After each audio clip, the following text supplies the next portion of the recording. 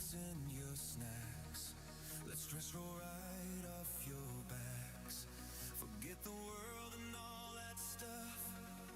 Understand that you're enough. You are seen and you are heard. He's a dragon of his word. So leave your worries at the door. You're safe in here, that's what it's for. Hey there, chat, pull up a seat. We've got more games left to defeat. Let's begin, yeah, welcome in. Hope you're ready to see me win. When we're all here, the vibe is right. See what game I'll play tonight.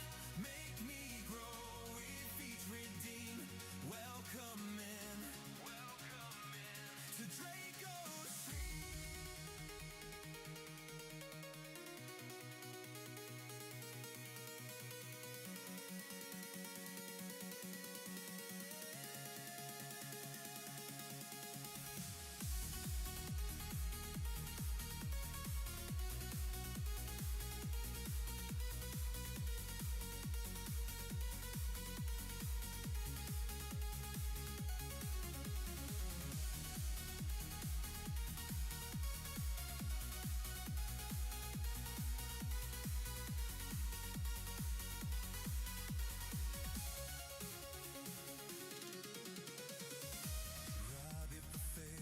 Cheer the winds. New faces feel like longtime friends.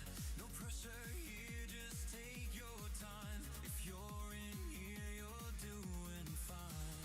A safe domain away from stress. And here we get a hard reset. Friends who lurk and friends who type. Every single vibe's alright. Hey there, chat.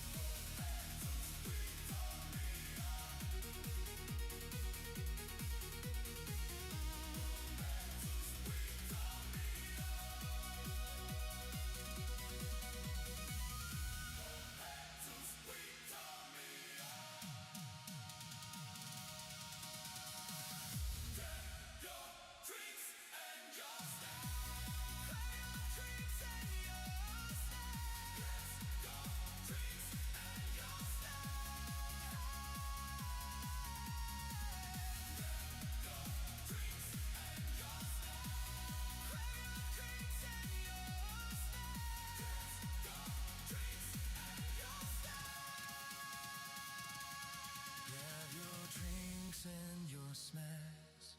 Let's stress roll right off your backs. Forget the world and all that stuff.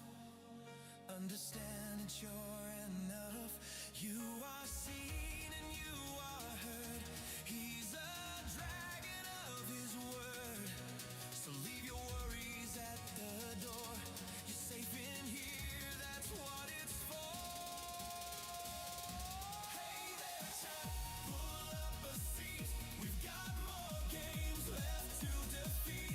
Let's begin, yeah, welcome in. Hope you're ready to see me win. When we're all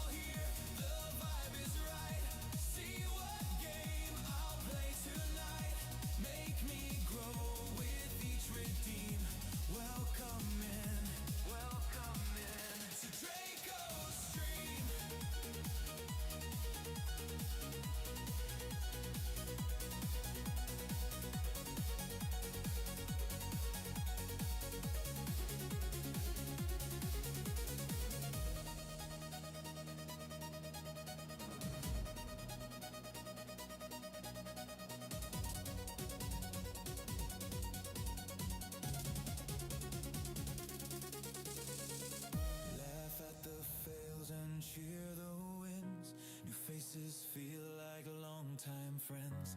No pressure here, just take your time. If you're in here, you're doing fine. A safe domain away from stress. And here we get a hard reset.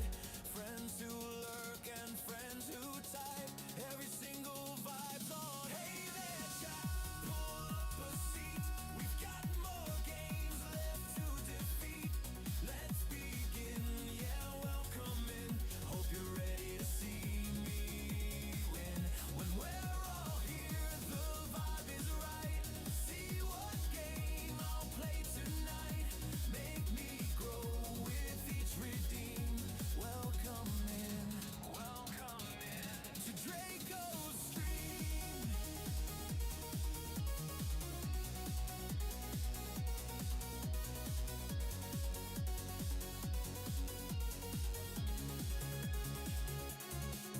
Grab your drinks and your snacks.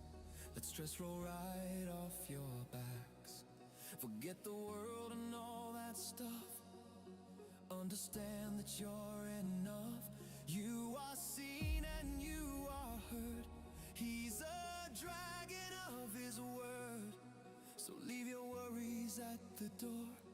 You're safe in here. That's what it's for. Hey there, chat. Pull up a seat. We've got more games left to defeat. Let's begin. Yeah, welcome in. Hope you're ready to see me win. When we're all here, the vibe is right. See what game I'll play tonight. Make me grow with each redeem. Welcome in to Draco's stream.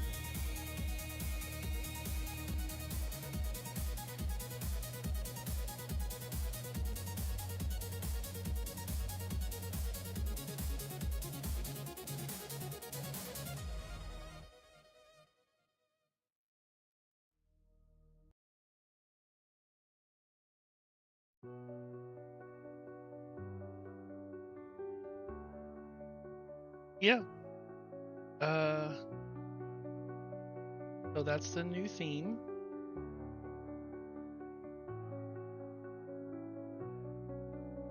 Hi, everybody.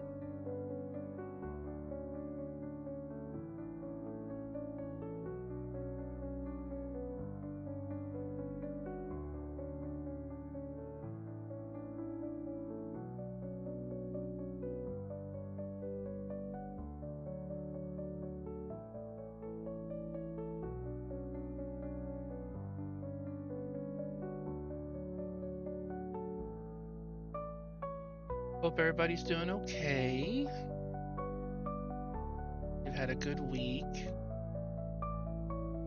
It is hump day for most everybody.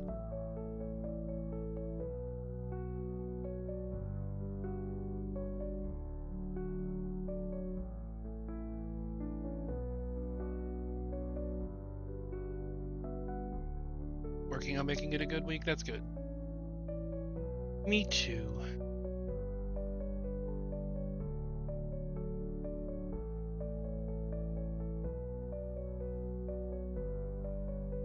You're here to see what I'm cooking? Well,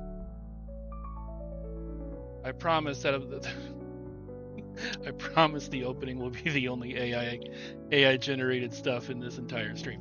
Promise. Everything else is all me.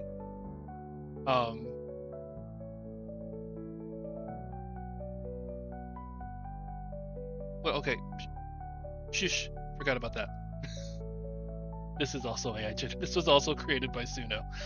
But I wanted something. I didn't want to just sit here in silence. So,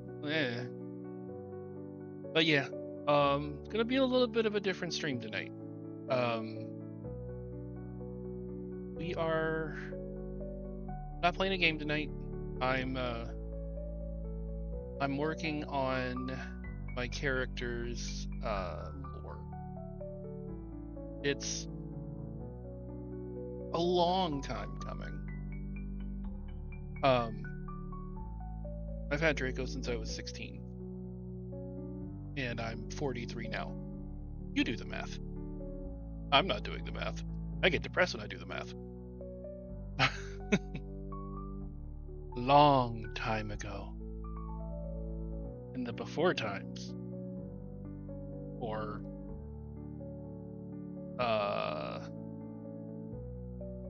back when we had the trade towers. Back when we didn't have to go through TSA. That's a long time. He's almost old enough to be president, which is insane to me. But still here. Still kicking.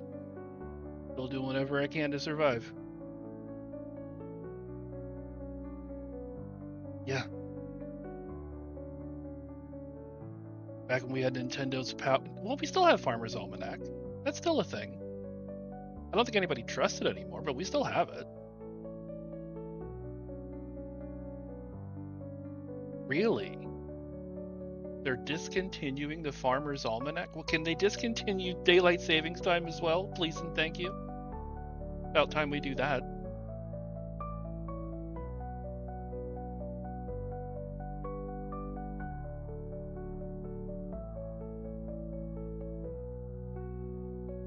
Hey Azul. Hi Aos. Hi Gray. I apologize. I didn't say hello to anybody. Hi Dermot. Hi Seti. Hi Helix. Thank you for the cookies, by the way. Appreciate that. Draco for President 2032? God. No. No.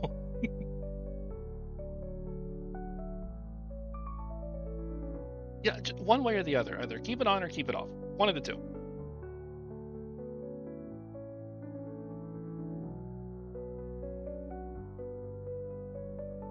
Doesn't matter. It's completely unnecessary anymore. And that actually makes sense, Dermot. That makes really good sense for them. Yeah, no, Draco for president would... Well, I mean, if Draco were president...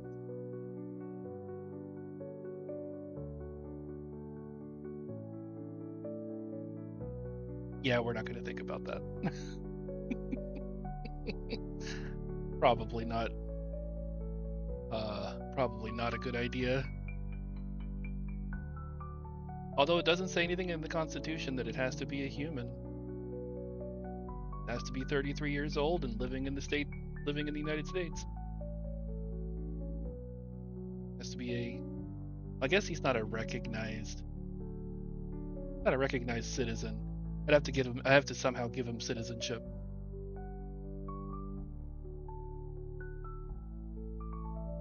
Maybe if I claim insanity and say he's my split personality.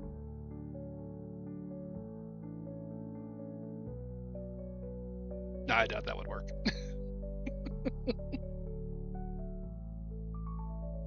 But yeah, hope you guys have had a good week. We're on the downhill slide of this one. After this, it's getting closer to the weekend.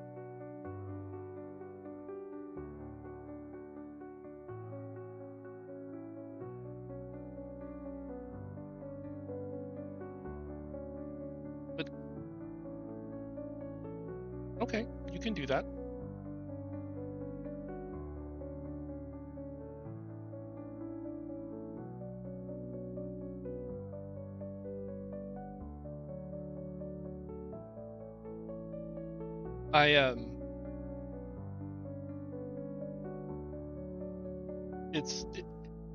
In order to make an Anthro Dragon happen, it would take so much body horror and so much work, so much surgery.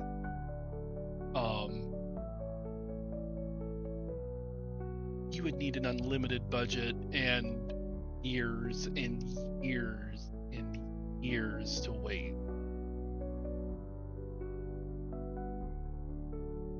But you're never getting the wings. That's not happening. Even if you did, they would be vestigial. They wouldn't be able to do anything. Research. I've done it.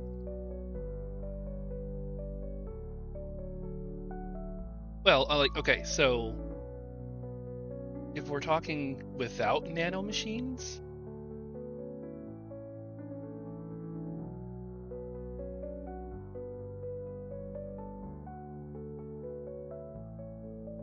absolutely, Teddy, absolutely. But without nanomachines, it's all magic. It's not happening. With nanomachines, things become not significantly easier, but it just throws the rules out the window, and we get to write our own rules. So, barring that, you go from years and years and years to a couple of years. It's still gonna be a bitch. Yeah, there's a lot of different scenarios that opens. A lot of Pandora's boxes. I don't think we are qualified to open as a society or as a species. So, yeah.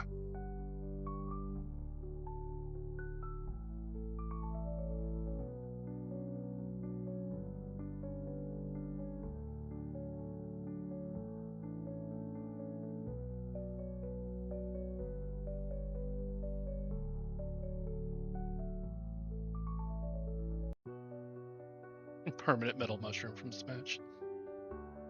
Yeah, will do. Take care, Eos. I mean, you're not wrong, but hush.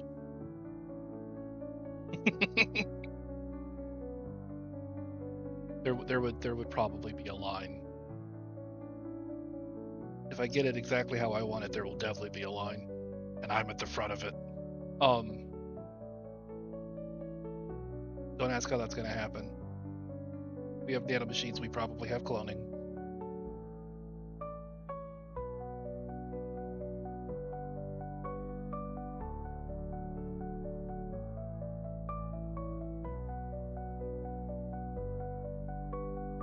Shut up.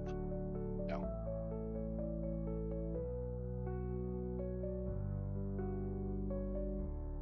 All right. Well, all that aside, get. Oh God. So needs to be a notification sound clip. I'll think about it. I'll think about it. How do I want to do this? I just want to do this with just the text I'm typing, or do you guys want to see the outline too?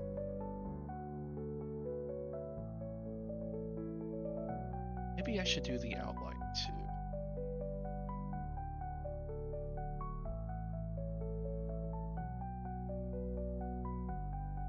I mean, you don't need a full screen for it if you don't want it.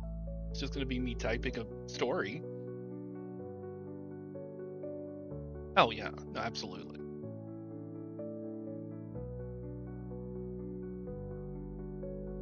What do you think, chat? Just the story or story and outline? Maybe I should show you the outline first, just to show you what I'm working with. Let's do that.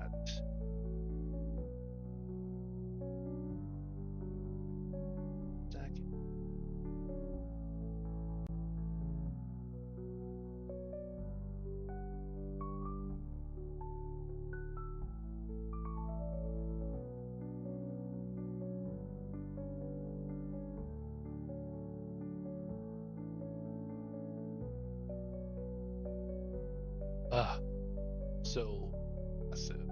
Okay.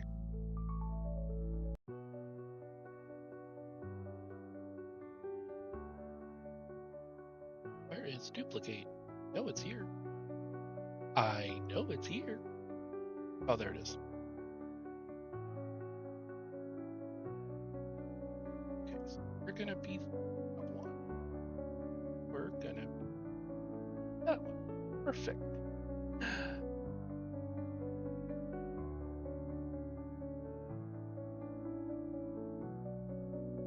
Okay.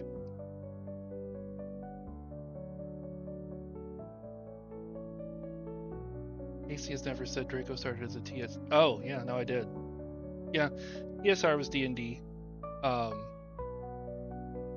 it's true. So before I found the fandom, before all of that, Draco started his life probably when I was, I want to say 14, as a copper dragon on a Wizards of the Coast, then TSR. No, I was not a Final Fantasy VI. I was a D&D copper dragon from 2nd edition. Then over the year plus that I roleplayed on that site, because it was a very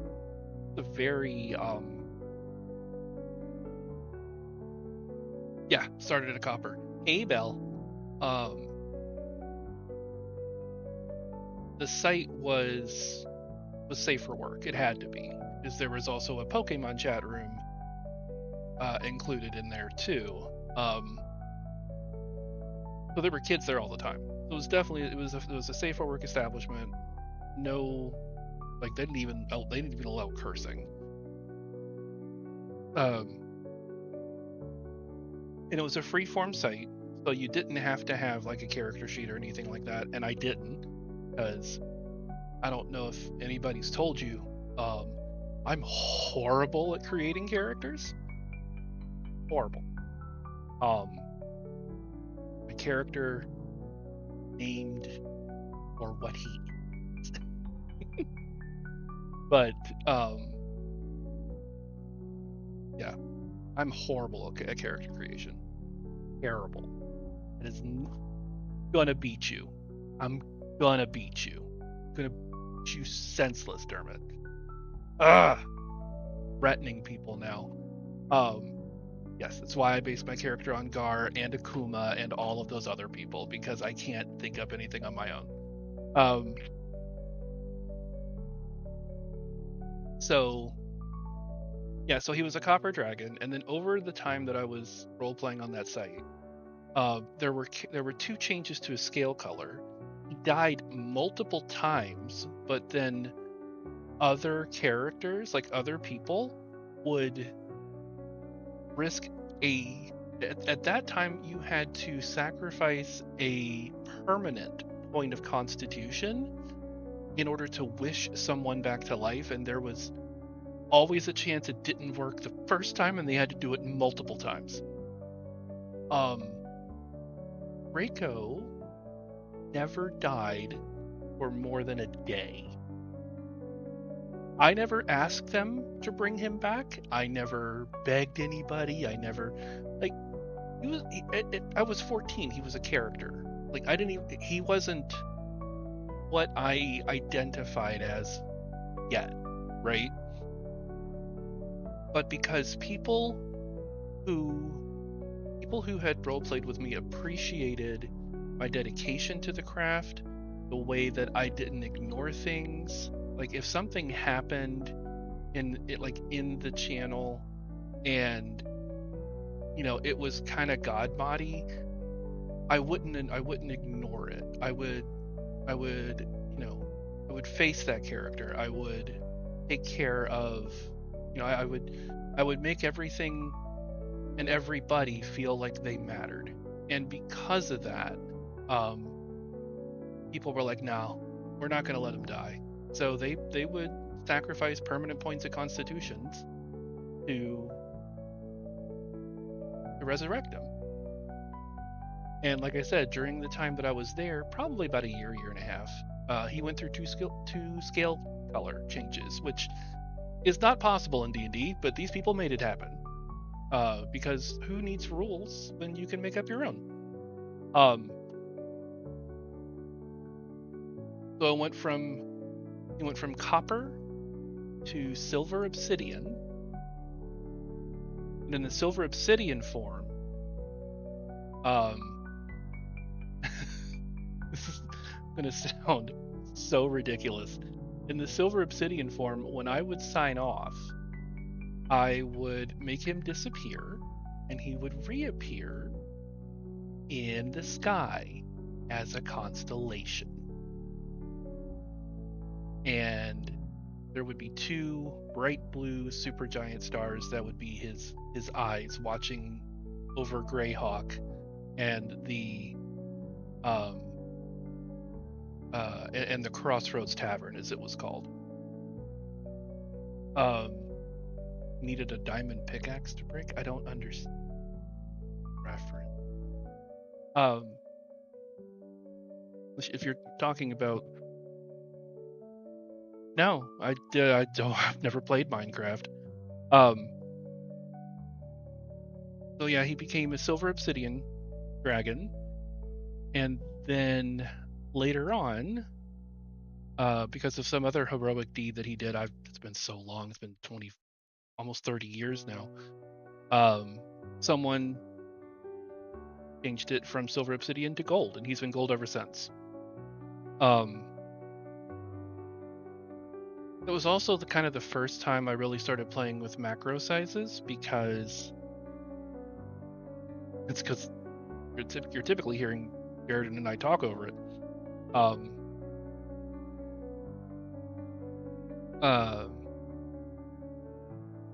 In his gold dragon form, he had a there was a way that I would role play him so that only like his top half was in the scene, and he would be 500 feet technically tall because he'd be laying down,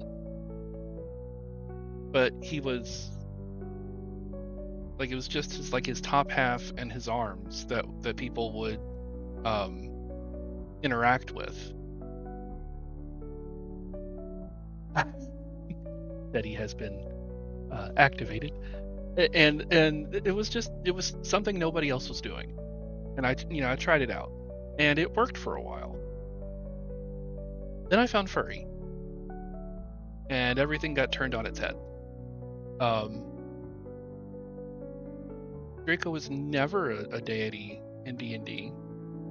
He just survived through people resurrecting him.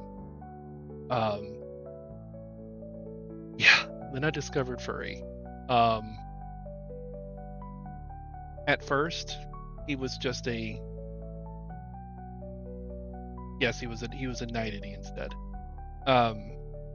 At first, he was just a 6 foot tall gold dragon in a sea of 6 foot tall dragons.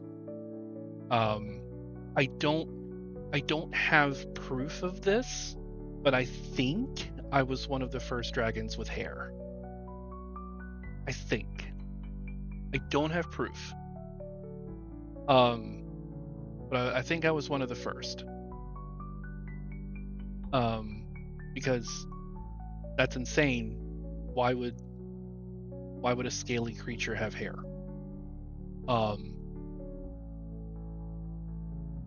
And so one of the first dragons in the fandom to have hair. But again, I don't have proof.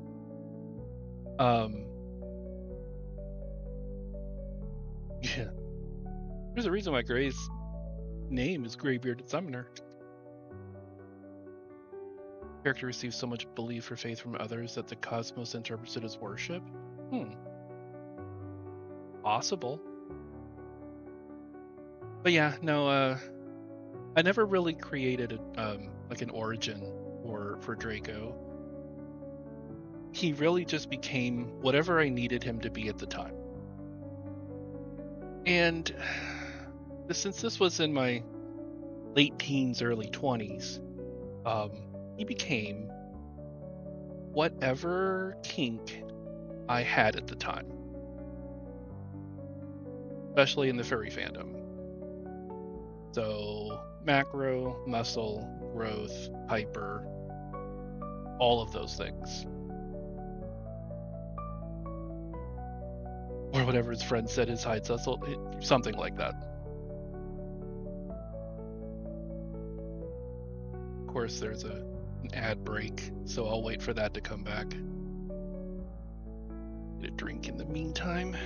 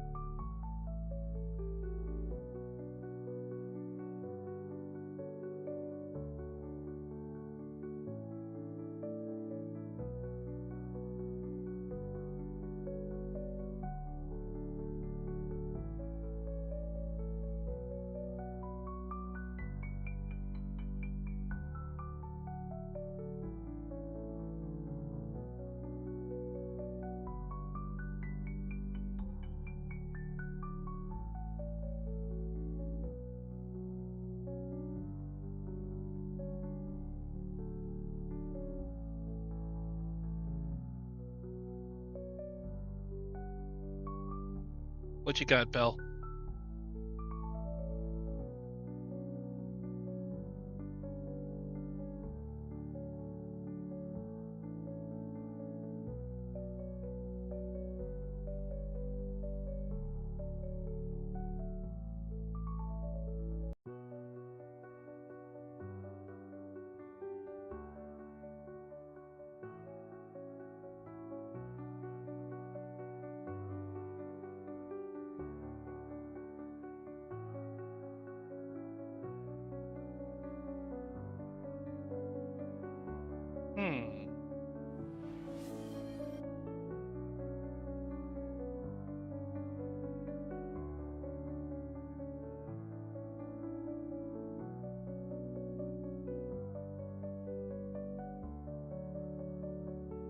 What would be the saddest time or most emotional?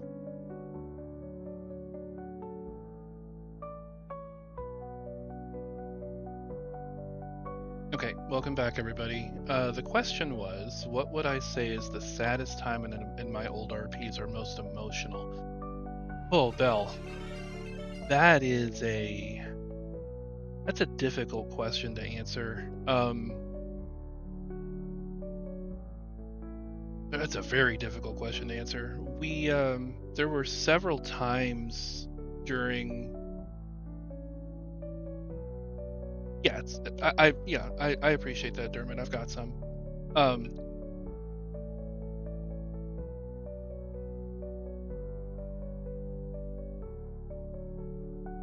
So you remember how I said that I wouldn't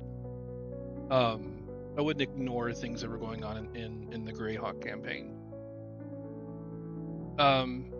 There was this band of, I don't want to say evil, like evil wizards, because they weren't. They, like any other dark band, had their own reasons for doing what they were doing, and they were justified in one way or the other. But it was called the Redeemers, and they were a cult who were whose sole purpose was to purify Greyhawk.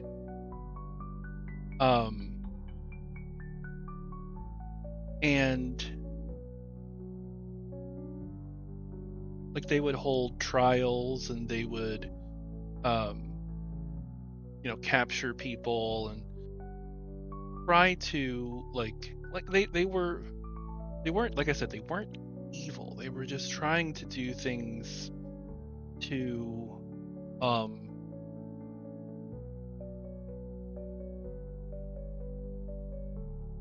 they were trying to create their own version of Greyhawk that didn't have specific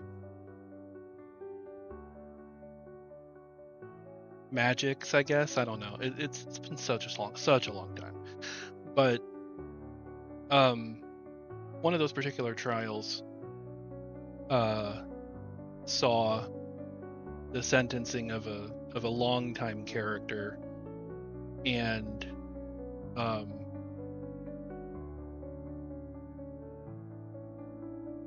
and I remember, like, even back then, when I would log off, it would take time for me to just kind of let it roll off my back. Um,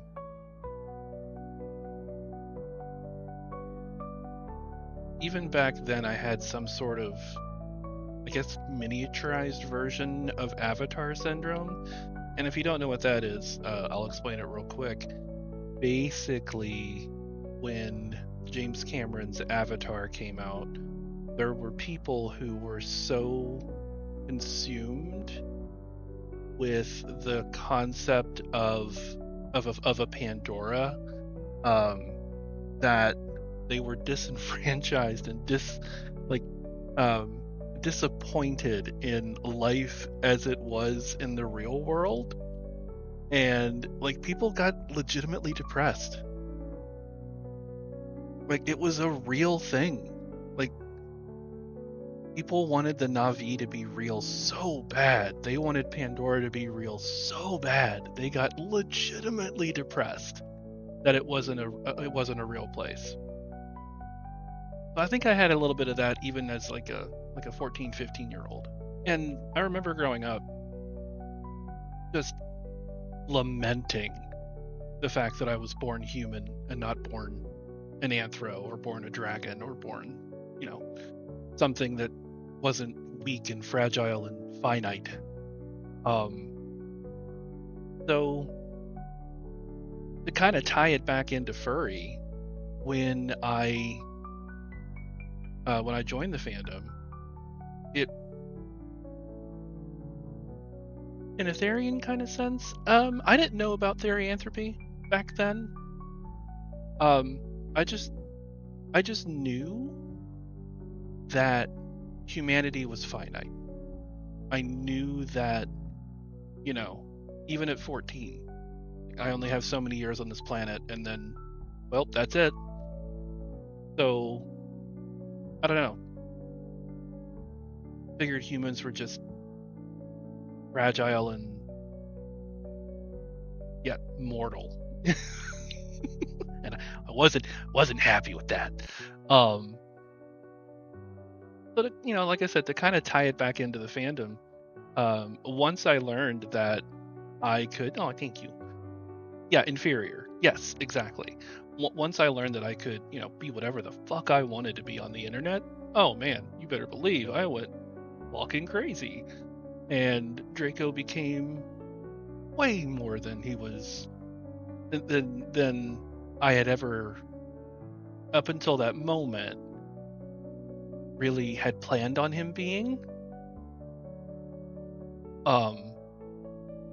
So yeah, very, very quickly, probably within the first 2 years, Draco became a deity. Just flat out became a god. And was able to do whatever I wanted him to do in that moment so that I could control my own destiny, I guess. If you could become your Sona, would I? Knowing I could never be human again. Oh no, not at all.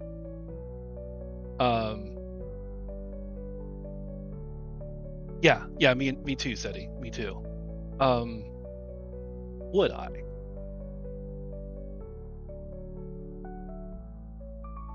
Exactly, and that's really it's one of the bigger reasons I'm still a part of it, right? Not only that, but like I've made so many cool friends here, just so many genuine, wonderful, awesome people. Like just yeah, there are some assholes. There's assholes in every community, but like I've just met so many cool people here, and yeah, I'll be a furry till I die. But Bill, to answer your question, it's difficult. Um, in the current world, no. Um, but it would all depend on whether or not it's 100% Draco, or if it's just the dragon Draco. That's where it's going to depend. And the reason I say that, I don't want 100%, then absolutely. Without question, let's fucking go.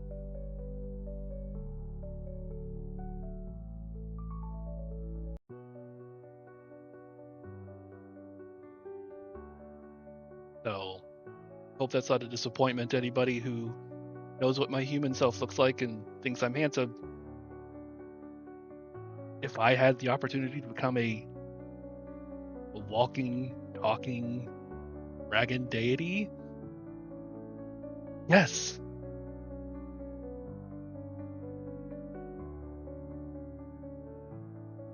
Yes, I would.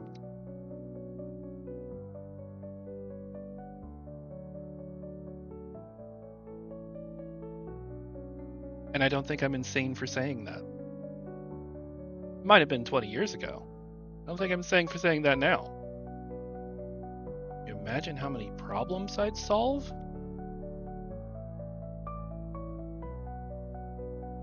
Both problems and solve in huge quotation marks.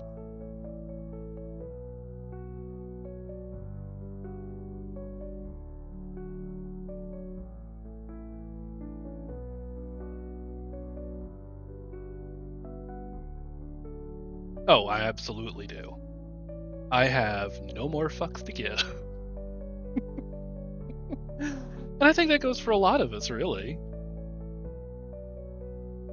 Oh, yeah. Um, an early version of the origin story of my character actually involved that kind of thing. What limits have I given?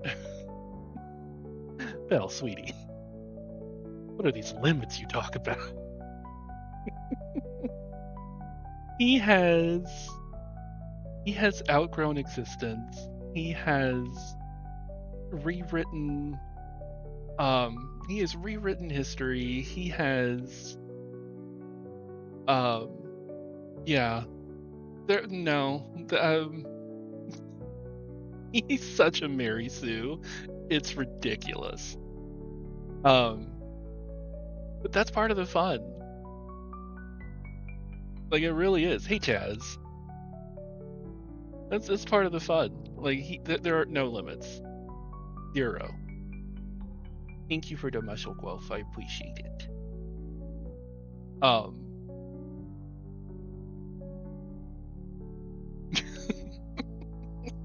if I stepped on a Lego, nah, no. I have I've hurt myself and not like destroyed things before. It's fine.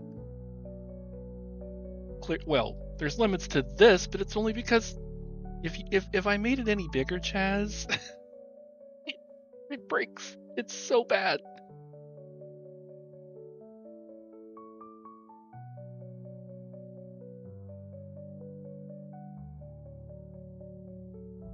Yeah, I play up into it too. Like, so another thing too that I would do, Gosh, I'm doing a lot more talking than I am writing right now. Um, like Draco. That's okay, Jazz. I appreciate it. Thank you. Um,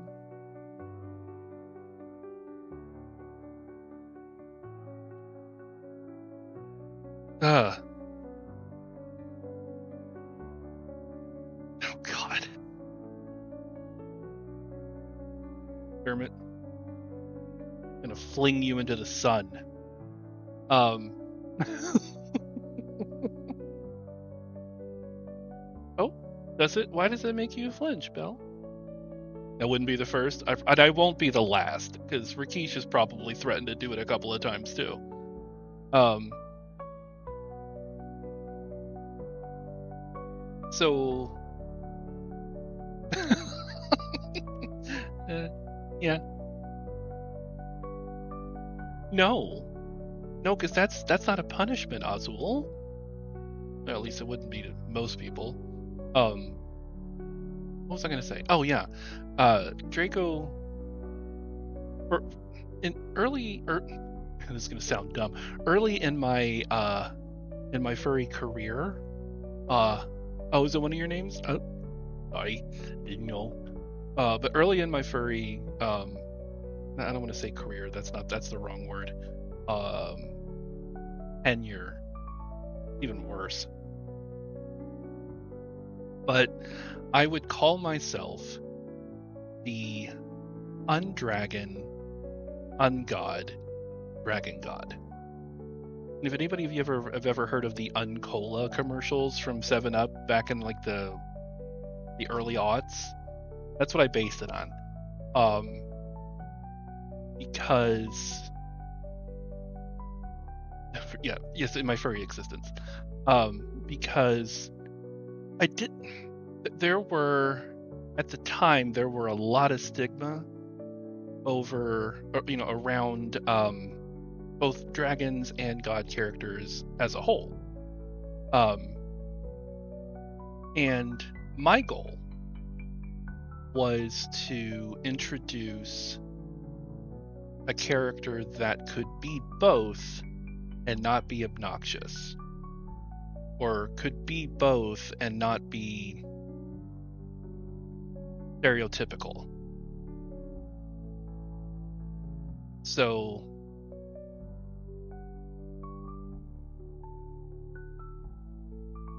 right, kinda like yeah, he was a godfer, but at the same time, he didn't lord that power. He didn't like force it on people. He was always respectful of people's concerns and thoughts and wishes, and if somebody didn't want to interact in a specific manner, he wouldn't. Like, applying the golden rule to a golden dragon. That's all I was doing. And it seemed to connect with a lot of people. So, as I've said before, it's not that difficult to not be an asshole. Hey, Kaji. How you doing? But yeah, that's pretty much eating dinner. Ooh, what you nomming? What's the draw of heaven?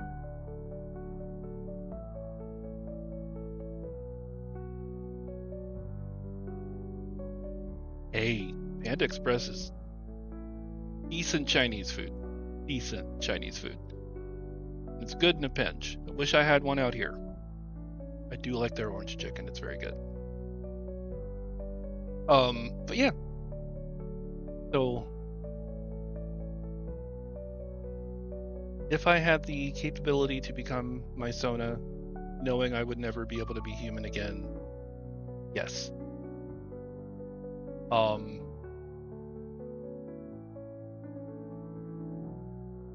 In a heartbeat,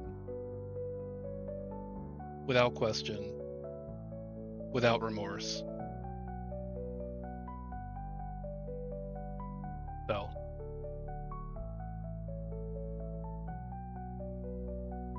yeah. But so my I need to pull up something else too, 'cause I also made, oh, what was the name of that program?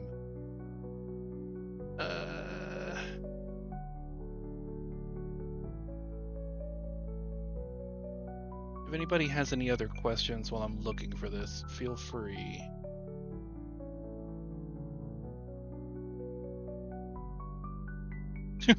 Yeah, you're not wrong, Kachi. You would know, especially you and Gray and quite a few other people.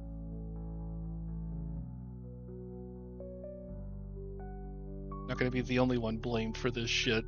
You're all coming with me.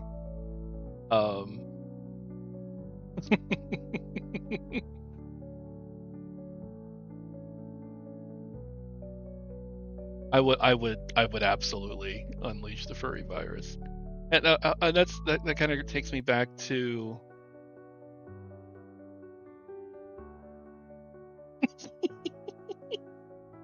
I mean, which one would you rather be?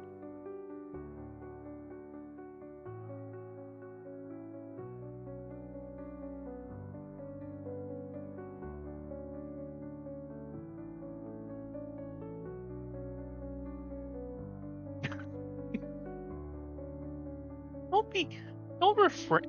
Yes, I don't refrain. Why should anybody else? Be as unhinged as you want. What we're here for. Why we're here. That's not it. That's not it. What did I just click? Ah, shit. That's... Nope. Like my parents all of a sudden. I can't find the thing I'm looking for.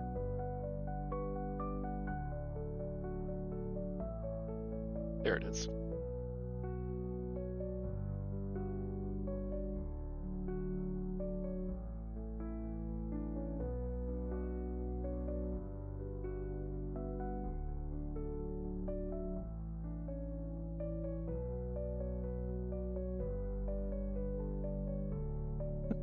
Okay, that's fair.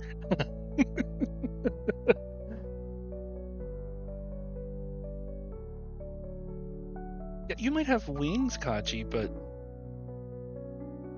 they have to be really strong, dude. Like you'd have to never, ever, ever, ever, like skip wing day. There's otherwise there ain't no way you're in hell you're getting off the ground.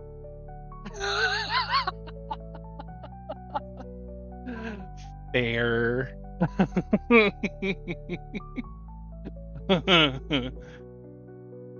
Yeah, that we would definitely need that in order to in order to even yup yup.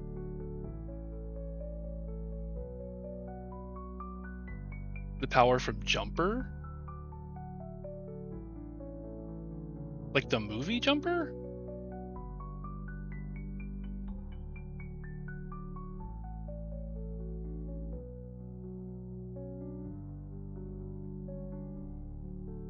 You have to remind me what that power was. I'm having difficulty remembering. I'm just gonna do this. Instead of you, we're gonna do.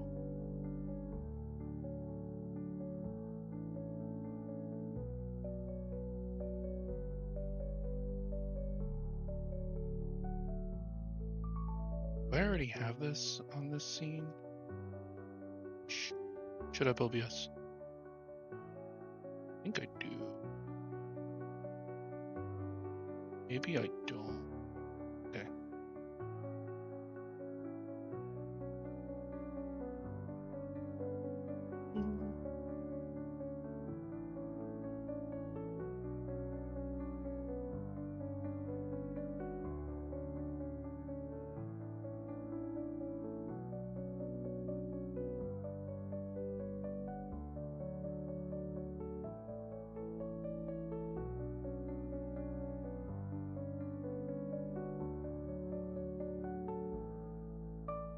Perfect. Okay. Okay. Ability to instantly teleport without traveling through intervening space. All they needed was an image of the place to focus. Okay.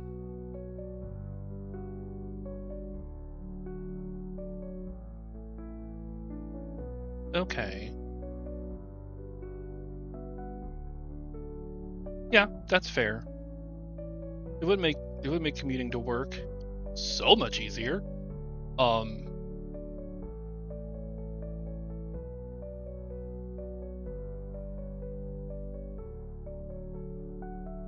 yeah, Jumper did it for well, yeah, visiting friends, that's true. Just, send me a picture of your house on my phone or something and then snap my fingers and I'm there. That'd be cool. Yeah, that'd be very nice.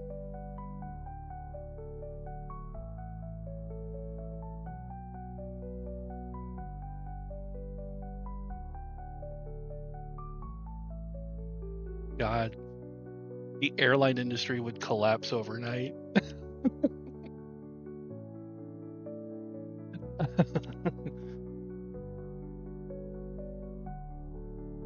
Well, that's why he said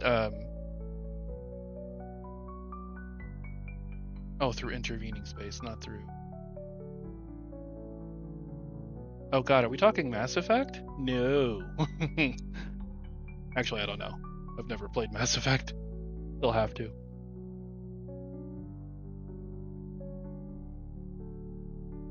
Oh, G.I. Joe? Was that in the movie or was that in the cartoon? Oh, really? Okay.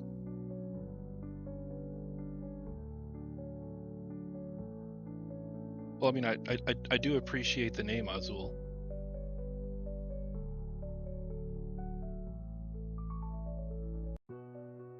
I would like to teleport mass into my body. I'll never say that again. That's not true. I will probably say that again.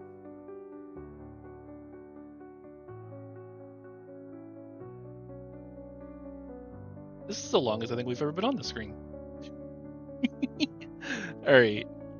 I'm going to go ahead and shift over to the other one because I would like to get some work done, but molecular assembler scrambler sender.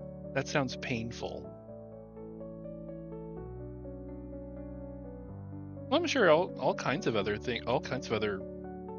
media had it in some form or fashion, right? But I think Jumper is one of the ones that kind of explained it first. Like,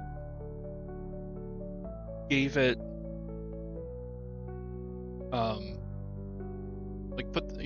explain the science behind it and everything.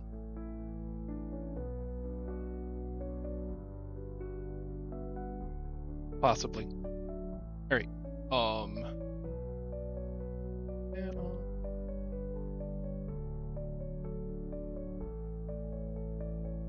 Would Draco play chicken with 747s while in flight? Yes or no? What do you think I would do?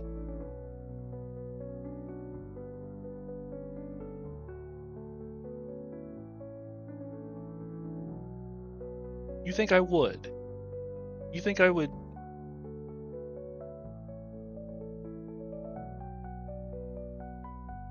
Me? I would.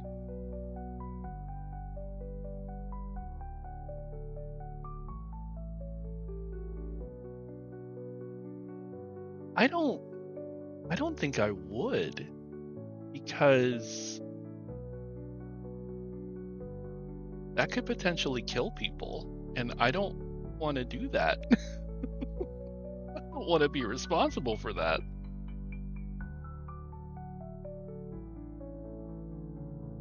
I don't think I could do that.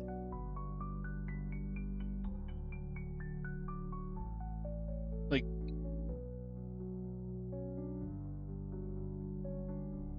remote controlled 747? I would I would respect airspace of airports. I would stay out of main jet like heights. Like I'm not going 30,000 feet. Um,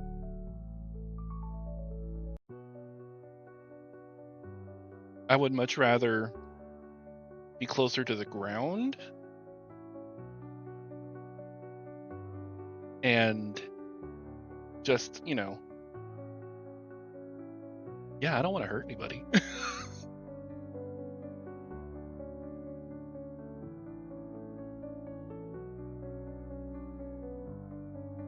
Ground all the planes, it's good for the environment. Well, I mean,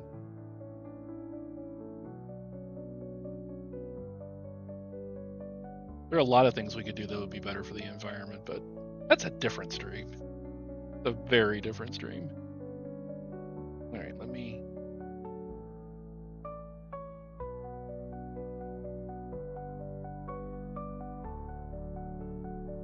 Changing a little loud.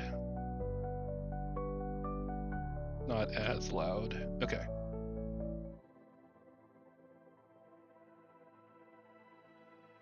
All right. So, this is the main outline I'm working with. Taji, you might notice a few things.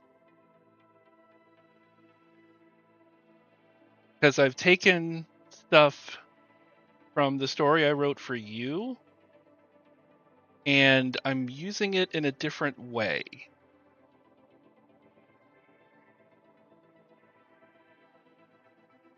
You might notice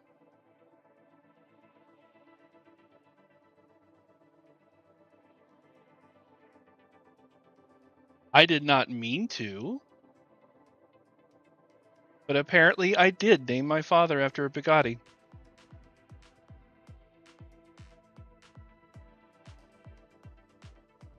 That was not my intent.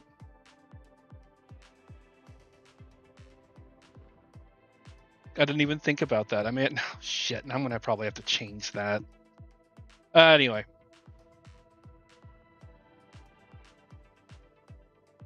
So, main distinction here, Anasia is no longer the gateway of the gods. Anasia is a planet.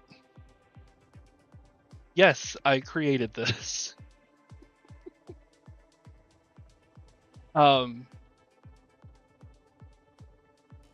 And it has two kingdoms on it. Well, this is actually not really the planet. This is just a continent on the planet. It is none of the above.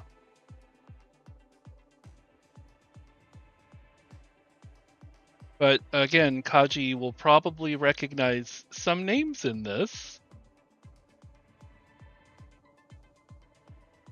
Yes, this is a long time ago. Ooh, okay, Helix. No, you take care, sweetie. Keep us informed. Oh God, who's messaging me?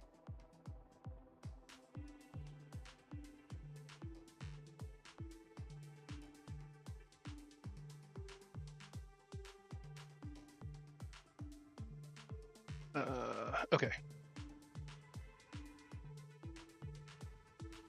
Yes. Yeah, your story is still canon, but this is before Draco comes to Earth. In fact, this is the vehicle I'm going to use in order to get him there. So this is pre anything else that's happened in a galaxy far away. Yes.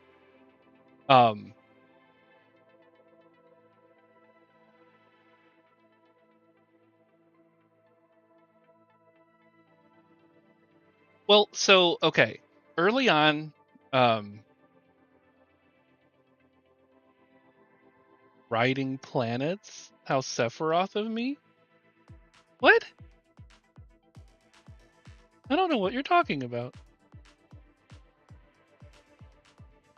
Early on. No. No. I will show you the outline here shortly. I did say it was going to be my vehicle, but that's not what I meant. Like, okay. The means in which I get Draco to come to Earth. Y'all trolling. Y'all trolling. All right, hold on.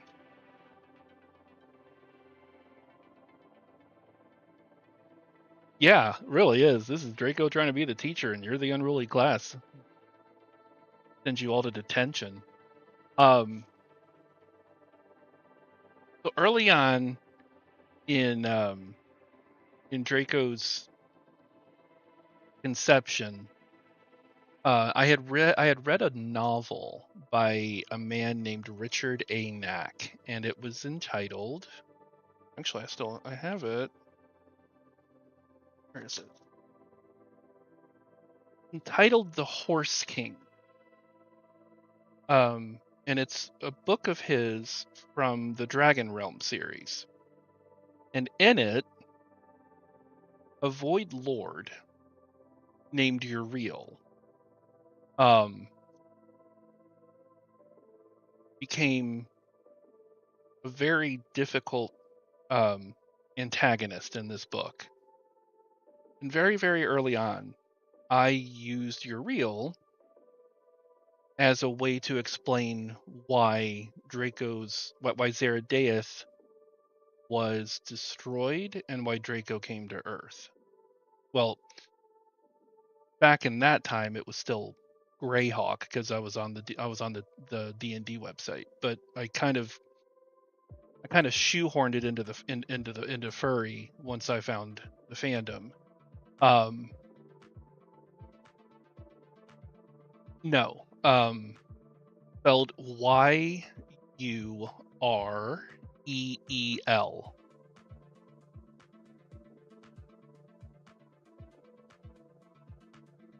Yes. But that was a character in Richard A. Knack's book. I'm trying to separate myself from that. So basically taking the whole premise of what I had back when I was 16, 17, throwing it all out the window and coming up with something completely new. So, go back to the outline. So we've got all the main characters. We have Draco, his father, his mother, the captain of the guard, the emperor of the other nation, and this thing. So I've been playing Final Fantasy XIV for several years now, and one of the things I've noticed, and Final Fantasy games in general, is that it doesn't matter how long their histories are. Somebody had some kind of technology in the past that was so advanced, it was so crazy, it was so like out of place for its time, and that's what the Horned Sovereign represents, is one of those things. He'll come into play, or it'll come into play a lot later in the story. So Zeradeath is a sprawling valley kingdom at the base of Mount Nementh. Nementh is the name of a dragon from the Dragon Riders of Pern, one of my favorite books growing up. Farming towns dotted throughout, controls most of the realm's non-mineral resources. Lamburo Forest to its south, which is this down here.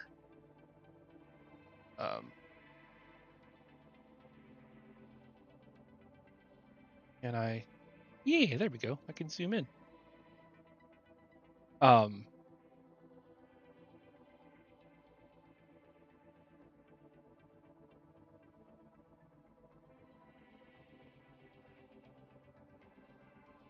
it has a trade partnership with the Dominion of Falrith. There's an opulent port town named the Gold Coast, Ram's Head. There's a small merchant community on the Bay of Aldeus, and Port Ramoth. If you know anything else about the Dragon Riders of Pern, Ramoth was an immense wife? Partner? Falrith, on the other hand, is an industrial military-centric kingdom, controls most of the realm's mineral resources. The Goldspire Mountains lay just to the west, where rich mineral mines exist. Um, huh. No relation. Just like Rathalos is no relation to the monster and Monster Hunter. Fallbridge is a merchant community on the Bay of Aldeus, and Port Onisea, main port town for the Dominion of Falrith to the west. And then Alcora, which is north of the Goldspire Mountains, cut off from Falrith by the mountain range, may be home to some refugees from historical skirmishes with Falrith.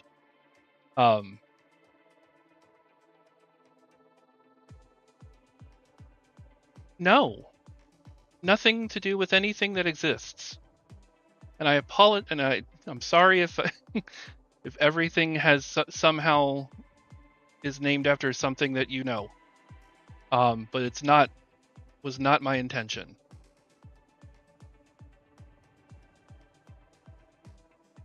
Well, I'm not using BC. And I'm not really using our current AD. This is different.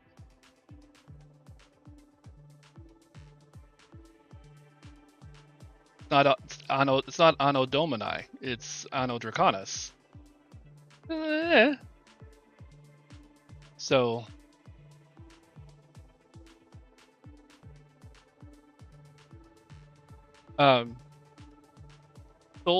souls on Onisea live longer. So you might notice that Xeradeath was founded in 783, for instance.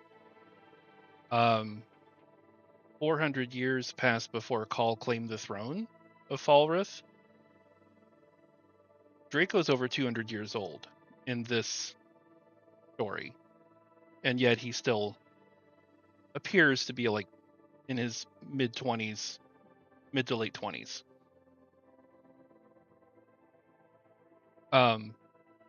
People are also large. So several character details here. Some magic already exists.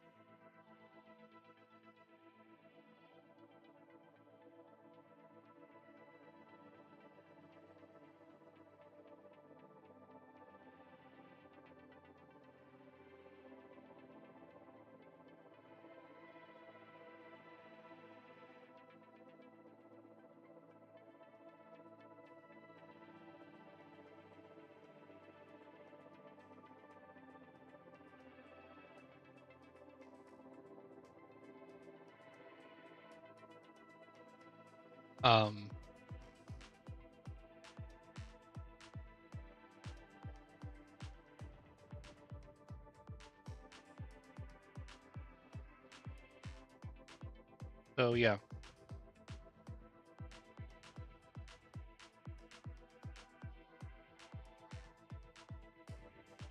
Well, I mean, Draco's 9 feet tall in this story. His father's 3 feet taller than he is.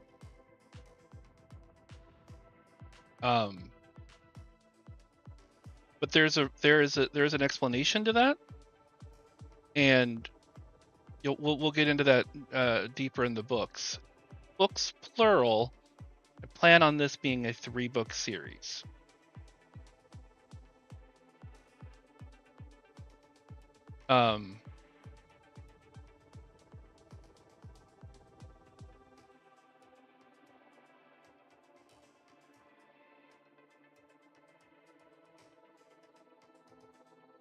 But yeah, I'm currently working on book 1, and I've entitled it "The World That Held."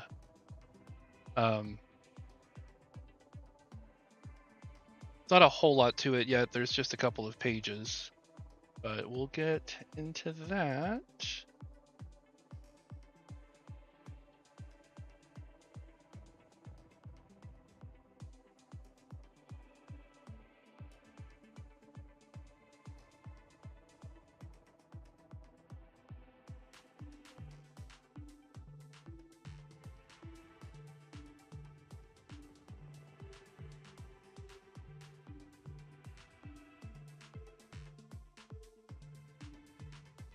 Okay, I'm thinking I want to do this a different way.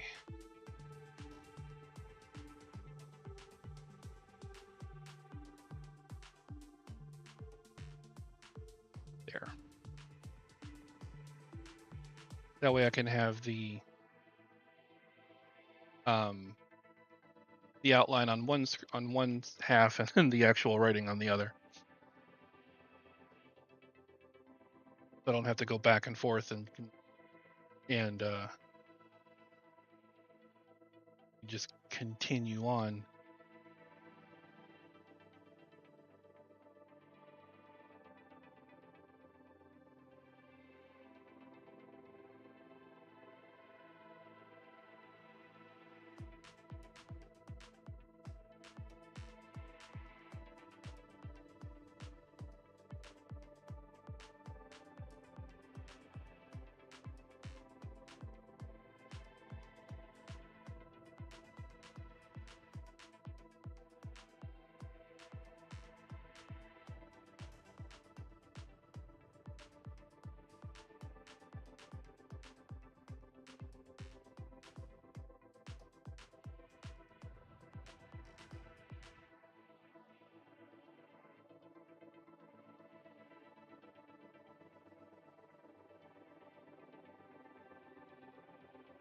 But yeah, if anybody has any questions or thoughts, let me know. It's been a real good session so far. I don't want it to go quiet now.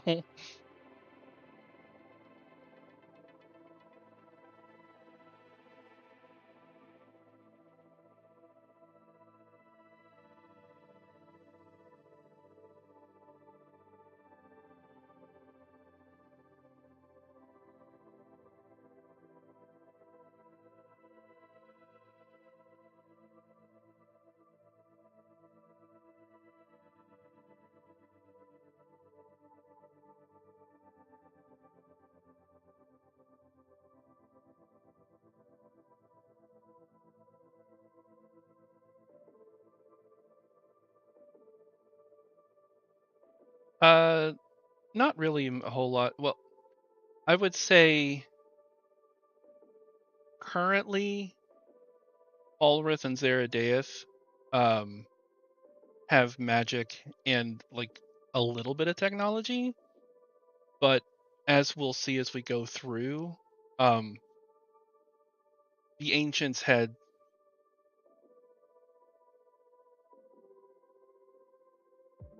technology that far surpassed what the current civilization is capable of. Kind of like an Atlantis to Earth, right? Like a possible Atlantis to Earth. And how there's supposed to be some, that like there's rumored to be, incredible technology that the Atlanteans may have had control of, and how none of that exists now. Kind of the same thing.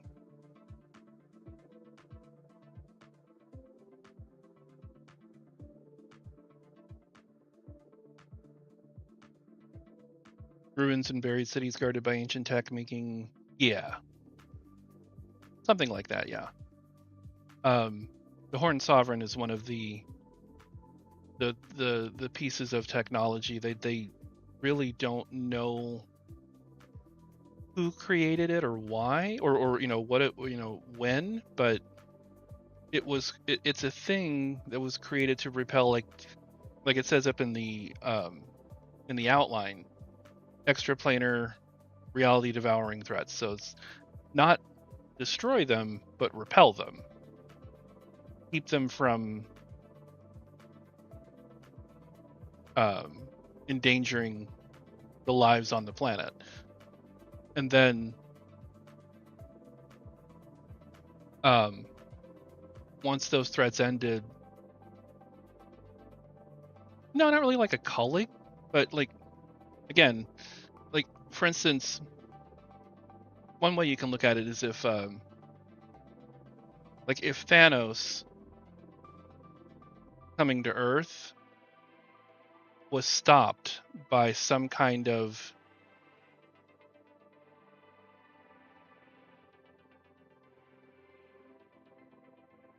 force that he couldn't understand, and instead he just decided to turn away. Not even really like a barrier, but just like something that disallowed harm to come to the planet, in one way or another. Like they don't even know exactly how it worked, just that it did work. Because once the threats ended, it turned inward on the planet and began destroying things that were happening on world because it had nothing else to police. And it had to be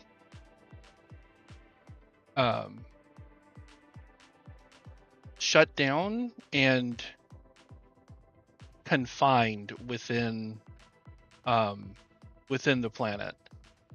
So it was shut off and bound so that it couldn't do that anymore. And then hundreds of years later, that's when Falrith and Zeradeath came into being after what happened before. So people had nearly forgotten about it until something happened and it woke it up. So, yeah.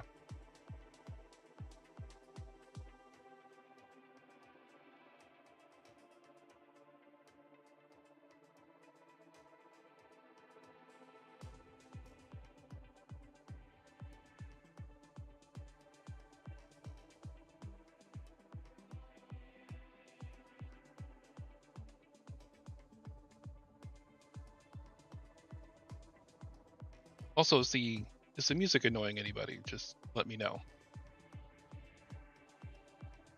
I needed something that wasn't DMCA-able.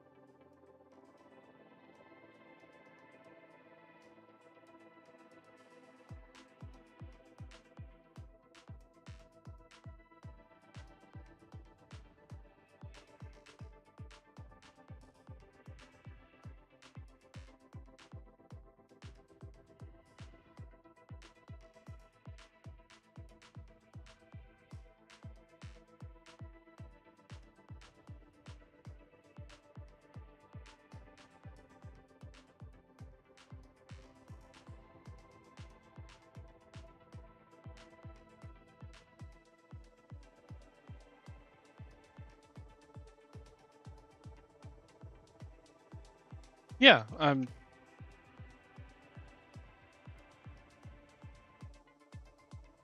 like, no, everything's fine. I just one of those things.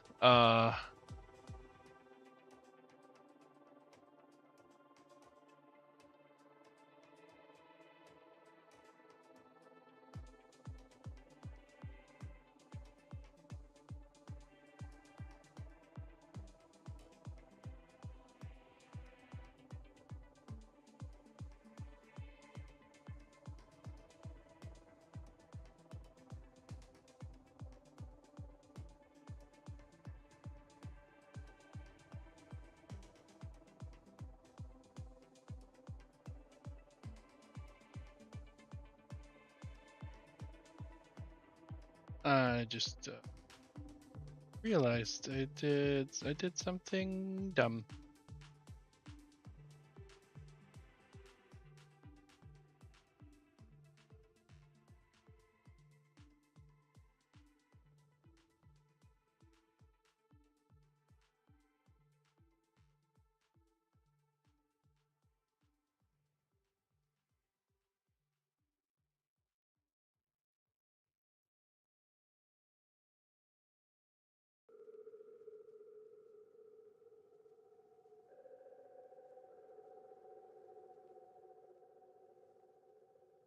Oh, okay.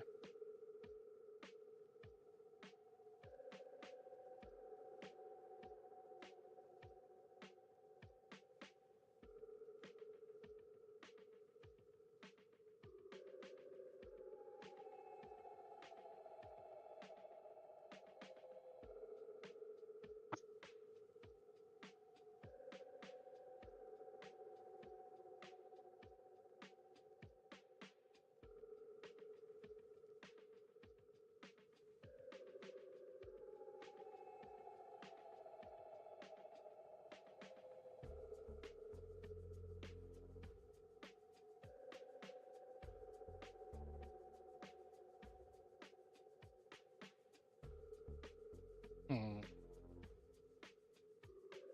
How do I want to word this?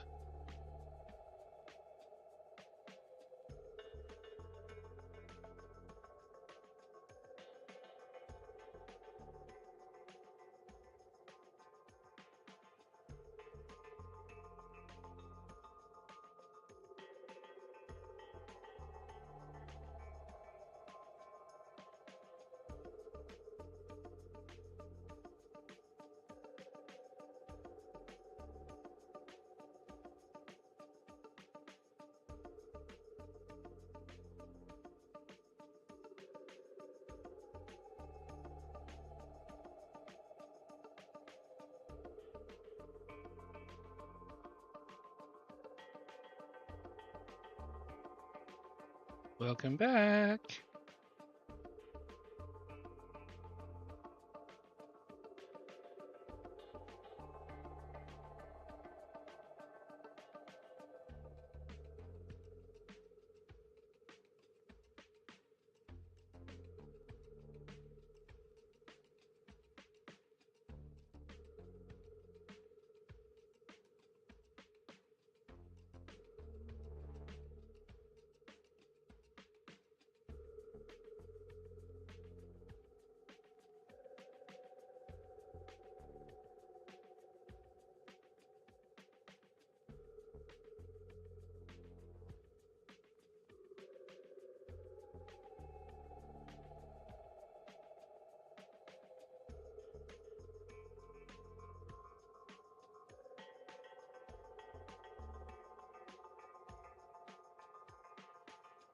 I'm trying to establish that. I guess my timeline of the history here. Um, what we're celebrating is the 100th year of the like the I guess the 100th anniversary of the rebranding of Falrith, becoming the Dominion instead of just a kingdom, because like Paul's he's been like ruling Falrith since 1025, so it's like 300 years or 400 years before now. Although I'm thinking about changing that. This is an ever evolving process. Thinking, I don't know if I want to make Call just come into power in 1300.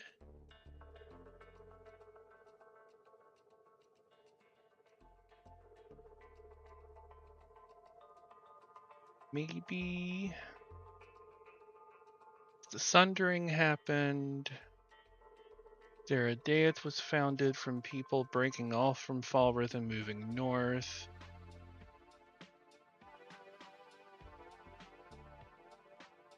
Maybe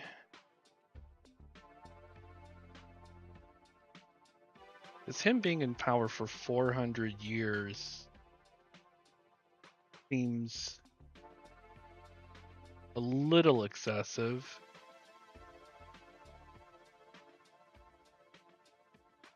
Although Varen and Yara have been king and queen for about the same amount of time, so maybe I need to.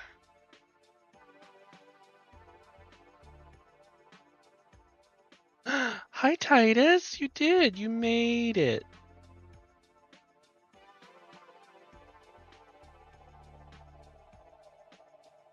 Zero.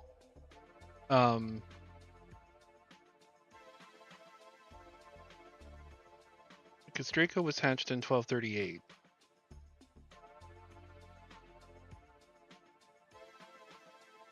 I can make it so that you go a lot longer. Eyes narrow. Let's see.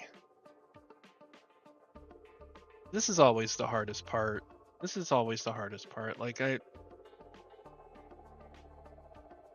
right backwards kind of guy? Really? What do you mean by that? Like start at the end and work my way back?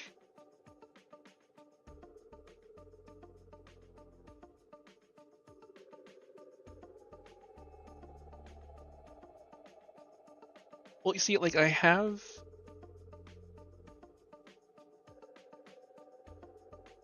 a plan.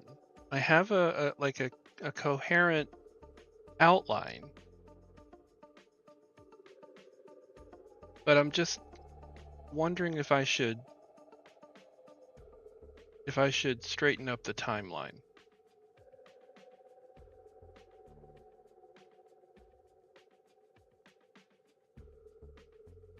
Is that a good thing or a bad thing? I'm not sure.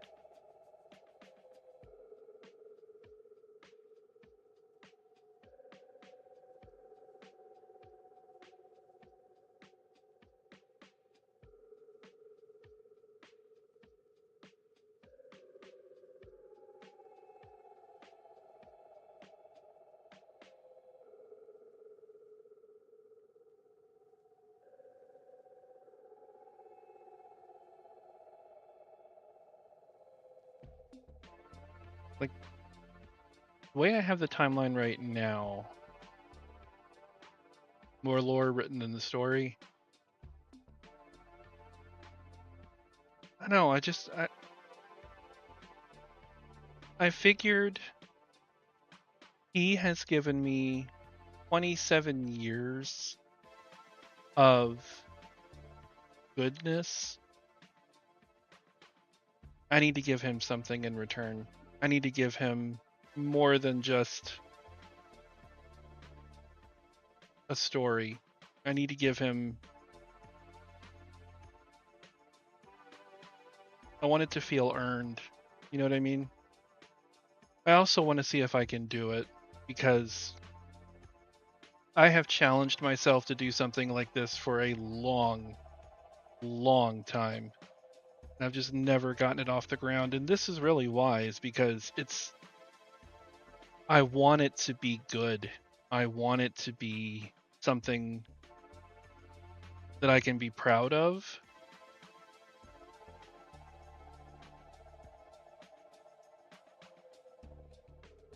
And I have always struggled with self-esteem. Like even now, reading what I've already written, I'm like, God, this is like an 8th grader. It's horrible, but it's me. Like I have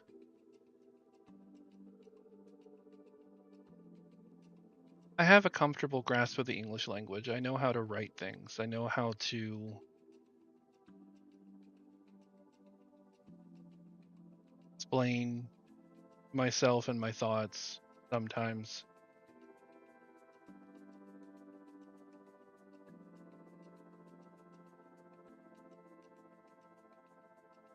I don't know. Maybe this was a bad idea. Just sitting here staring at things, wondering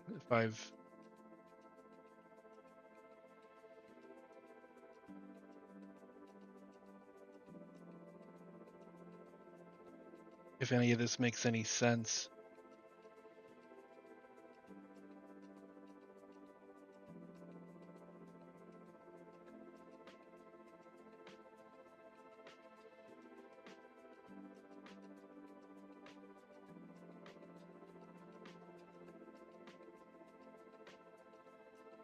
I'm questioning everything now. Like I'm questioning the timeline, I'm questioning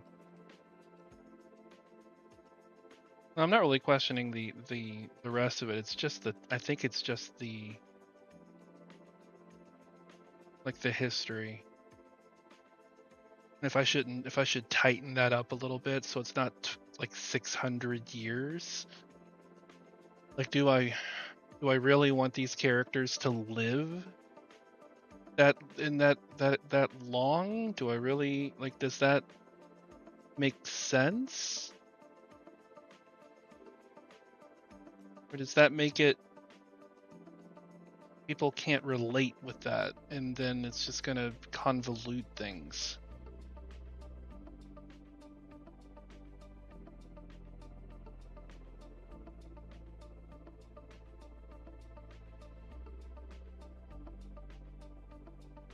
I don't know.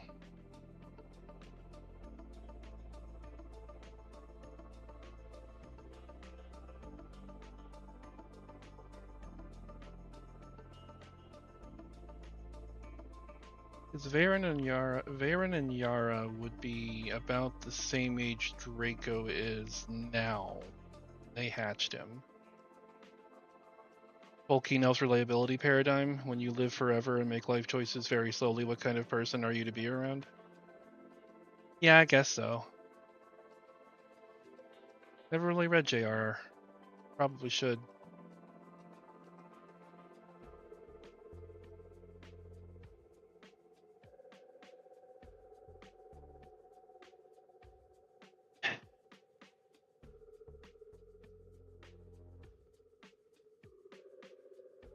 I was enjoying the question and answer session before this, but this is just becoming, I don't know. I'm doubting myself more and more. Ah.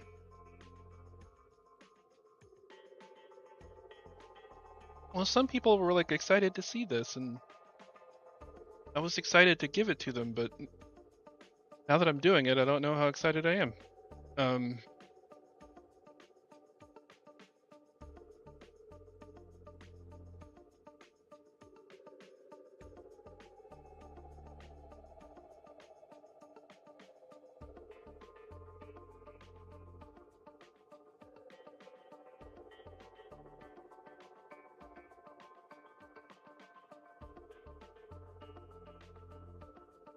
that's a good point, Titus.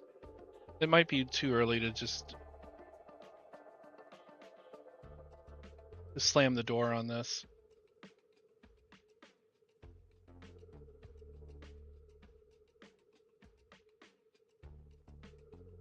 And that's another thing too. Like this is the first time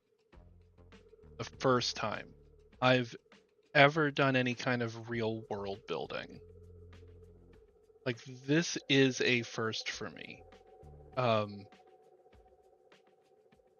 I've written and published stories on FA before, but they weren't anything this grand in scope, anywhere near. The longest story I've written is the one for Kaji, and it was over 40 pages. This is going to be like, if I can get it all the way I want it to, this is going to be like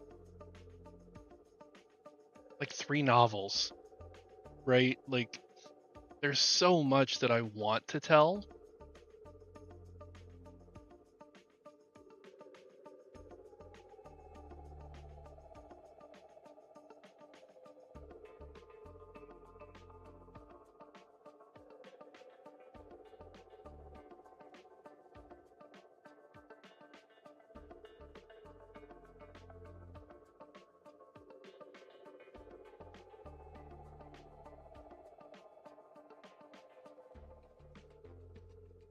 And I have a coherent like through line. Finally, that took weeks.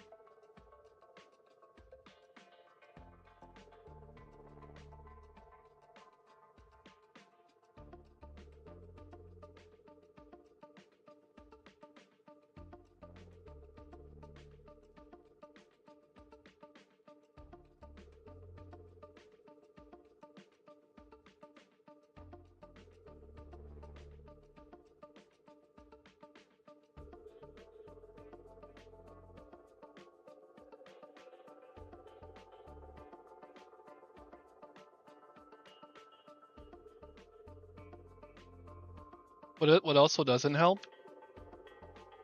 The fact that sometimes I have to stop and think about what word I want. And as of late, that has become more difficult than I care to admit. Don't grow old, kids. Don't do it. Not great.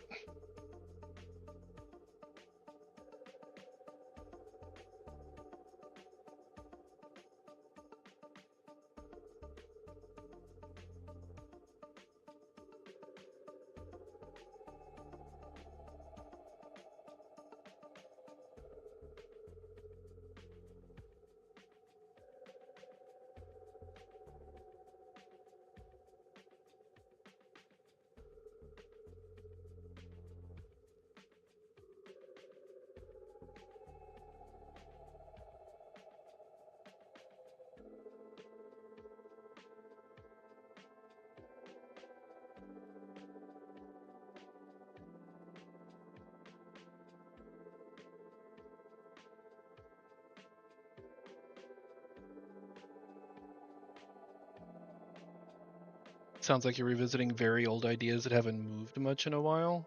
I mean, if you take the outline I have now and compare it to the quick and dirty thing that I've been quote unquote using as Draco's backstory for the last 27 years, it's actually moved a lot in the last month or so.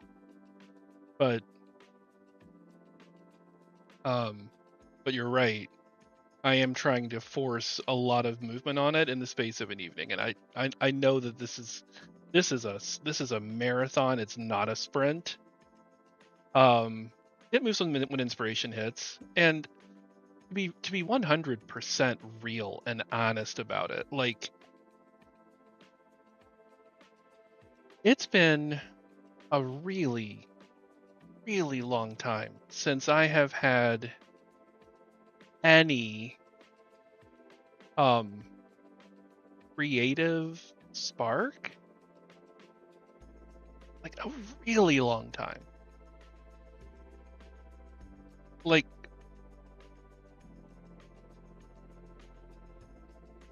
give me a second. Pull this over here because I'm going to look at FA and I don't want porn on the screen.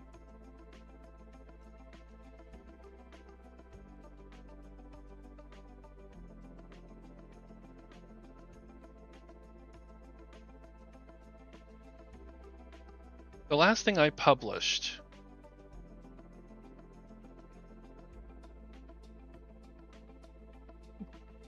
was 11 years ago. Well,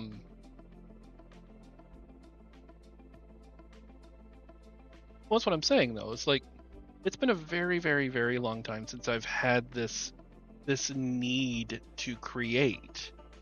For a real long time,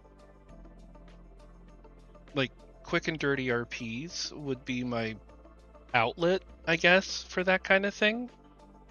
But then all of a sudden, I wanted to create a new theme for my stream. I wanted to create Draco's backstory. I wanted to create the world that he lives in. Like all of a sudden, like in the last month or two,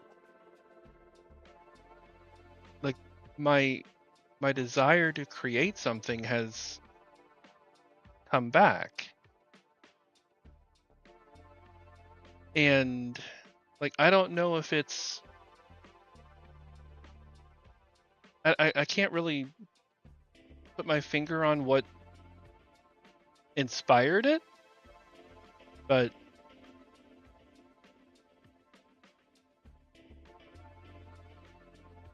oh no, that's I'm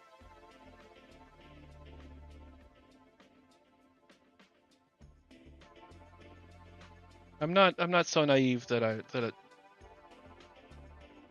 yeah. Welcome back, Belle.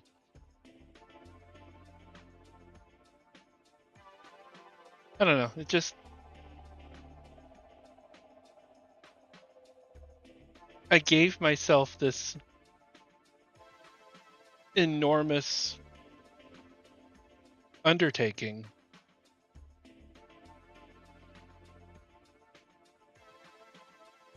And now I'm disappointed in the fact that it's taking so long. And that's one of the reasons I wanted to do this stream, was because like I can't always find time to sit down and work on this. But then even when I do, this is kind of what happens. I just kind of sit here and stare at the page like, how am I going to word this? What do I want to say? I'm out of practice. I'm 11 years out of practice.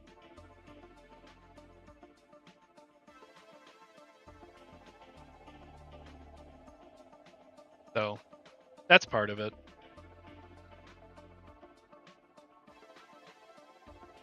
I haven't flexed these muscles in a long time.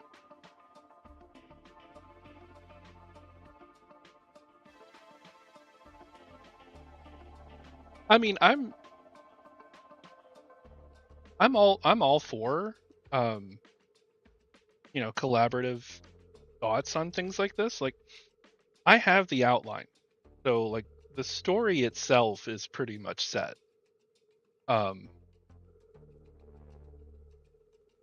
Like the grand scheme of things is pretty much set. Really,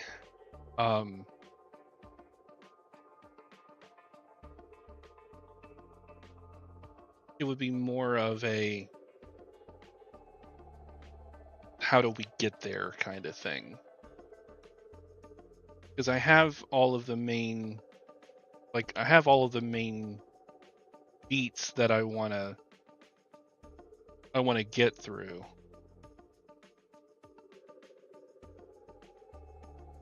Like right now we are here.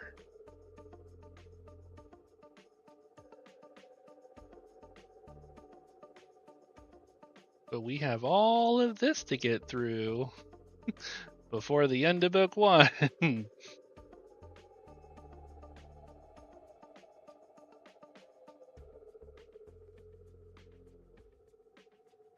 Basically, what's going to happen is that something that no one can explain that they eventually dub the null tide begins to manifest.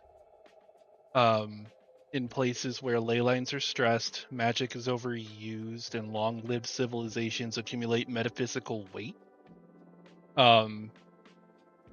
Mostly because of Falra's industrial scale extraction, which has been ramping up.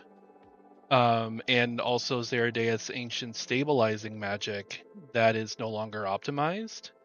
Not to mention it's been a long time since Onysia Prime has had any kind of extraplanar threat. And it's exactly the kind of threat that the Horned Sovereign entity was created to expel. But instead, Falrith and Zeradeath work together to thwart it without because they don't know that the Sovereign thing is there. They don't know it exists.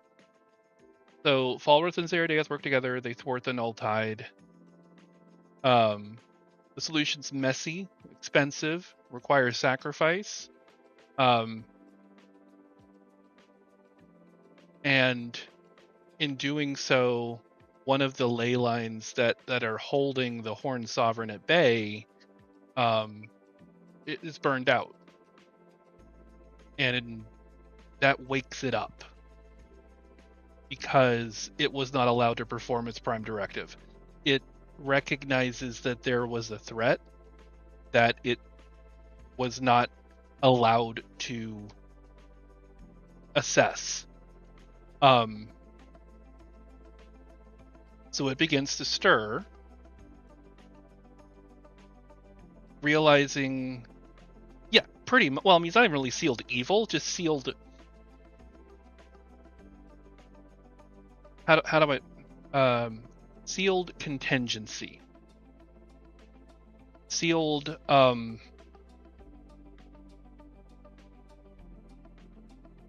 sealed like inevitability. Like it was a system built on keeping the status quo. So since it wasn't able to do what it was designed to do, instead it begins to gently nudge call, reframing itself as a like I say here, a shield that must never fail again. And there's a limited pack that's accepted. Early consequences are stabilizing, efficient, and effective, so Falrith prospers even more. And it's about that time that Zeradeath begins to grow uneasy. So all of this book is just setting up what's going to continue in book 2. Like, there's not even going to be any real, like, there will be conflict in like Falrith and Zeradeath working together to get rid of the Null Tide. But then, like, the end of this book is going to lead into more of Falrith becoming more efficient, beginning to try to expand beyond the Goldspire Mountains to the north. That's where Alcora comes in. Zeradeath, being of a more magical mindset, begin to look into why all of a sudden this is, like, they're noticing this happening in real time, and it's happening much faster and much more efficiently than it should. So obviously they're going to do research and not necessarily research, but investigations into why that's happening. And that's when they come across some ancient texts from like before Falrith that describe pretty much exactly what's happening, but hundreds of years ago, when the Sovereign was still doing its work.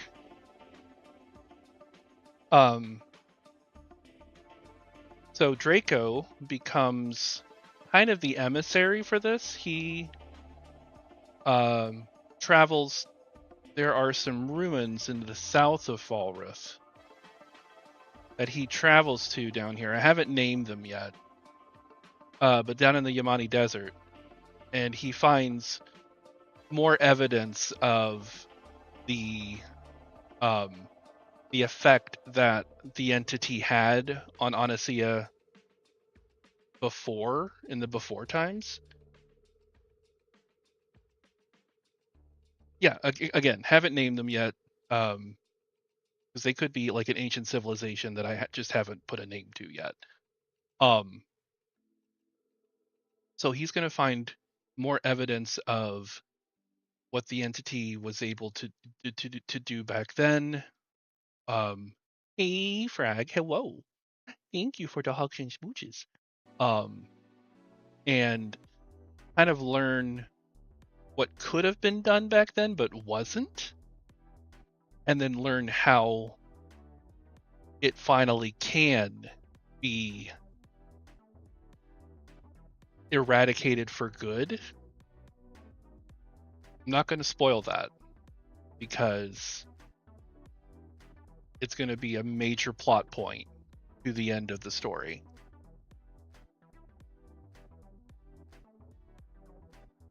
So that's how books 1 and 2 are pretty much going to go. Book 3 will be the culmination of both Falrith and Call's pact with this entity. Hey, Jaredon, good morning. And how Draco's going to solve that.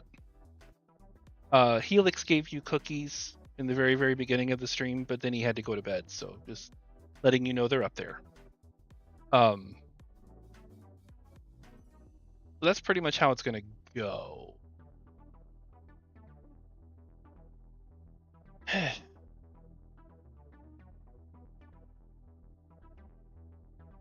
How are things? They're going about as well as I expected they would. We had a really good question and answer session for like an hour, and then I swapped over to the actual work I was going to do, and it's all falling apart. So, I mean, it's not really even falling apart. It's just, this is the most vulnerable I've ever been on a stream, because like you're seeing my creative side, which is not something like I said, I haven't flexed this in 11 years. So it's a little uncomfortable.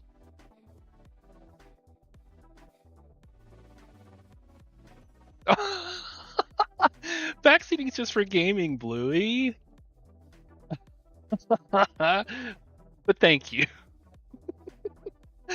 No, I'm totally good with collabing on things like this. Like, especially if there's a way that you guys don't know what's in my brain, right?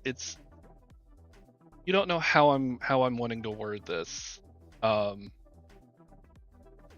it's difficult to say. Like, it's difficult to say I'm all good for if people want to throw ideas at me, but at the same time, like, if they don't match where I'm going or what I'm feeling, then we don't know yet. I mean, it's true. That's because you want to know why you don't know? Because I don't fucking know. That's why. No. Next chapter, Big Mechadurg appears in Gibhug. Well, I mean, maybe you're the maybe you're the Horned Sovereign. No.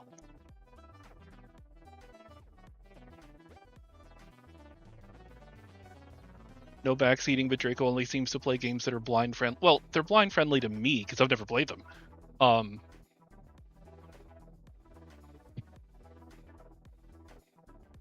All right.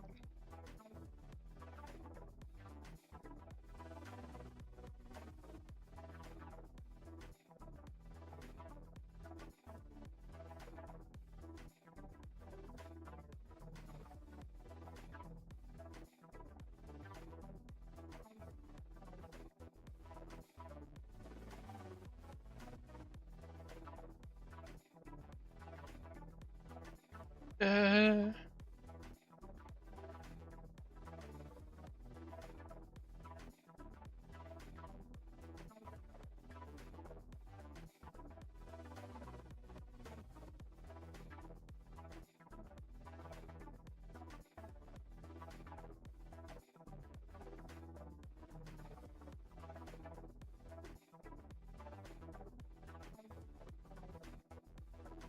if you catch me playing ESO, everybody's going to open their mouths to tell me everything. Well, I mean, some people just can't help themselves.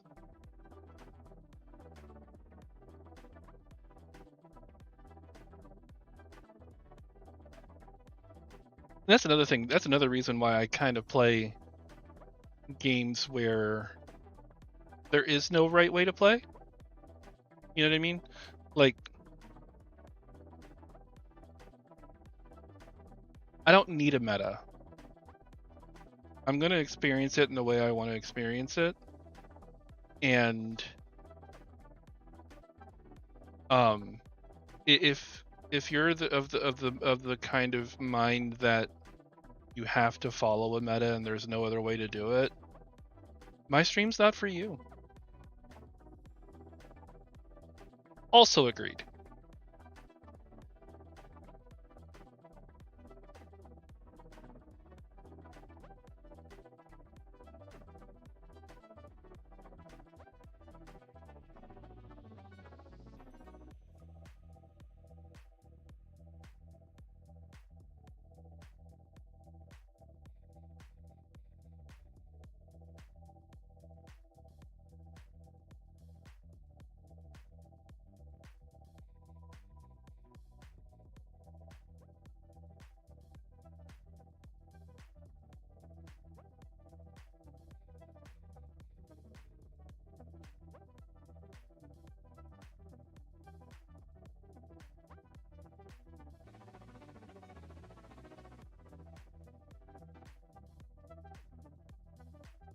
There are some things the game doesn't teach you. People can help you with the right guidance to get well. Well, yeah, absolutely.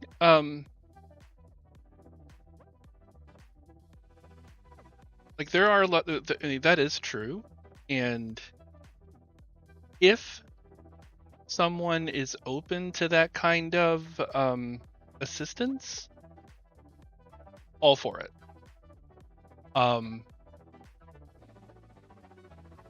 I know that there are things that I could do on 14 specifically to get better, quote unquote. But um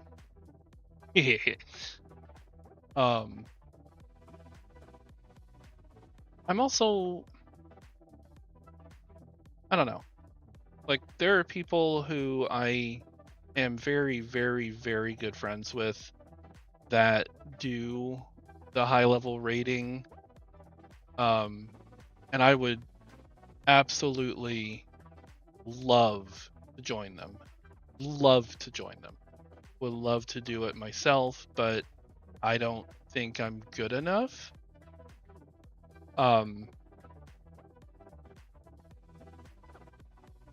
But at the same time, I see the kind of stress they put themselves through. And yeah, I'm good.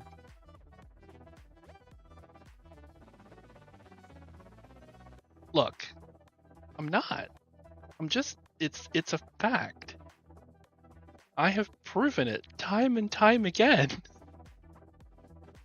And I'm okay with that. Really. It used to hurt my feelings, but it doesn't anymore. because I can't. I can't. It's a fucking game. I can't let that bother me. No, like I'm good enough. Like I'm good enough to handle most content. But at the end of the day, I'm just there to enjoy a game and have fun. And letting that kind of stuff like, you know, eat away at my happiness, it's not worth it. I pay too much money for that game to be depressed about my parse. So I don't worry about it anymore. If it means I'm never going to get those mounts, if it means I'm never going to get that gear, if it means there are things I never get to see and music I never get to hear, okay. But for the most part it is. But like any other MMO, there are people who, and there are people right now who are gatekeeping. Right now in the game, they're gatekeeping. If you don't have an eye level high enough, they're kicking you out of parties, even for the high level content. Because they don't want to teach. They don't want to nurture. They don't want to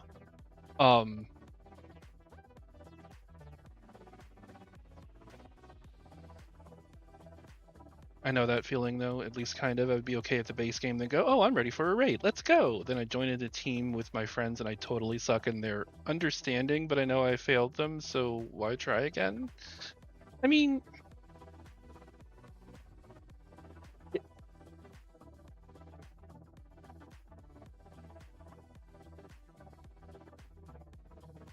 it's difficult. It's difficult to navigate. Social games like that are they're not new, but they're not established in the way that other kinds of games are. Like, think about it. We've only had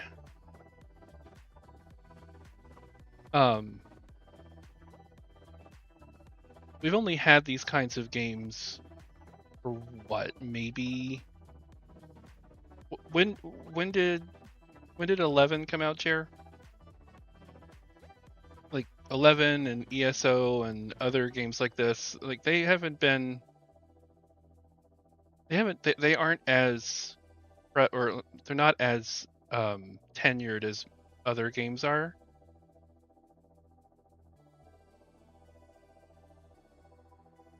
(2002) for 11, okay, but there were like MMOs before that, right?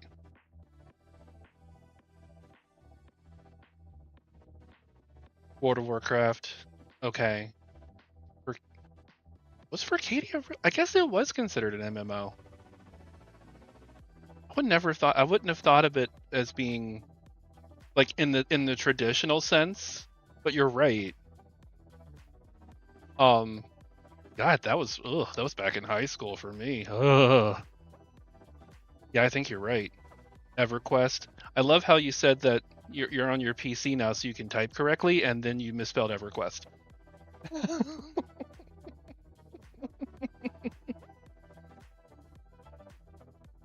EverQuest, RuneScape. Okay, yeah. So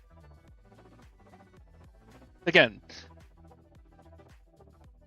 so these games aren't as old as other kinds of games.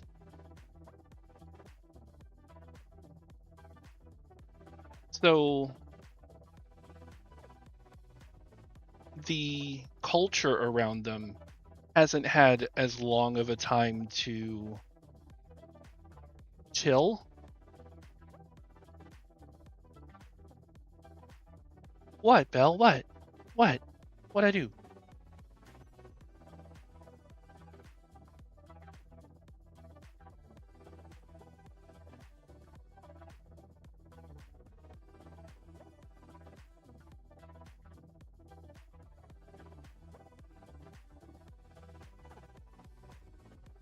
Beep Boop fell down a well. He was not pushed. Tell me more, lassie. Where is he?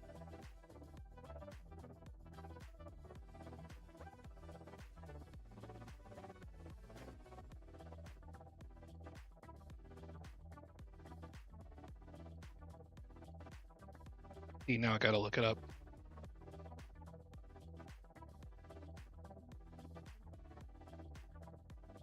$1996. Here. 1996.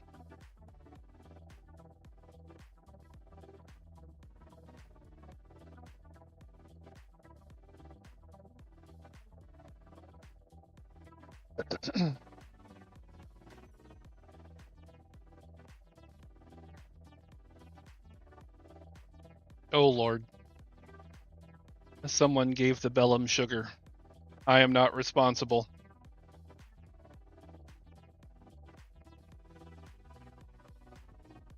Was Neverwinter Nights was that an MMO? I keep confusing that with Nights into Dreams. Yes, it was.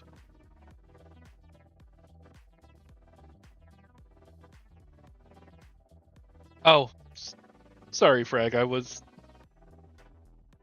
didn't even realize the dog said nothing. Well, it's a smart dog.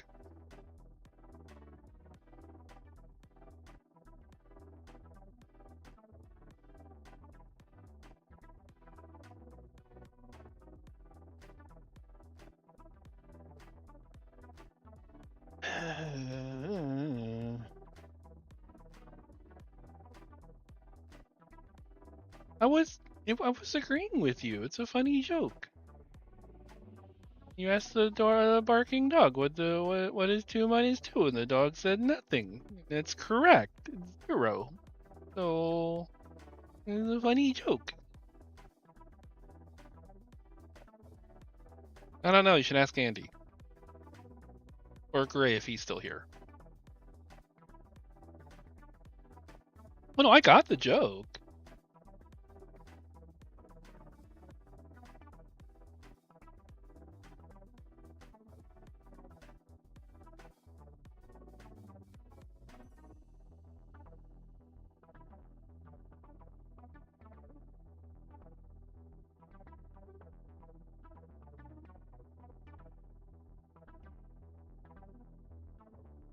I don't think he is. I think he went to bed.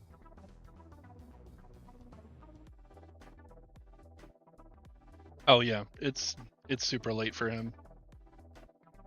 His wife's a teacher. He's not awake. What do you call a fish wearing a tie?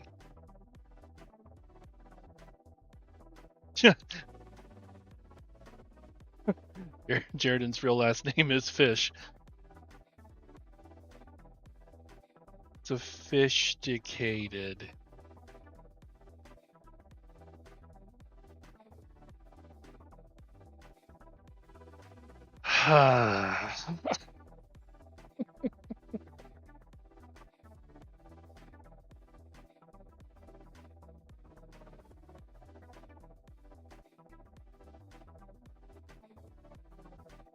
Yes, it is a valid response.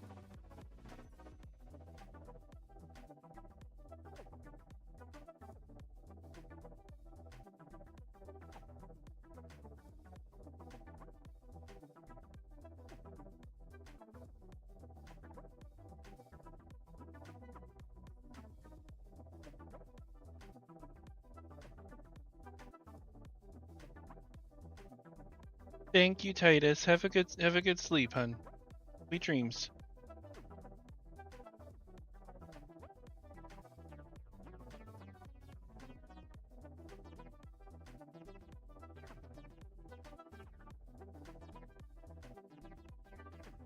What did baby corn say to mama corn?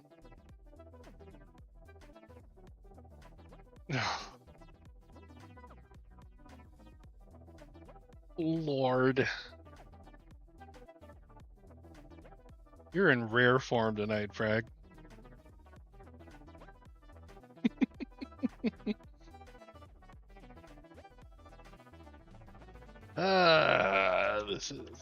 This does not need to be in the same paragraph.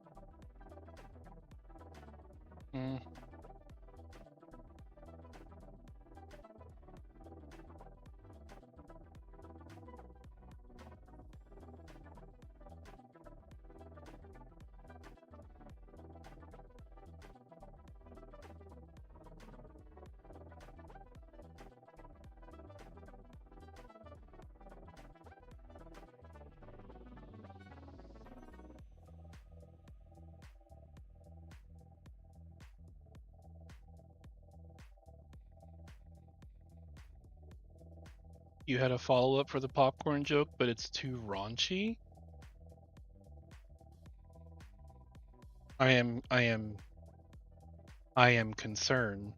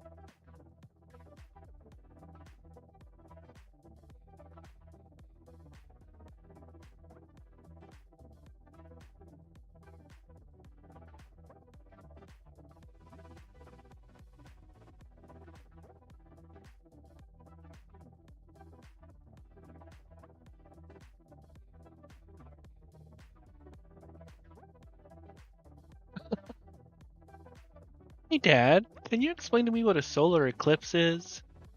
No, son. Hmm. Good job. That's a good one. I like that one.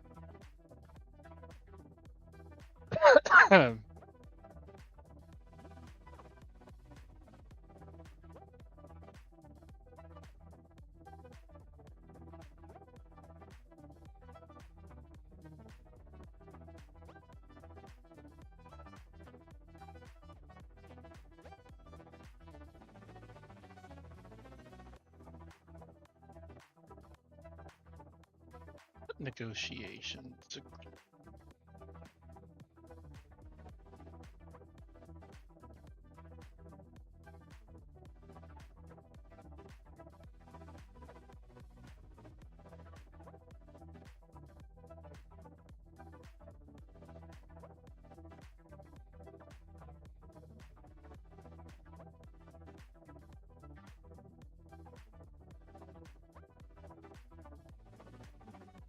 You want to make the beads spikes? Hmm.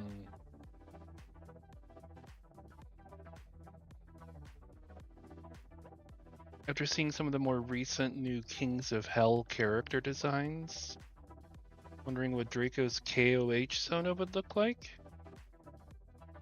Kings of Hell, is that a fighting game?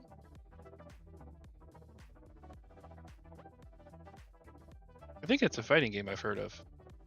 Could be wrong. Beat 'em up, that's what I thought. Yeah. Yeah, that's been on my radar.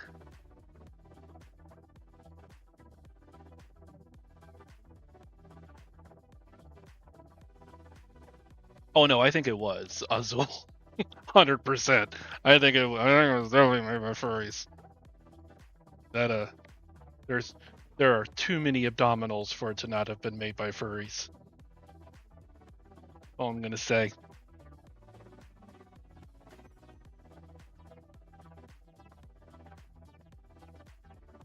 Yeah, definitely.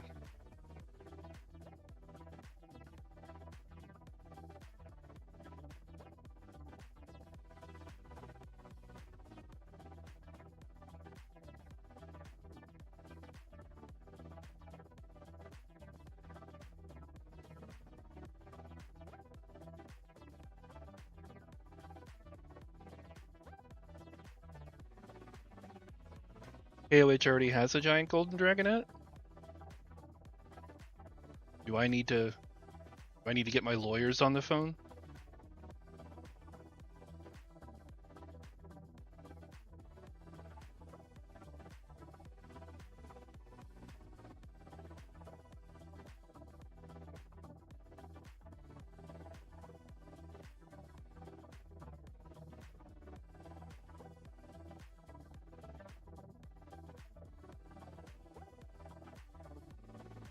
What did the blanket say when it fell off the bed?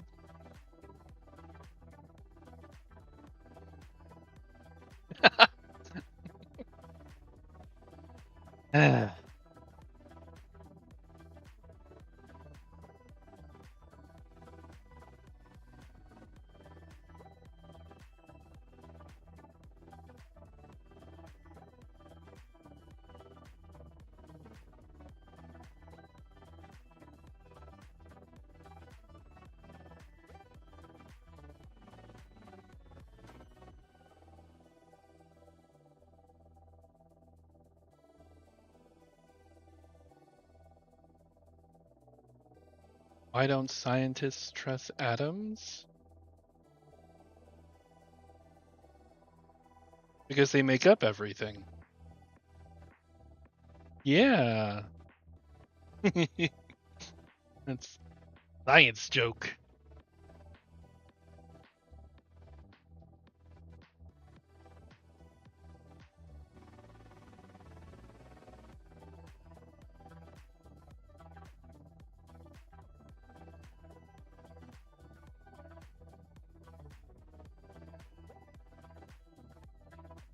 Well, we don't know that. We don't know that for sure. Dark matter, dark energy. We don't know what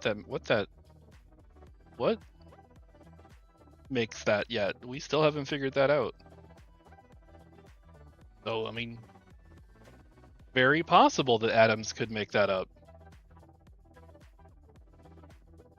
Who knows? Maybe all this dark matter they've been talking about, just the keratin between my scales. You don't know.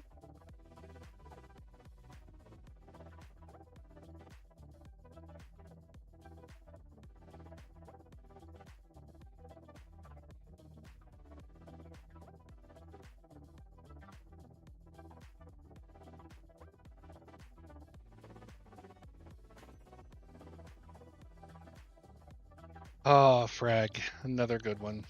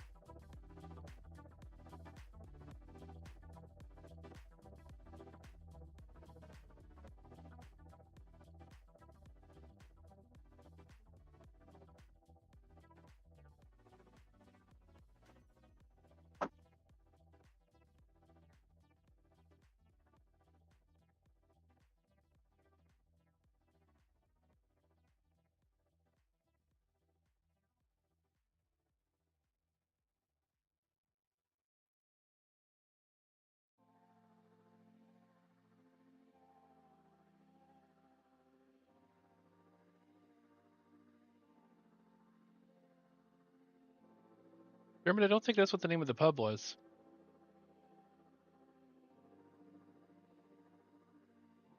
Shadowbring. Wandering Stairs? Was that the pub in the Crystarium chair? Is that right? I didn't think that was the name of the. Maybe it was. Maybe it was. You're probably right. I don't remember. It's been a while.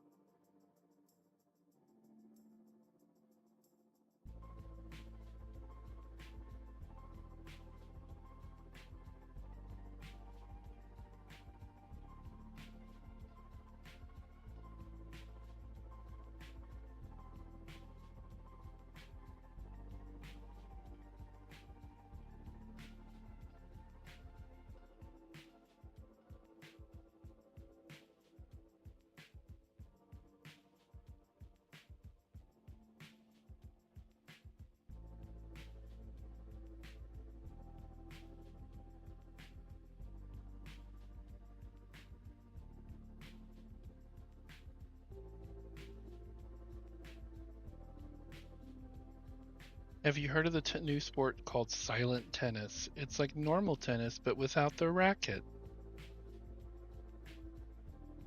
Are you finding these on a website or something?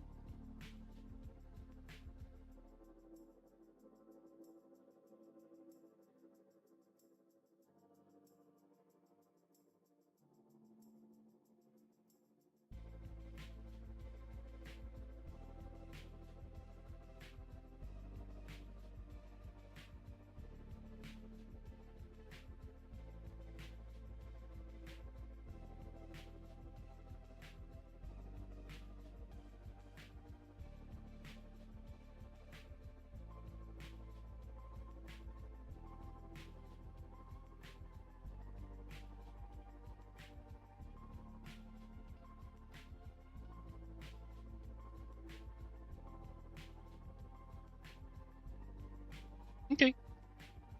You have them all written down in a notebook. Oh, you are prepared for any situation, Frag. I am impressed.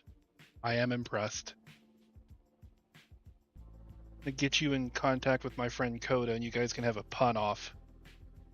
I might pay to see that. We'll have Wolfric as a special guest referee. He will nuke the planet to get away from it.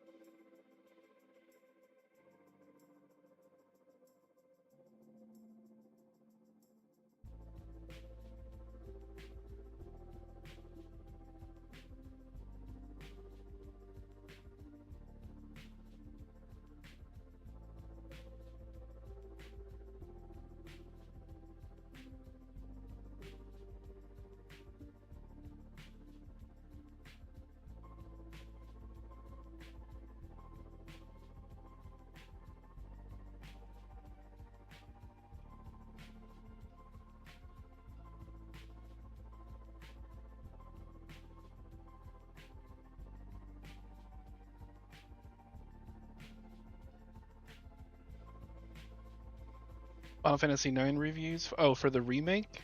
Game's looking good. I would hope so. Am I gonna play Am I gonna play Final Fantasy IX again? Oh, RE9. Okay. Two different. Those are two different games. Those are two very different games.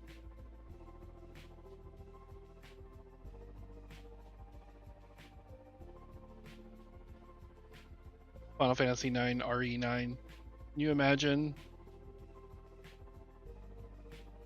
Can you imagine? Like, instead of Zidane and Garnet, we get uh Chris Redfield, and like you drop the main protagonists of RE9 into Final Fantasy 9. That would be interesting. I did. Porsches are too fucking pretty. It's all I'm gonna say. Yeah, Chris Redfield punching all the Final Fantasy boulders.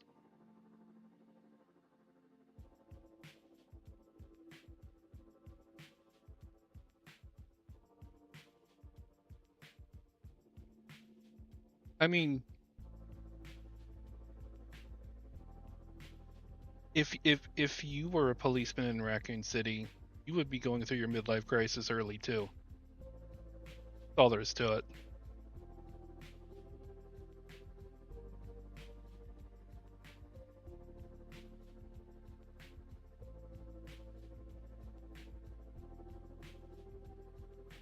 What's the building in the New York that has the most stories? I'm going to say the public library, Frag.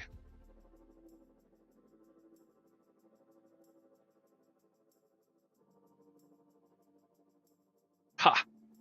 Knew it. For now, until they're defunded. Kirby?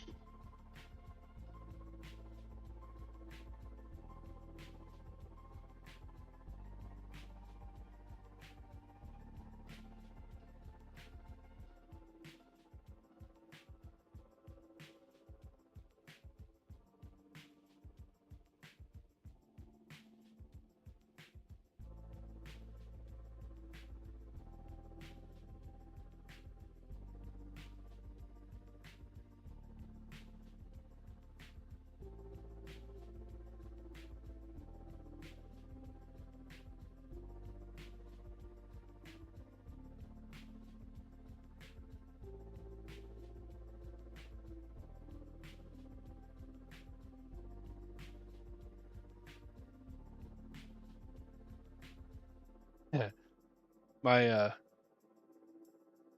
My father just called me and he's like, "Hey, just want to let you know when you wake up tomorrow, we're not going to be here." I'm like, "Okay." He's like, "Yeah, we're going to be going to the nail place to get our toenails done." I'm like, "Oh, how bougie of you." These both he and my mom started laughing. Like, "Okay. Thanks for letting me know." Don't care, but thanks for letting me know. Ah. How bougie of you. Oh. Right? Thank you, Bill. Amy's Southwestern Burrito. Oh, Jared, the water at work that you have at work is magic. It's man lives in Narnia. He just won't admit it. Everybody has this, thick English accents there. They have sparkling water on tap.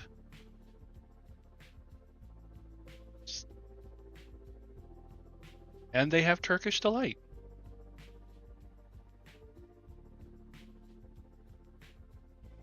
I don't even know what Turkish delight is. Like, I know it's obviously like powdered sugar. It's like it's a pastry, right? It's like some kind of pastry with powdered sugar on it. But like when Edmund was eating it in the Lion, the Witch, and the Wardrobe, it looked really like chewy. I don't know. I don't know how delightful they'd be.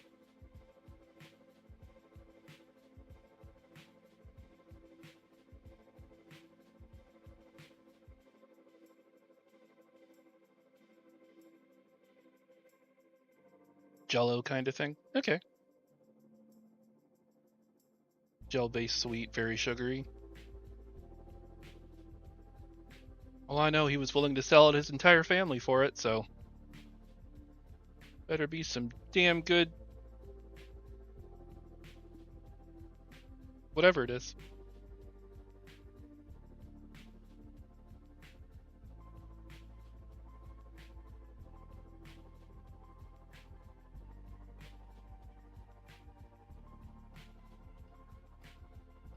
Of course, if Tilda Swinton offered me Turkish delights, I'd probably sell my family for them too.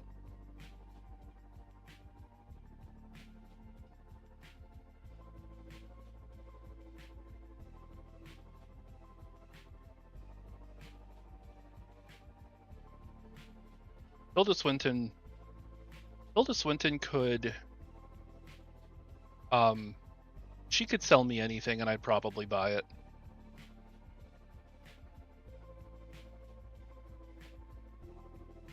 I love that woman.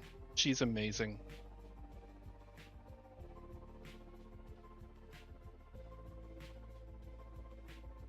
Tilda Swinton should be, if this ever gets turned into a movie, she should be the actress who plays Yara. I'd call her mom. Oh god, now I'm gonna fantasy book my entire family's lineage. Who would Veyron be?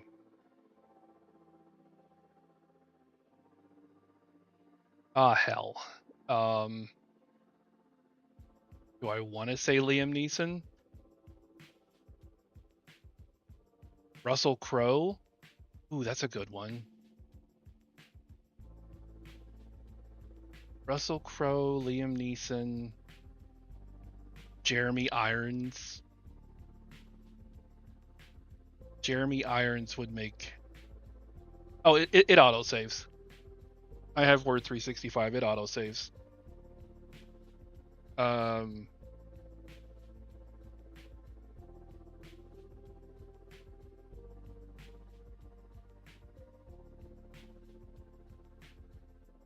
Who would play Draco? Because, no offense, this voice ain't coming out of a dragon that important. Not in my story. This ain't happening.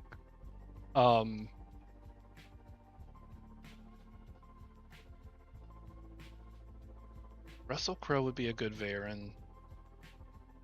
John Cena? No. No.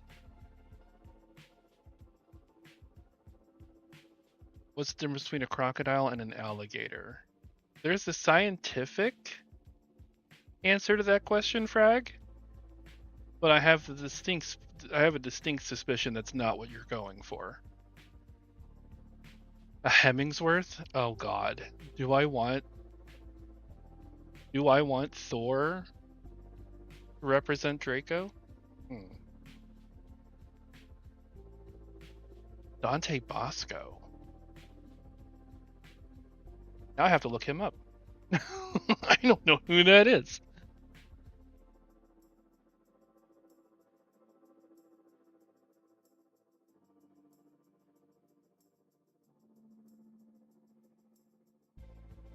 Wait.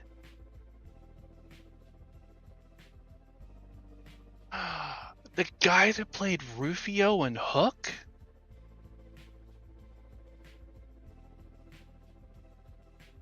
Oh my god, he has so many names.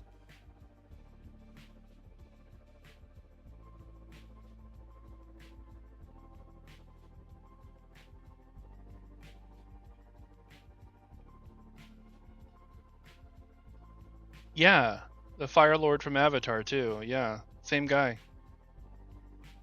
Friend Zuko in Avatar: The Last Airbender. He also voiced Jake Long in American Dragon. Huh.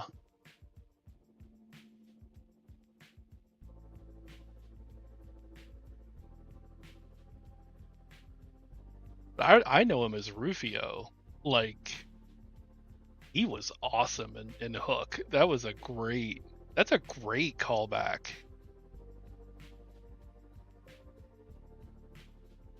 That's a great callback. I like that idea.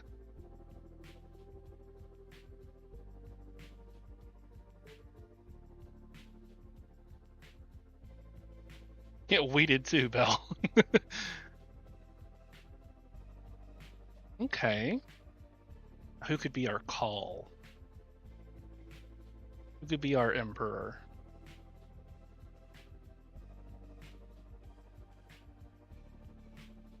When PP is an adult? What?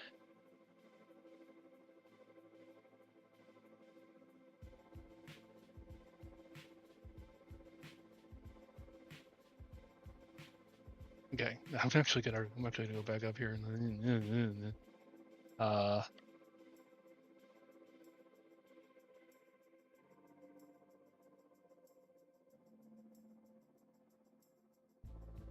oh, Peter Pan. Sorry.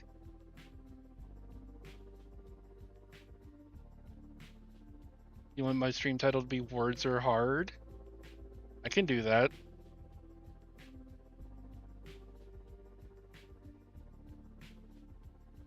think Russell Crowe's best there.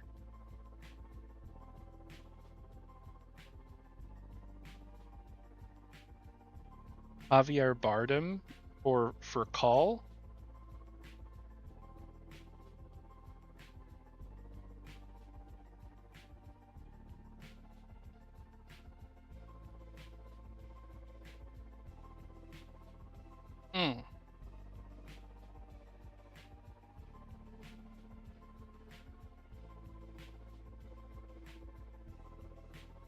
Oh, he was in Doom, he was in Skyfall, No Country for Old Men.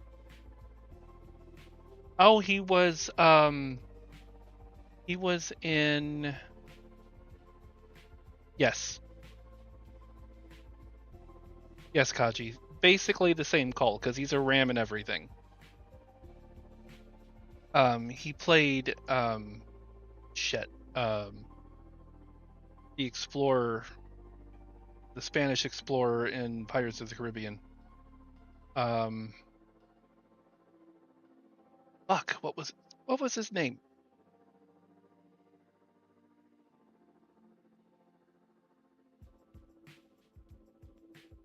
That was a fun scene.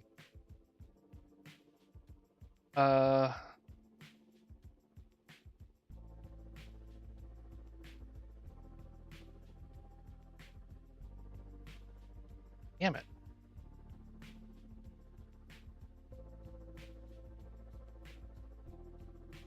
Armando Salazar. He was the Spanish explorer Salazar in Pirates of the Caribbean Dead Men Tell No Tales. That's right.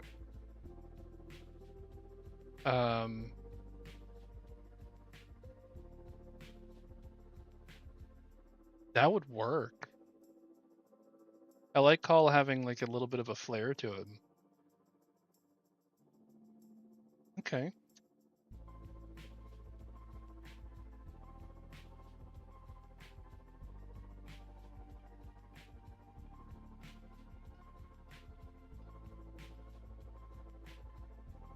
Well, the only person we haven't really cast is Rahu.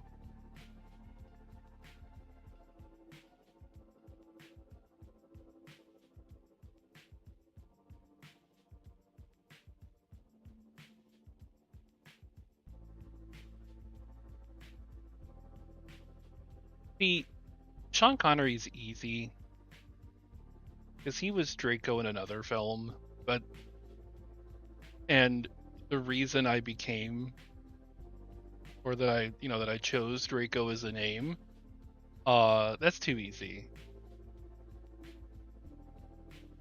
And Sean Connery's dead, so that too.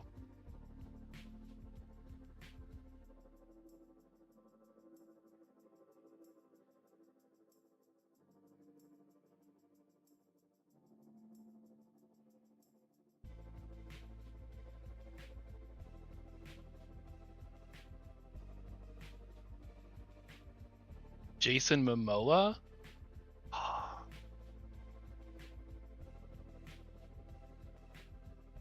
I do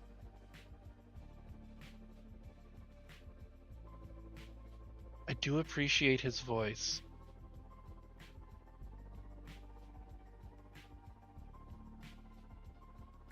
This is one hell of a cast. Of course, it's never ever going to happen, but why we dream, people. I could live with Jason Momoa being my best friend. Well, Draco's best friend.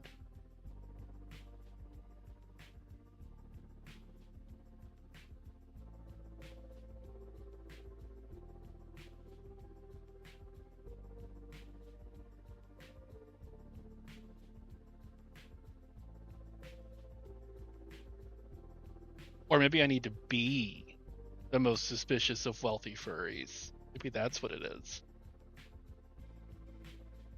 Maybe once I create these books and actually start selling them and become a New York Times bestseller, et cetera, ad nauseum.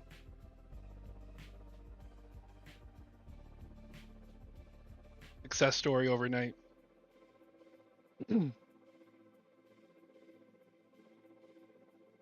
Yeah, something like that. Anyway, I'm just getting silly now.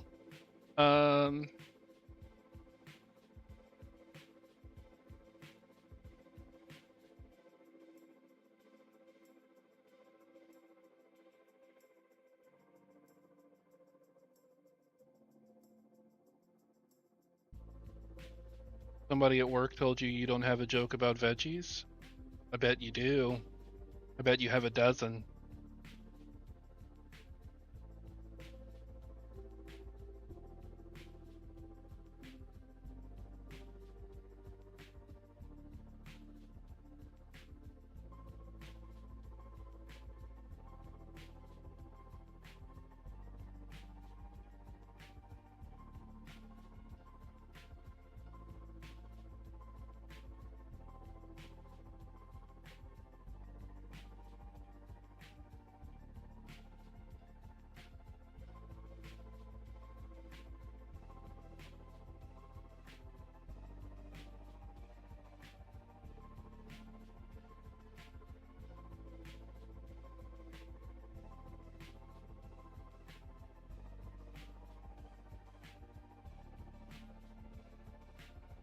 You know I'm on the edge of my seat, Frag. Gotta know.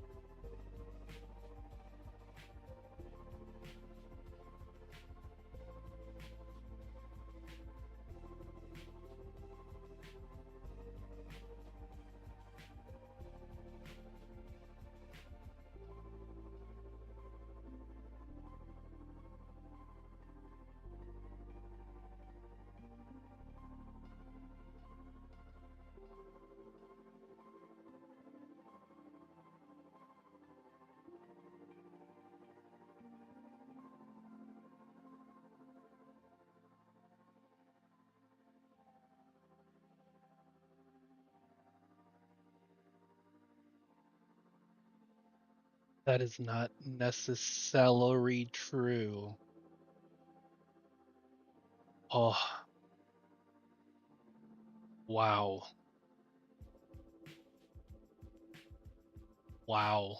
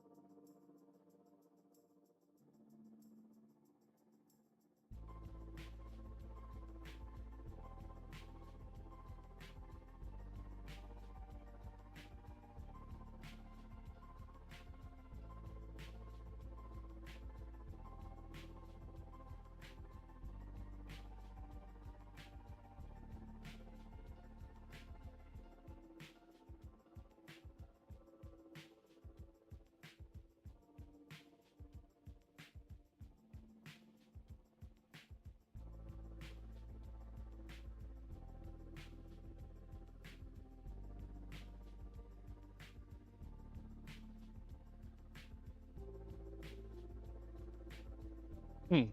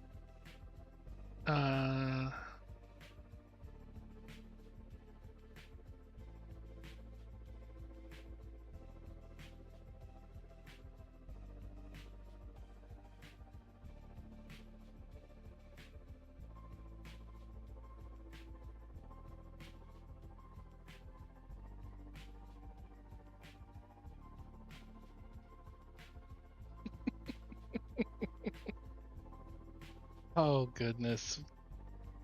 You are rare form tonight.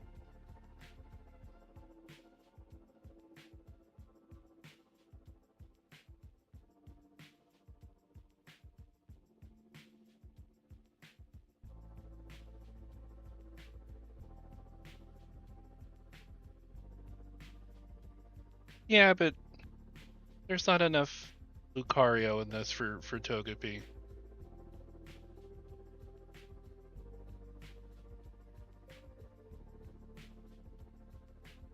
Plus, I wouldn't want him paying for it.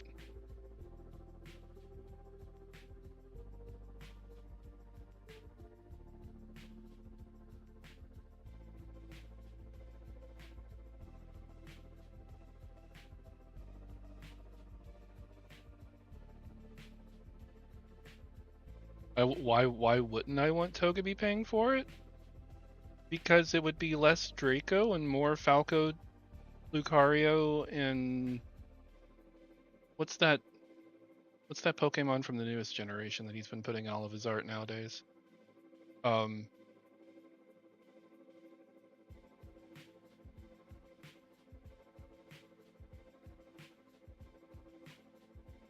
am I gonna do a Pokemon tier list next? No, because I know jack and shit about Pokemon. I know less about Pokemon than I do about Digimon, and I don't know that much about Digimon,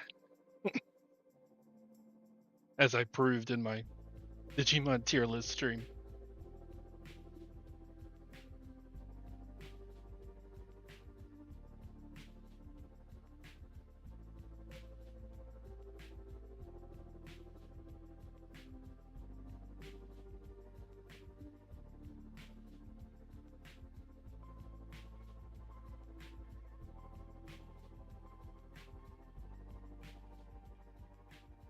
No, Pokemon's one of those nebulous things. Ever played a virtual novel? Don't think I ever asked you. Nah, actually, the only virtual novel I've ever played, if it can be considered one, is The Death of Sonic the Hedgehog. And that was really not a virtual novel. Um, like it kind of was, but it really wasn't, kind of thing. So no, don't think I ever have.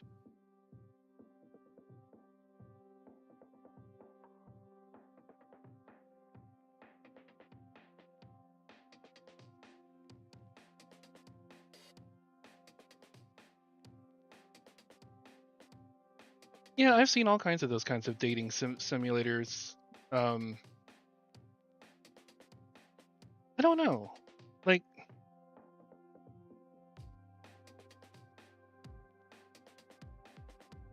Oh, is it getting a sequel too, Brash?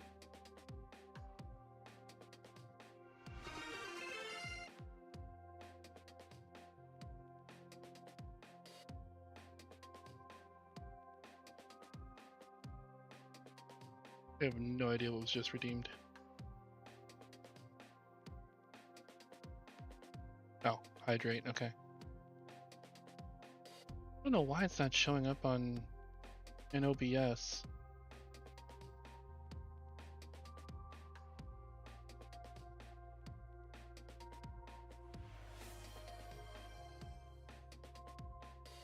Oh, I know why, because I've got things.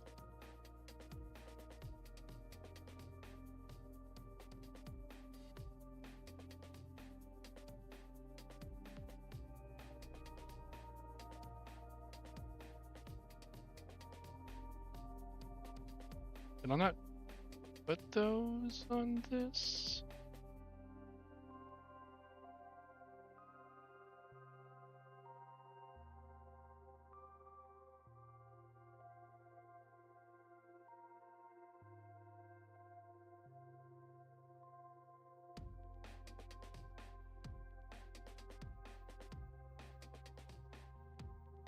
There. I had to put the alerts above everything else. I forgot to do that. I appreciate it.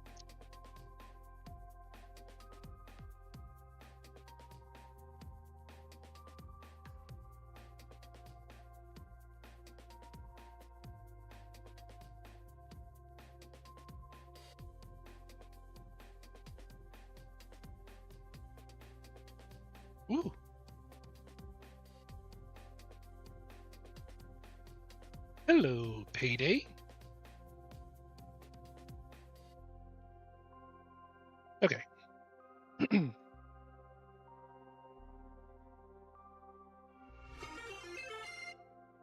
There it is. Now I can see them. More. More. But they're trying to make me pee in the middle of the stream.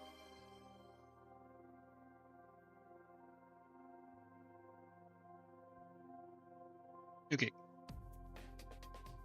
More posture. I can't straighten my back anymore. Thank you for the head pads.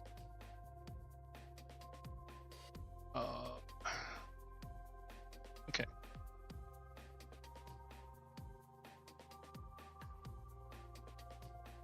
No. No, because if I lean back, watch what happens. Whee!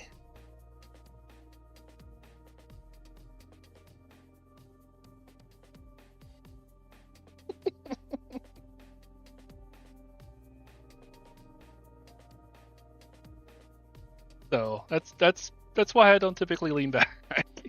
Now, if I had the other model on, or it's the 2D model that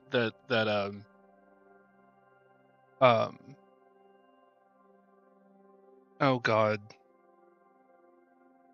why can I not remember her name all of a sudden? Witcher? No. Close. Stitcher. Thank you, Jer. If I had the 2D model on, I could do that because he doesn't move.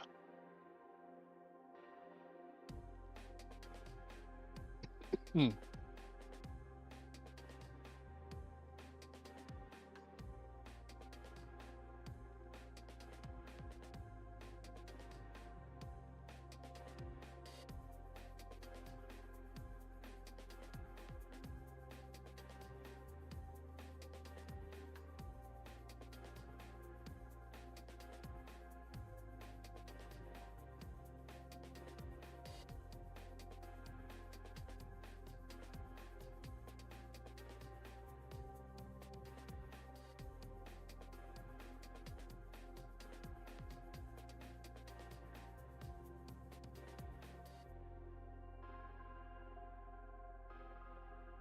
Hmm.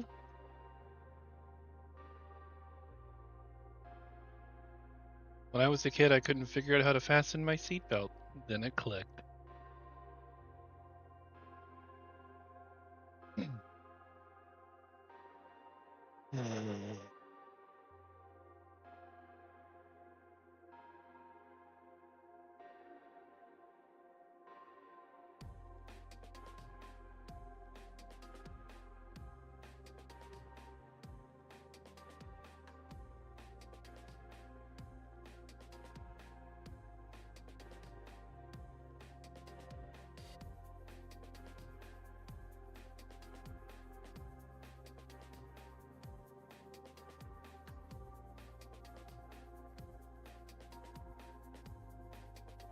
Not in the 80s, they didn't.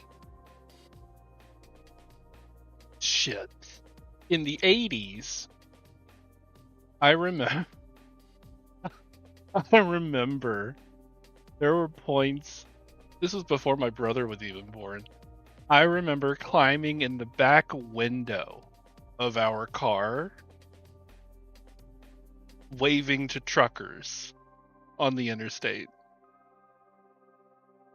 And my parents were in the front seat just like, oh yeah, oh yeah. Happened all the time. When I was much, much younger. Like you have to realize I was not always 6'3" tall and could actually fit within the confines of the back window of a car. Yup.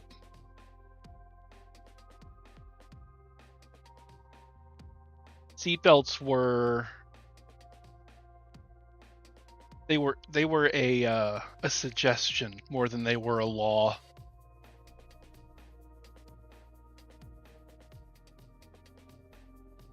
Yeah.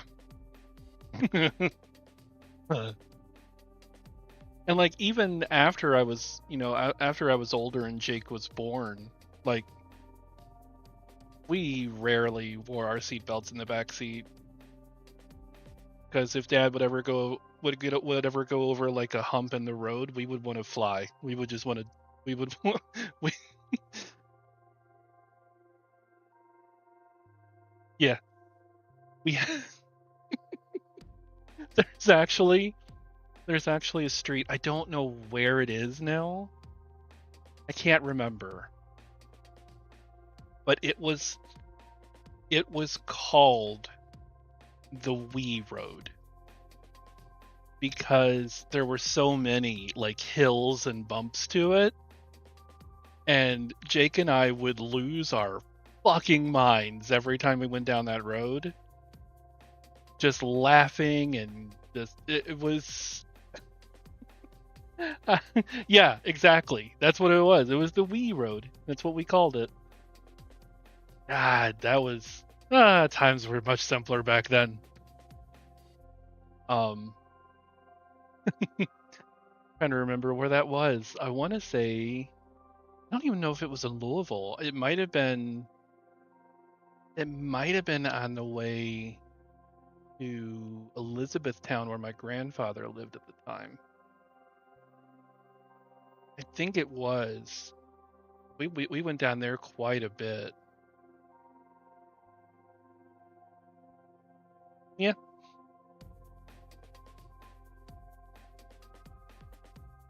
Childhood memories.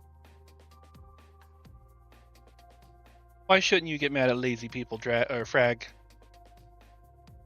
I can't get mad at myself. Well, I can, but they didn't do anything. God damn it. God damn it.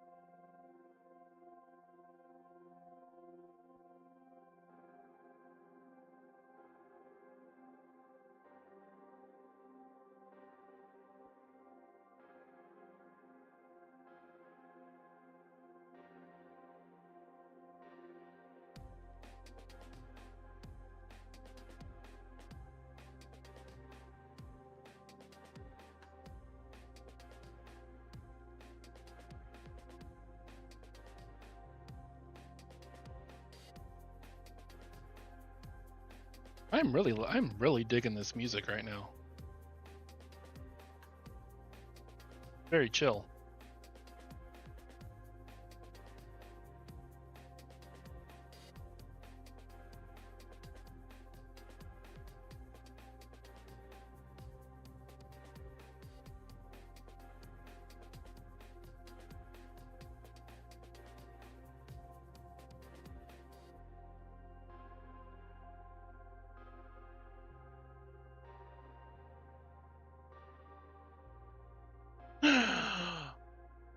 I love M&Ms, especially if they're the peanut butter ones. I love them. They are my favorite. Want to hear a joke about procrastination? Later.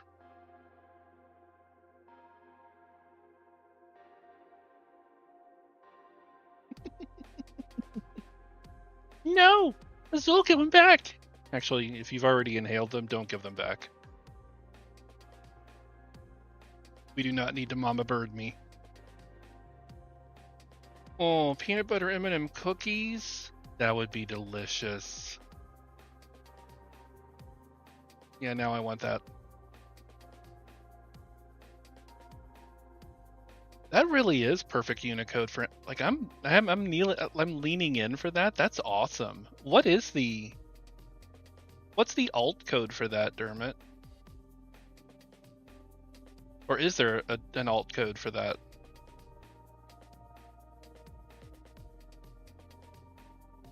Look it up. Okay, 'cause that's really funny. I didn't even know that existed. I kind of love that. I do like I do love a tall glass of milk.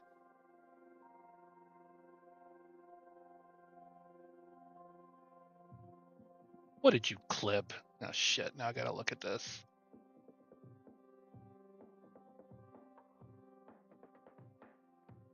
Later.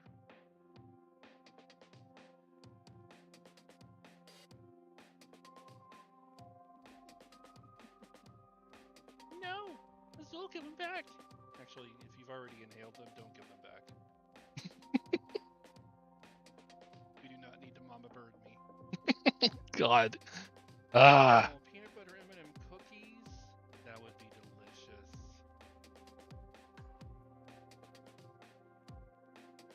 Ah. Thank you, media manager Sheridan. I appreciate you.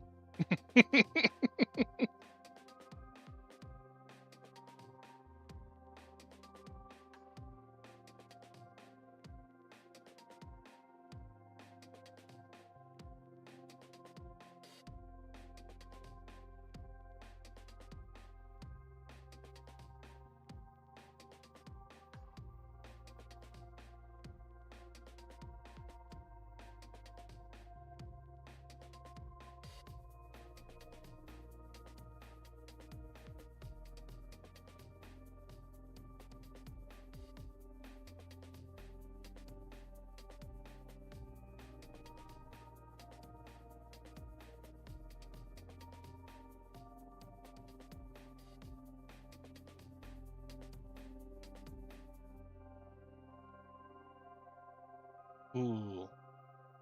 Oh, those look delicious. Why do fish never get summer vacations, Frag?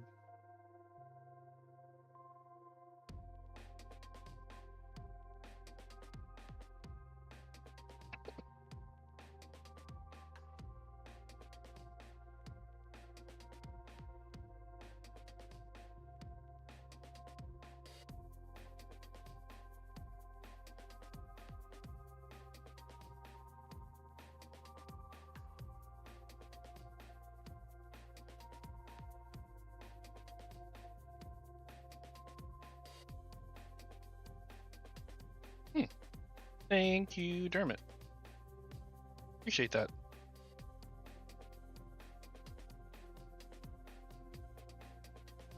Because they're always in school. God damn it. So good.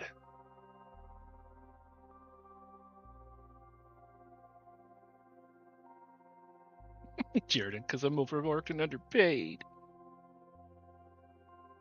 Oh, yeah, no. Yeah, no, there's half the Unicode shit you have to copy paste. There's no.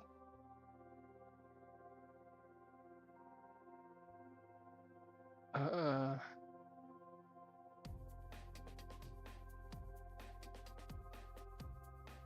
scientific, but educational.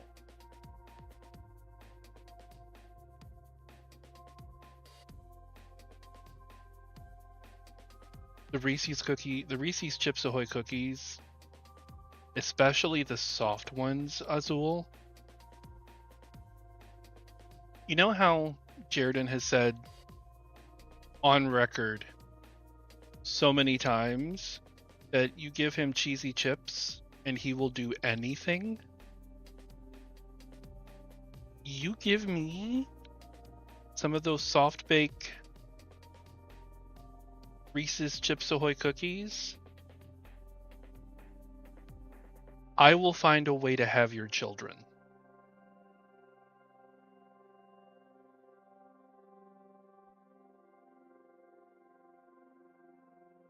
Just saying. Love those things.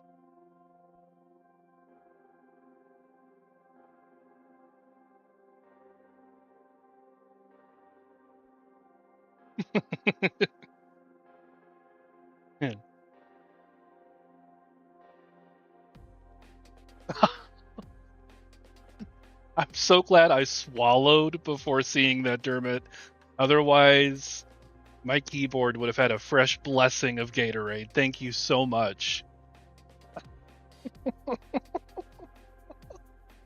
Oh, fuck me. Oh, that almost got me really good.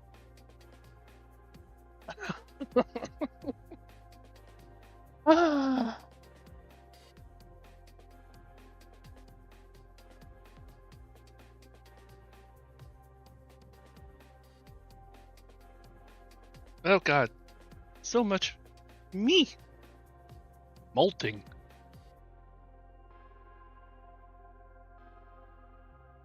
Imagining someone holding a box of Cheez-Its over Jared and like a carrot on a stick. Yeah, that's accurate.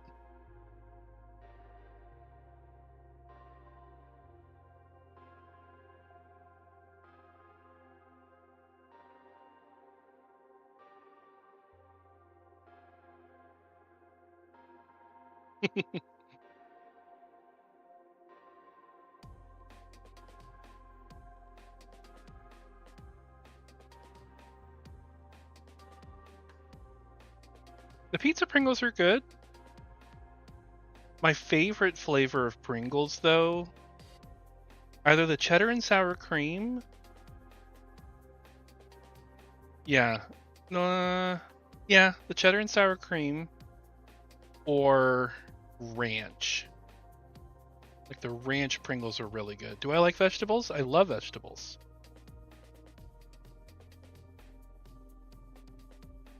I also like the barbecue ones. The barbecue ones are good.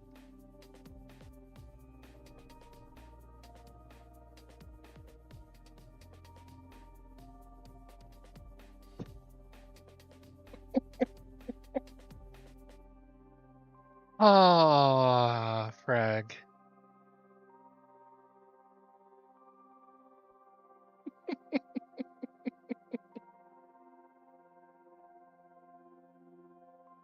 Both of them sent you Cheez-Its? That's funny.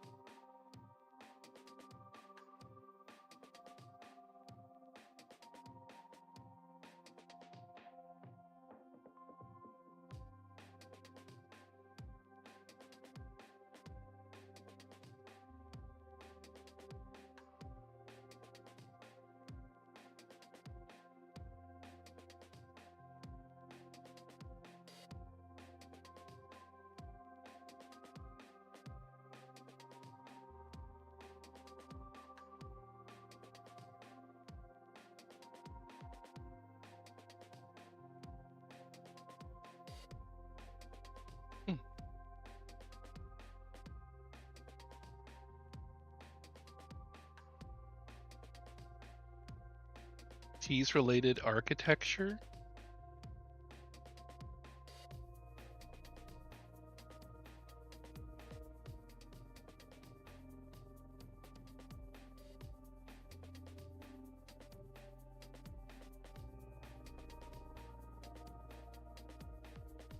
Do I want to know?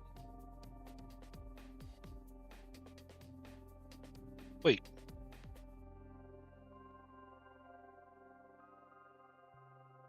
Is that a dragon made out of Cheez-Its?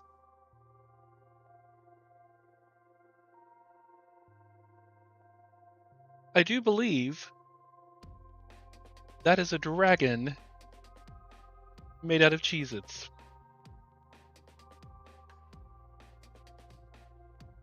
It's my spirit animal.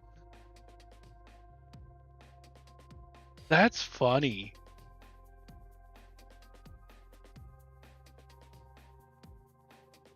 Also damn good. Like, seriously. That is really good.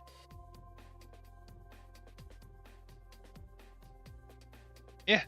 Go. No.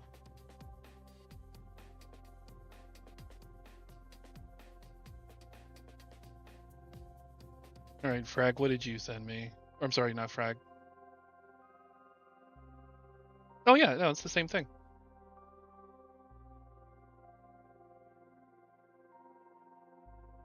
Sorry, I meant Bell.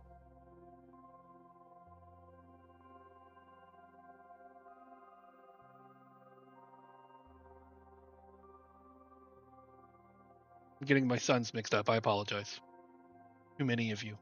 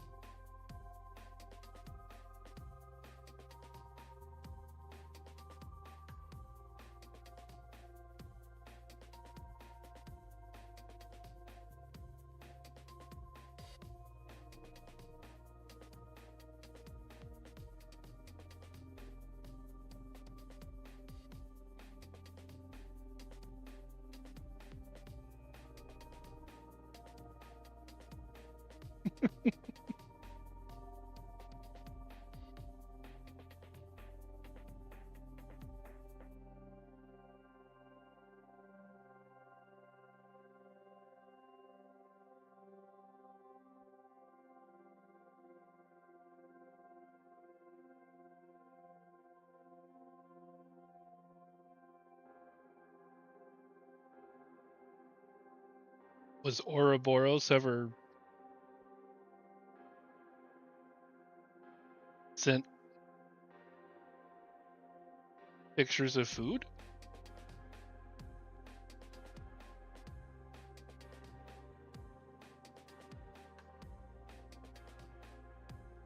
Fair.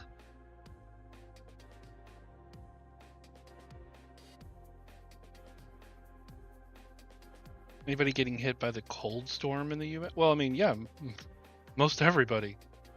It's gotten a little warmer here. Temperatures are rebounding a little bit.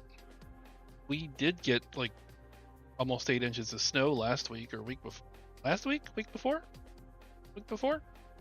It's been a while.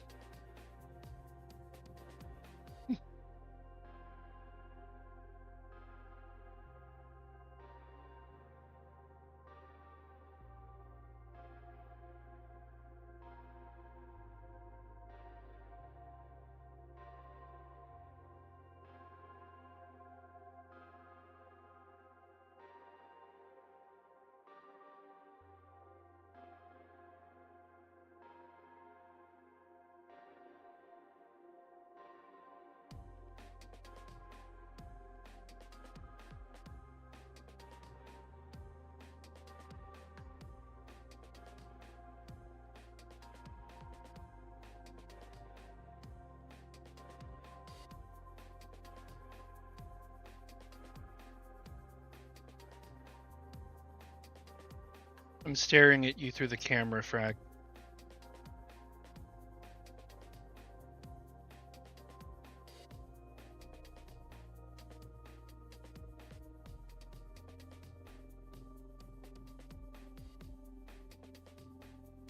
That's good. Math pun. I appreciate math puns.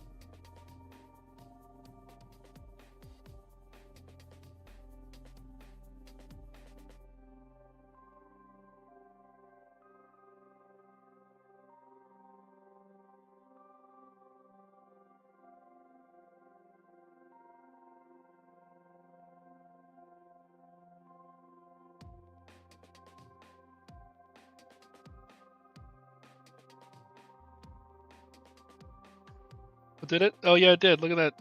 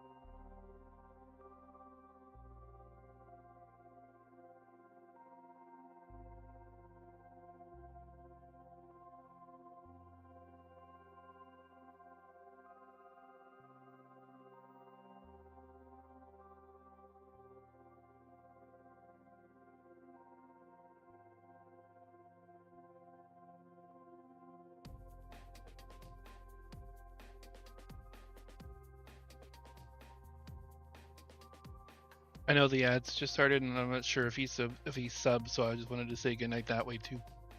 Good night, Frag.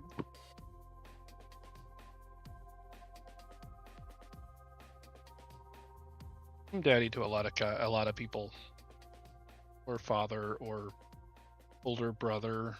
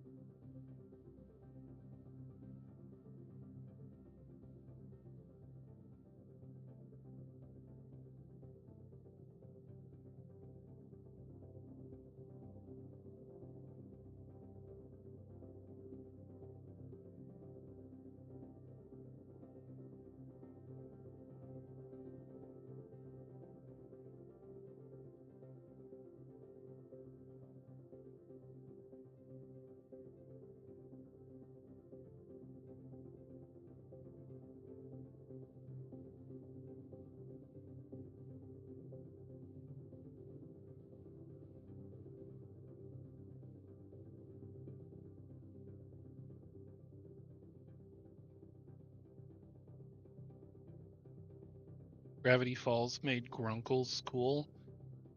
I would like to say that the word Grunkles is cool, but I don't know.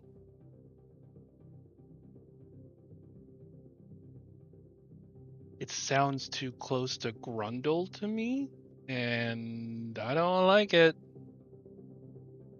No, sir, I don't like it.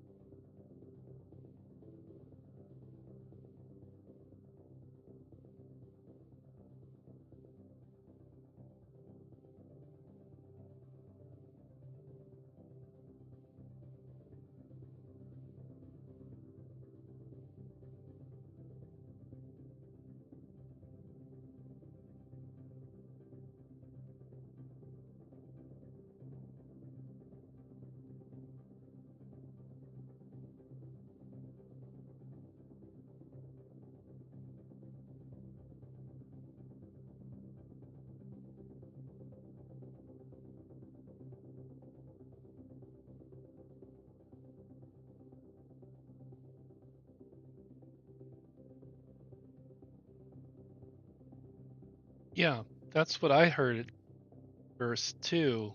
So I'd never heard Grunkle really before tonight. So Maybe that's why I'm like, not so much.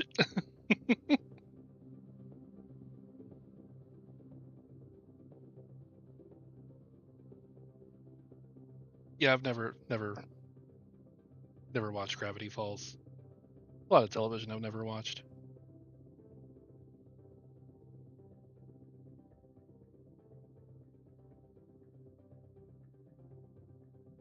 Like I've heard of it, but I've never watched it.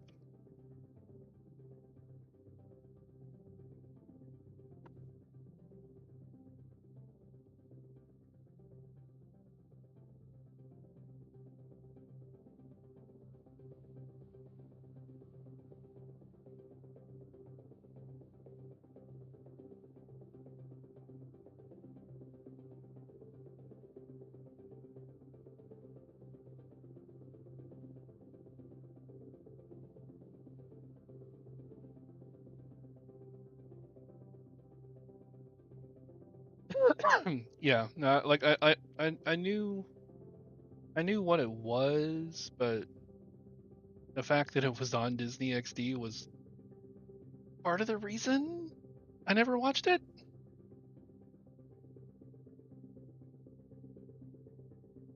Yeah.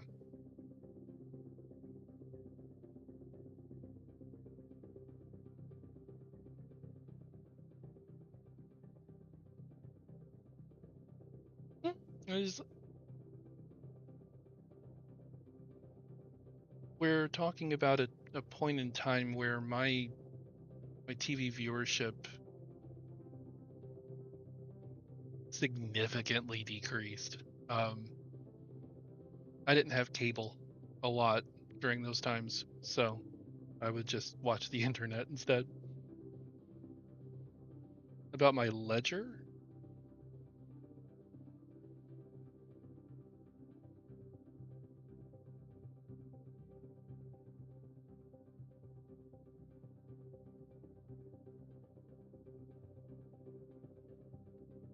that is a very, very large back of peanut M&Ms. Well, that had to have been from last year, because it's the Lunar New Year's. It's the year of the horse now. Uh, I'm just trying to get through this meeting. I'm not even sure it's going the way I wanted to. It is kind of, but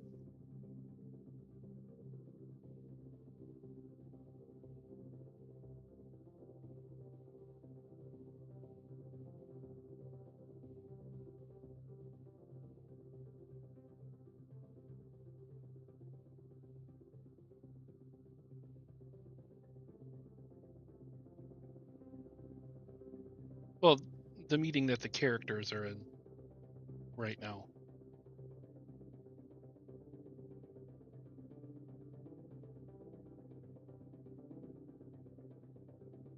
Yeah, for the story.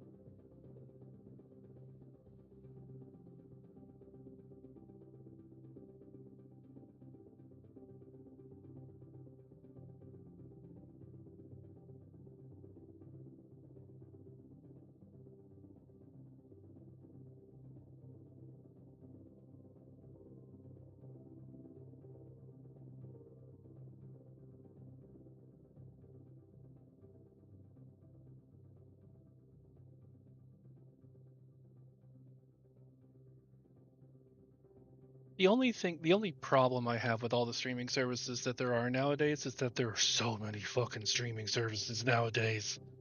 Um, it used to be we paid a single cable bill and got literally every station on the planet. Nowadays, you're paying just as much for all of the streaming services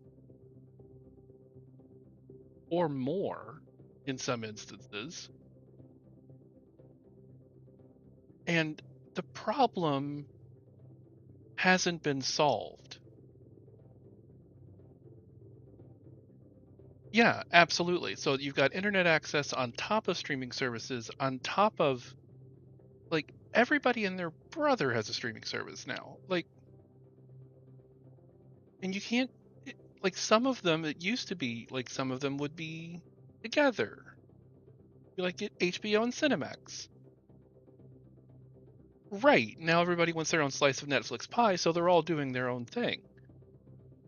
Um, WWE had its own network for $9.99 a month, and that included all of the PLEs, all of its own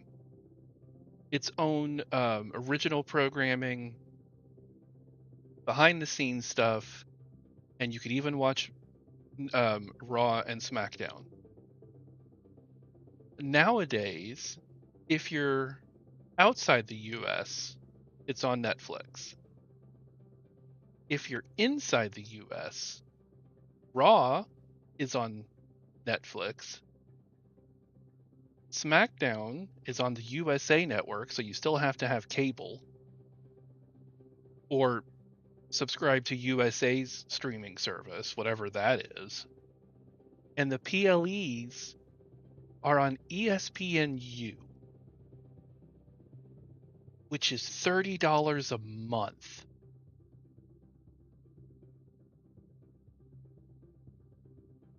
No.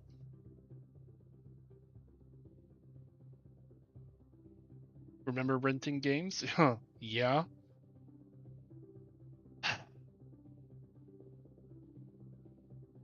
Although there is something to be said for the way Steam and other gaming services have come along. Um, it's the licensing thing is still a problem, especially with games that end.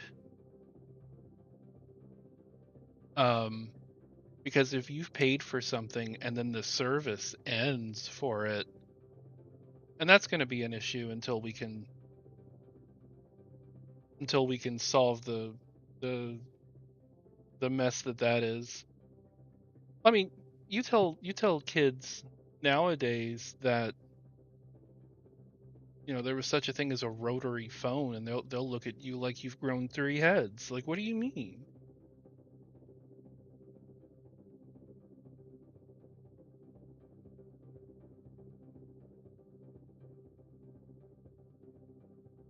No, I'm not a boomer. I refuse. I refuse. And maybe that's a boomer thing of me to say, but I refuse. Don't care.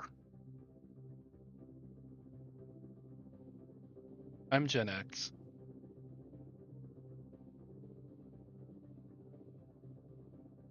I'm 43, but like I don't feel it.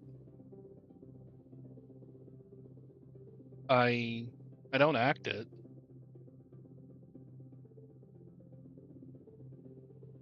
And maybe that's a problem, but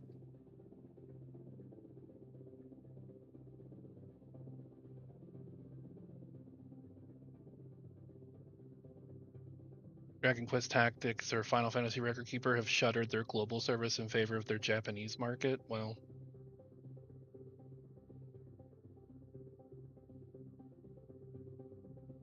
that's the thing. That's how the world runs nowadays is you don't own anything. you're permitted to play a game until that server has to shut down. Then I appreciate how you said how unfortunate .calyx, as if that were a file extension or something. But that's a whole nother situation.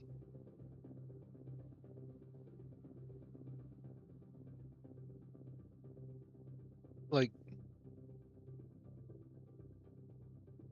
owning physical media is just not a thing anymore. Like, nobody owns VHSs. I don't know many people who have a DVD player anymore.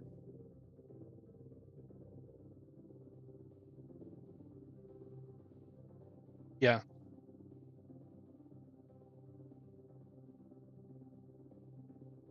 Like, we've gotten to the point.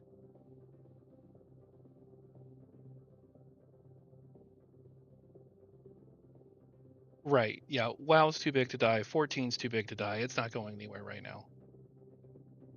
But the difference between WoW and gotchas, or like MMOs and gotchas, is that yes, you may have put a lot of money into it, but if the service dies, you can cancel your subscription. That's not a big deal. Like, that's just money you won't be spending anymore. But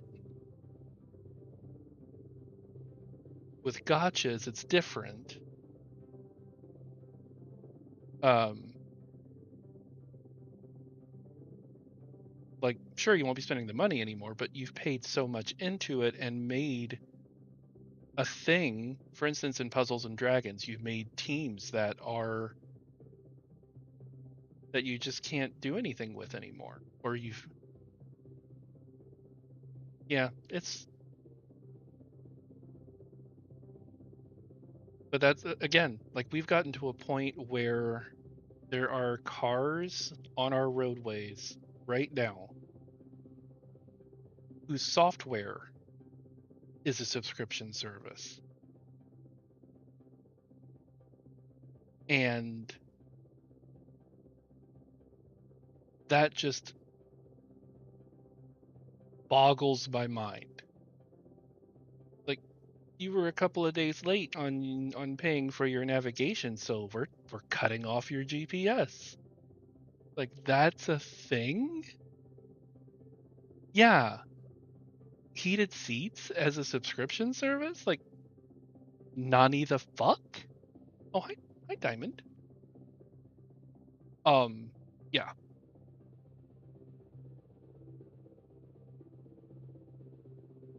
You're already paying $50,000 for the car, but your heated seats are extra.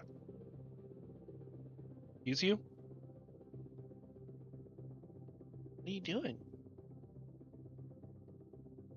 What can I help you with?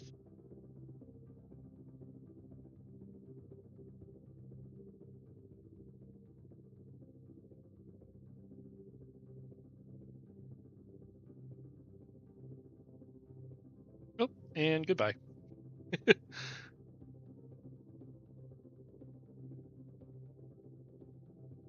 Oh yeah, that's welcome to capitalism.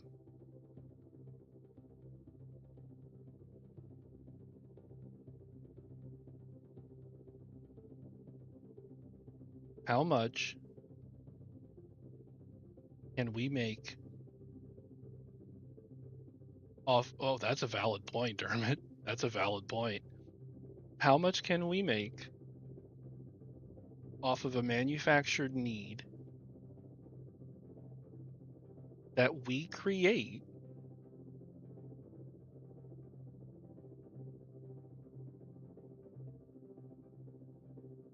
That's how it all works. That's how everything works. And it does, but it's real life. And that's the sad part about it. Every single day we wake up, we are in that dystopian game.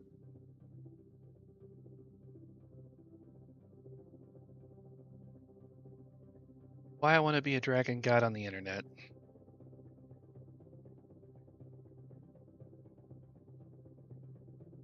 And another reason why, if I had the option or the ability to become my persona, knowing I could never be human again,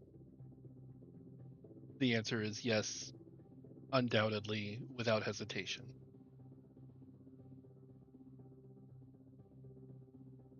Humanity's had a good run,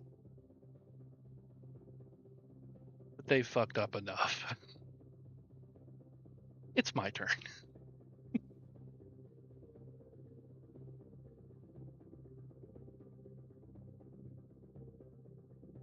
So, anyway.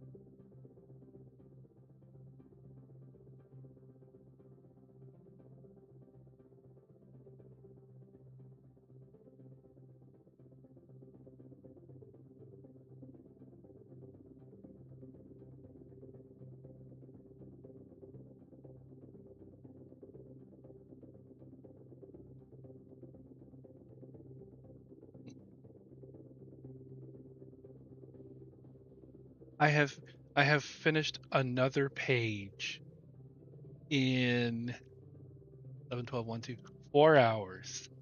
Woo! Um, honestly, it's not going bad. Like, I'm enjoying like just the conversation too, just like hanging out. Um, so no, it really is. Like, this has been fun. This has been good, and I think I will do this more often. Probably on Wednesdays because it's chill. Oh, I might do it on a Saturday, just or like a weekend day, just to see how it goes. But for now, it might just be on Wednesdays now and again. We'll see.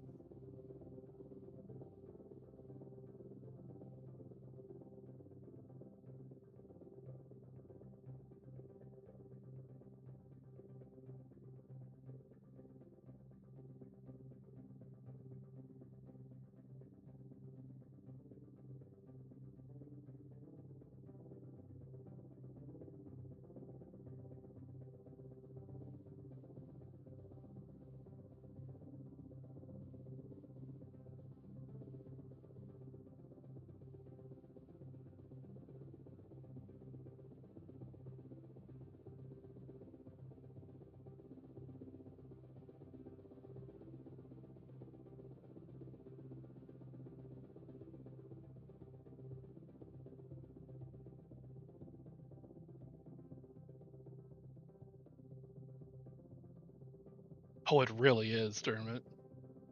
Yeah, good luck with that.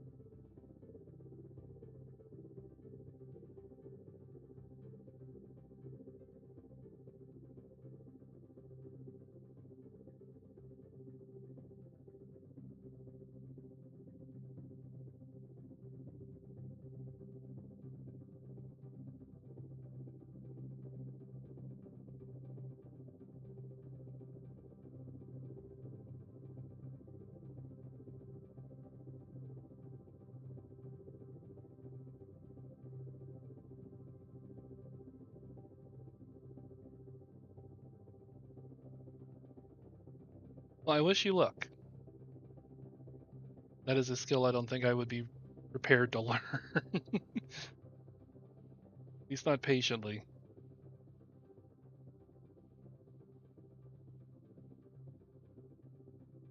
Hope that works out. Right.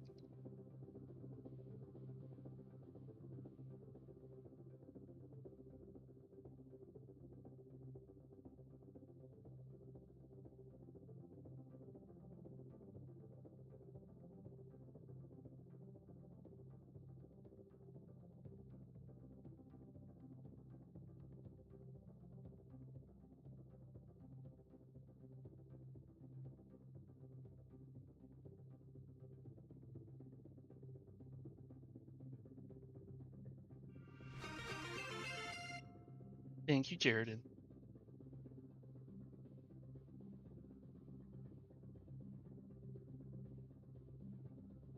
I tried to make the. I guess I could make the text bigger by making what I'm typing full screen, but I kind of want to see my outline too. I could do.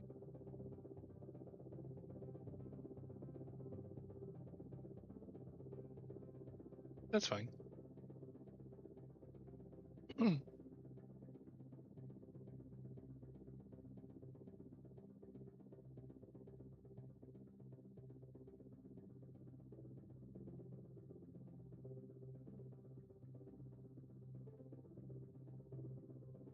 No, Twitch mobile is shit regardless. Just kind of like Discord mobile is shit regardless. It doesn't matter.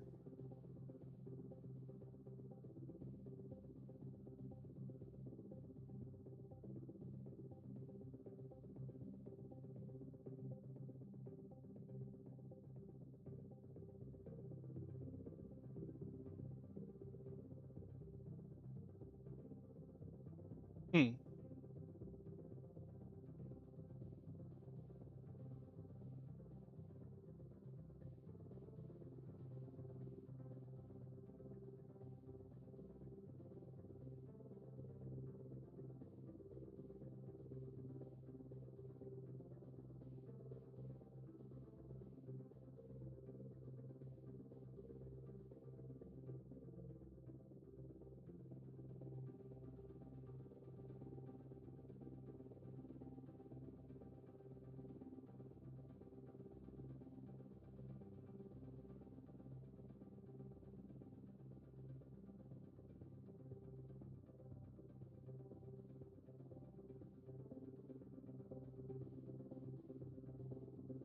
Oh yeah, Blue Sky for Affinity, but like their teams have what's the word I'm looking for? Um there's a word I'm looking for that means the same. Well, no, not even competence. Um they've made versions of those websites that are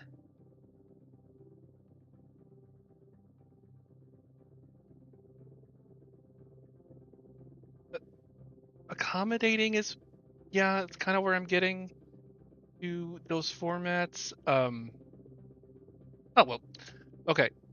For Affinity, Blue Sky are formatted for your phone screens. Well, Discord is not. Twitch is not. Um, but it but really it's because of the kind of media that you're engaged in on both of those platforms. For Affinity is an art site. It's yeah, it's not very social at all. You're there to view art, not have a conversation like you are on Discord or watch a stream. Well, that too, but it's because you're not doing all of those things um, on FA or on on Blue Sky.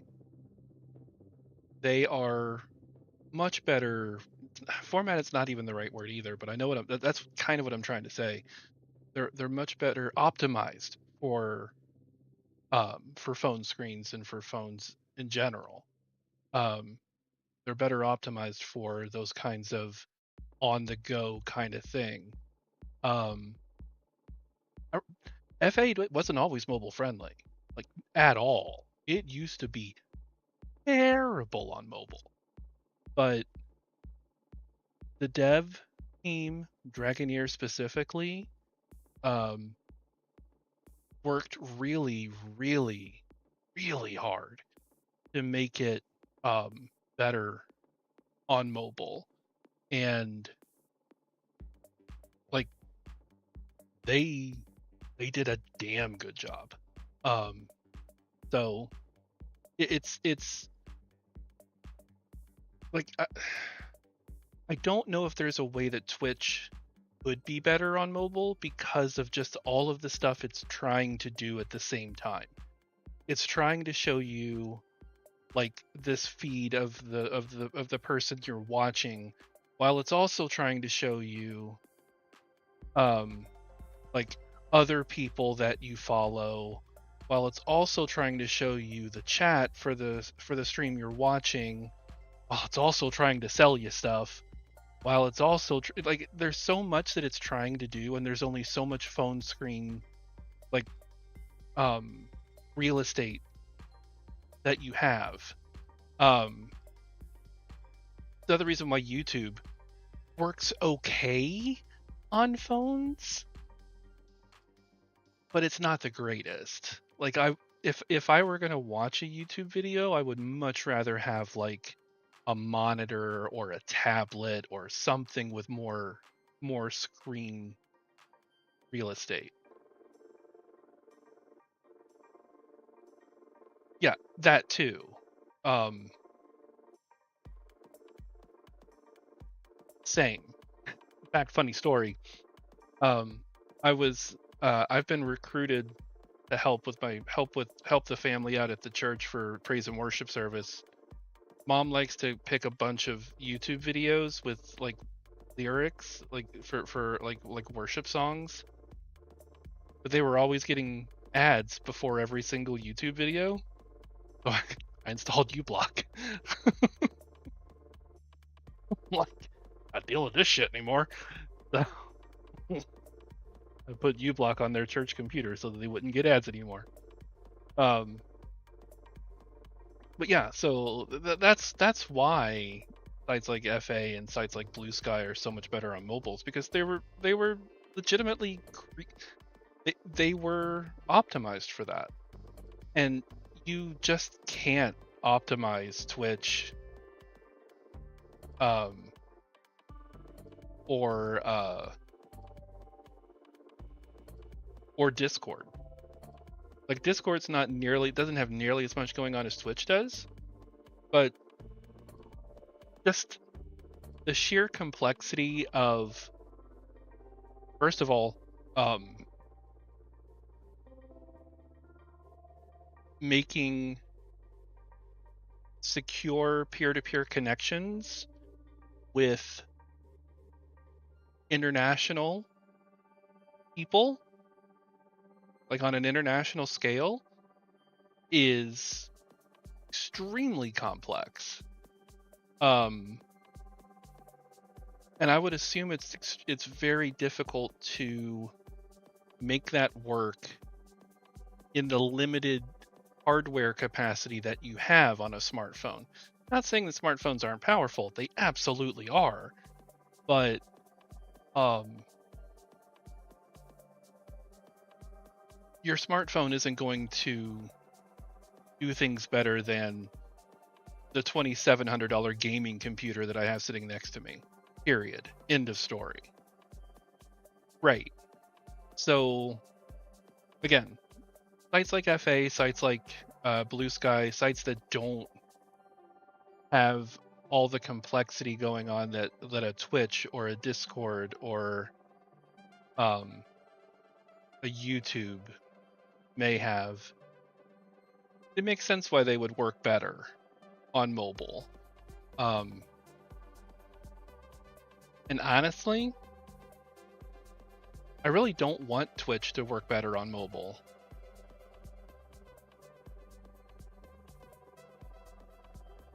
Oh yeah, absolutely, Azul.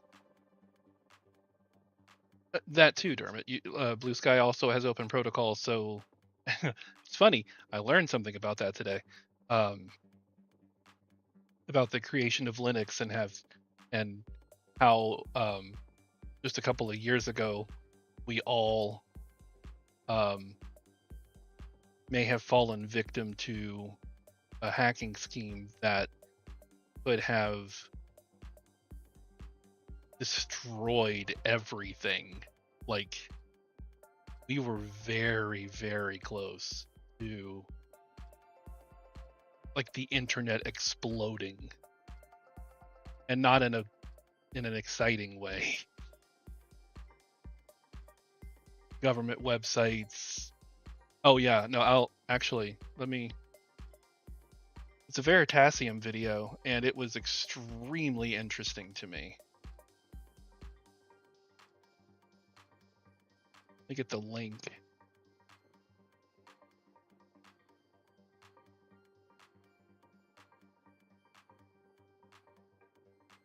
The internet was weeks away from disaster and no one knew.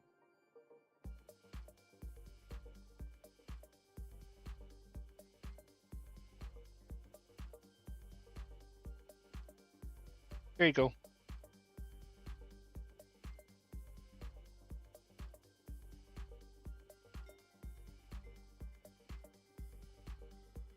Oh yeah, yeah. Watch that Veritasium video when you have some. That'll be a good one to watch at work, Jer. Yeah, if anybody's interested in anything like that, Veritasium's a great site. I love their videos, but this one was a little scary. It is a documented issue. You may have to look up something called no, well, yeah, that's fair. It's the Linux XZ. It was the XZ problem.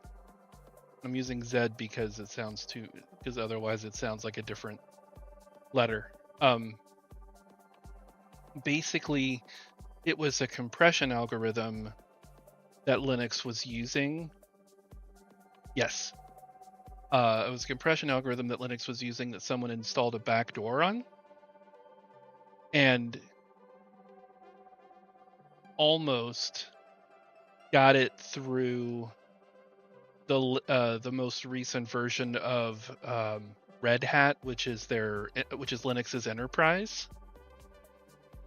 And if people had installed that, oh boy, it got so close.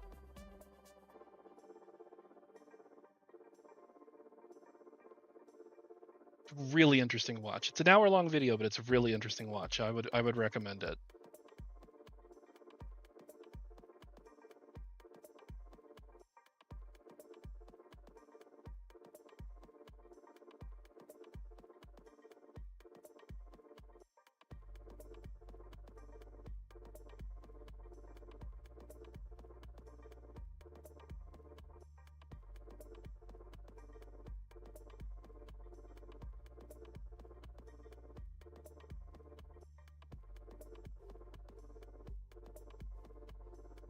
Yeah, Linux has two sides. It has Red Hat, which is their enterprise OS, and then it has Fedora, which is their private sector. And this guy had installed a backdoor into the compression algorithm, and the way he had to do it is just like, he's obviously a bad person, but you just gotta admire like how how much trouble Debian is one of the ones. Debian and Ubuntu were two of the builds he got it greenlit on. Those were both mentioned in that video, and like I said, this guy's an ass for trying to do this. Like, I'm not even saying he's evil. I'm just saying he's an ass. But he is an intelligent and extremely crafty. Like, it's almost like I'm in awe of what. Well, right, yeah. That's you're saying the detail of the gist I was giving. Mostly because I don't remember all of it. But yeah, Red Hat and Fedora are the two distributions of Linux that they were mentioning in the video. But Debian and Ubuntu were also mentioned. I actually had an Ubuntu installation on my Dell my Dell laptop, but that thing is so fucking old. I bought that when I was working at Geek Squad. It is one of the downsides, but they also mentioned that it was also one of the upsides. Because the reason it was caught was because someone was testing something completely unrelated. And he noticed a discrepancy in how quickly things were loading. And he couldn't recreate it on older versions of I think it was Debian. And he just started diving deeper into it, and he found the back door, and immediately was like, this cannot happen. It was crazy.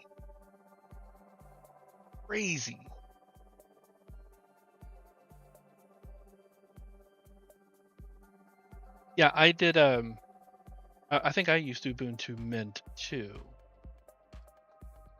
But like I said, computer's so old now. I need a new laptop, or not. I don't know.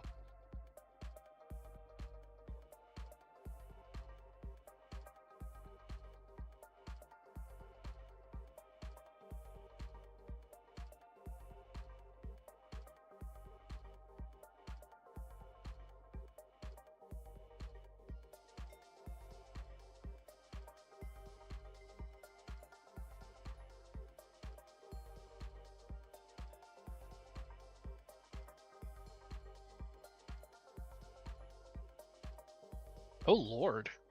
No, you should not have to wait 4 to 8 weeks to replace a fan. That's a lot of time. Yeah, this guy was a bad actor, but the guy who caught it, hero. And when you see just how fucked we almost were,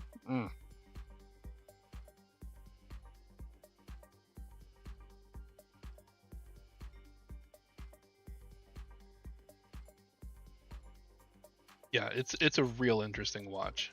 I was impressed, especially since I'd never heard of it before. And that was another thing too, is that the media really didn't cover it. It was talked about, but it was never once it was fixed, and once the issue was resolved, it just kind of fell off people's radar. But really, that's not anything surprising, considering. Hey, Akari. It's not really surprising given how our attention span has dwindled to 5 seconds nowadays. How's Akari doing? What you doing? How you been? I think your next computer will be a mini PC that you set up as a semi-portable computer in a tray. Don't need anything ultra-portable, but need something that can actually be repaired with standard. Yeah, that's fair. That's fair. This thing's not going anywhere for a while. I don't know what I need to do to you. I don't think I need to do anything to you right now. You're still playing all the games I like to play and keeping my room warm. Chilling because you have work at 5 a.m. I hear you. I am also chilling with this funky music and well, I mean, my room is the warmest room in the house. So the fact that I have this $2,700 PC and two 27-inch monitors in front of me, not to mention the work laptop and two other monitors to my left, it can get a little warm in here. It can get a little warm. If I pull my door closed, it gets really warm in here. I had a fun time too, Akari. It was really fun. Deadlock's a good game. I'm really happy with it. I wish I were better at it.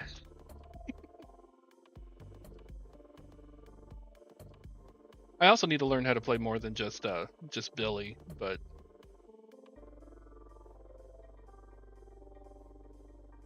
no, I am. I'm enjoying it. Tonight's a bit of a different stream. Doing some world building with my Sona.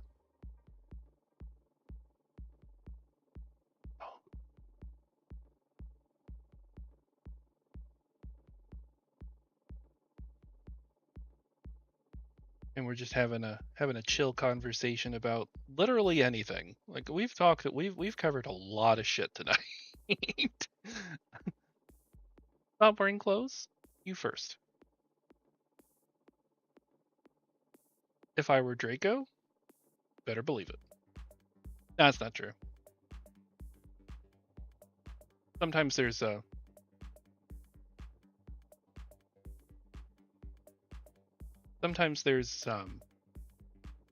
something to say for what isn't shown.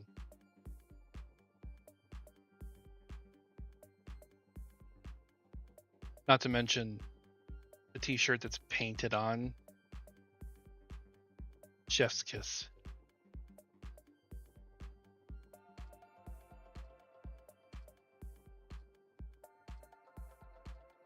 Anyway. Yeah, thanks. I'm distracting myself. Getting thirsty. Well,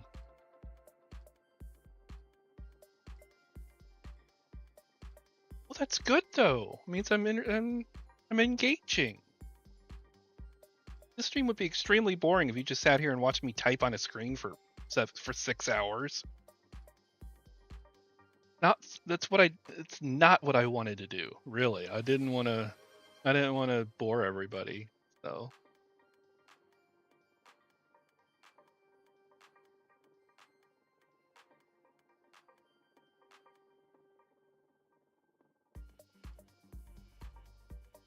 It does if I do it too much, but I have plenty of things to keep myself hydrated. Thank you very much, though.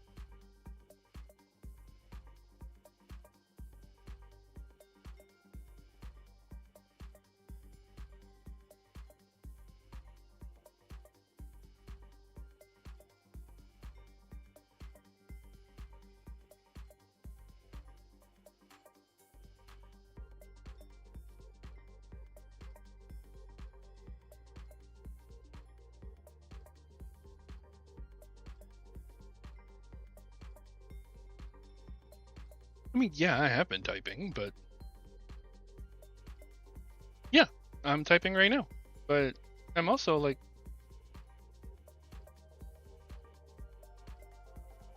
I would much rather get a little work done and just have a fun, chill stream than like I wasn't looking to finish book 1 tonight. Yeah, just good vibe. Also to kind of prove to myself that I can still do that. Sometimes when I'm playing games, I get so caught up in them that I forget that there's, other things to do besides just grinding story. So I'll grind this story while talking to you guys. That's better.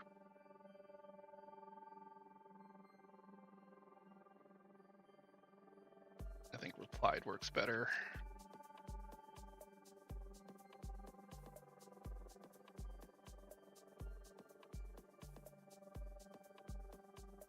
Grinding against my story. You see, and that's where I'm kind of, that's another thing I'm kind of like stuck on. Like, is anybody really going to read this if there's not even the faintest mention of a dick?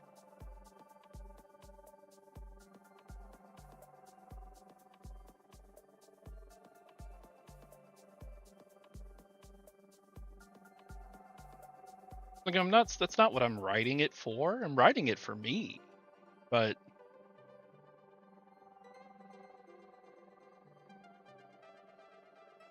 I'm writing it for me, but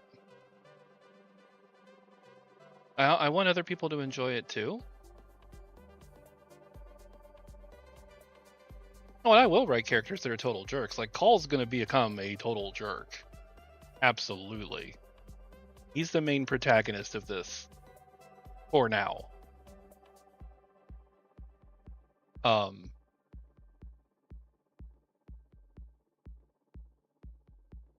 be surprised, Azul. I hope so. Am I publishing it? I don't see, that's the thing.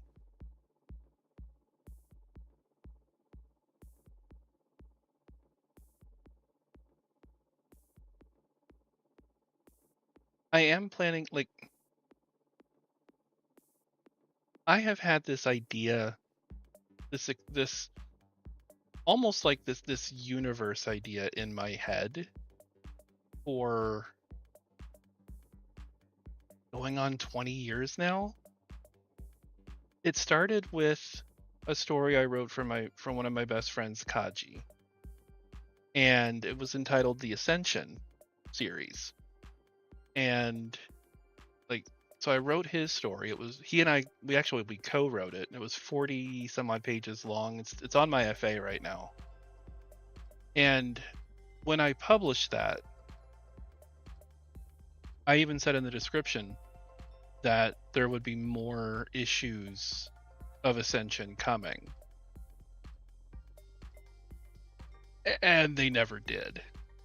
So this has been something that I have had stewing away in the back of my brain for decades. I want to create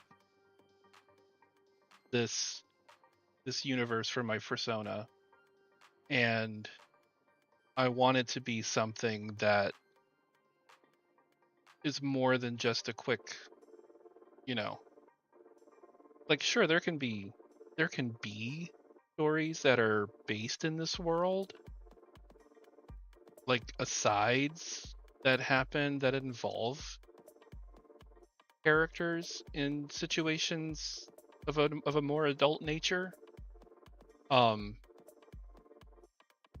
that's not what this was supposed to be about. Like, not even like Kaji's story didn't have any dick in it either. I think we had one scene where one character was like, there was a scene in which Kaji was appreciating the build and heft of certain characters within the world. But like, there was no sex at all. And it felt refreshing to write a story without that, because up until that point, everything I'd written had some kind of like ink involved.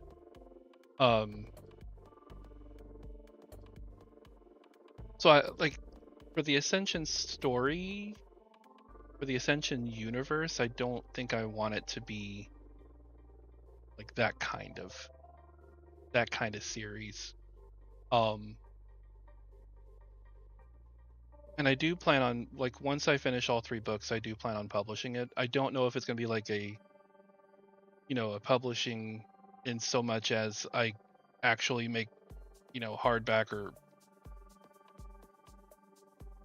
physical books out of it. I may just publish it to Fur Affinity and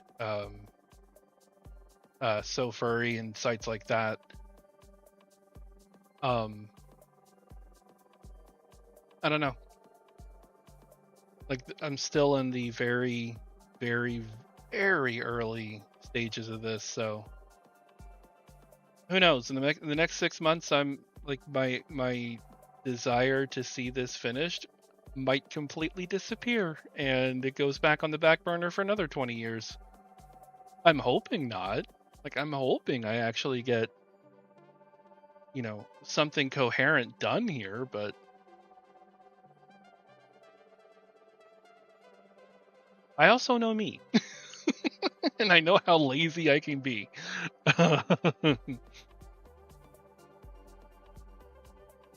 So, we'll see.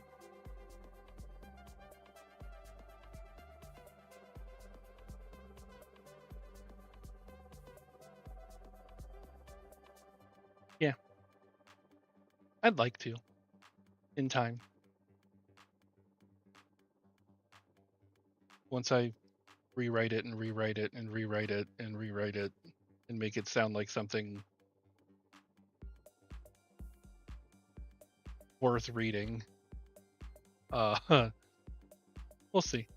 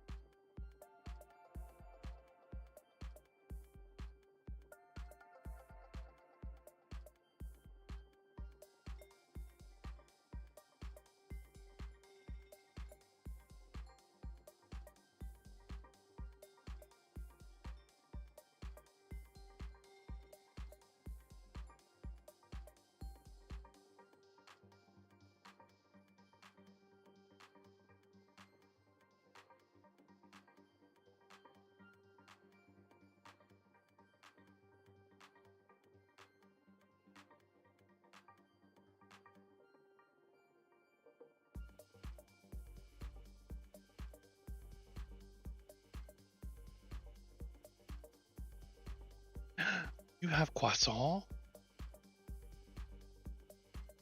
Is there any specific flavor of croissant? Also, are you already at work? Chocolat. Chocolat flavor. Okay. Fair enough.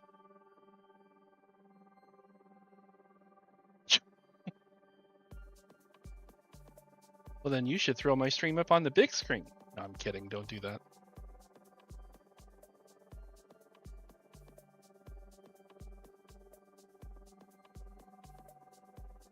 I can only imagine what your boss would say.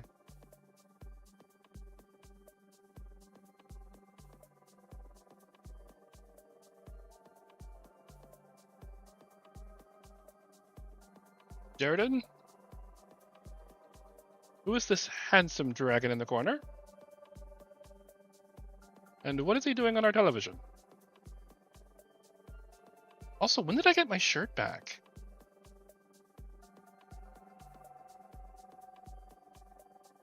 I don't remember who dressed me. Anyway. Just noticed that. Who would dare do such a thing?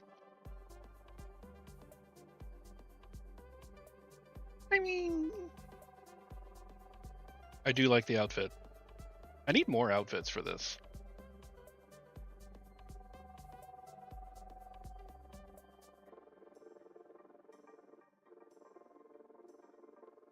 Who would dare dress a dragon? Who dare? How dare?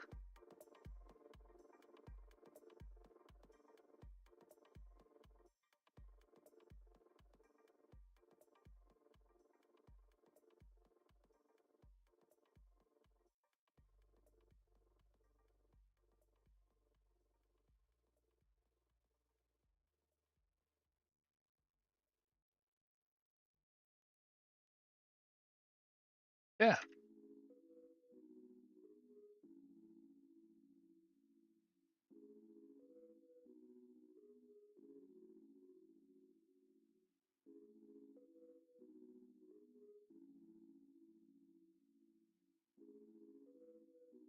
Tank top view is also nice. Tank top view sounds something like tank top sounds like, so we've got like the fully dressed maximized,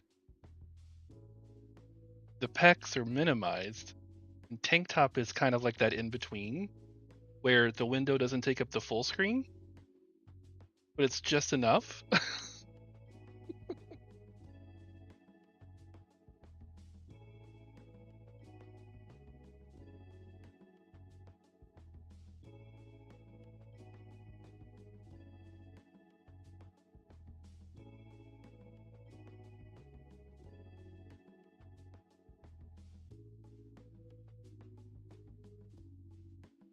Did I spell that right?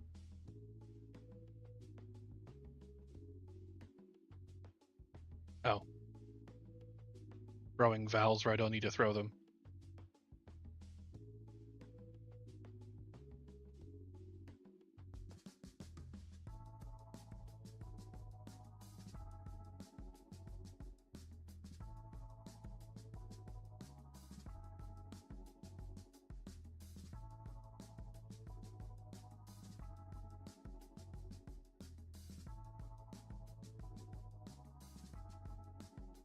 Welcome back from the ad break, everybody.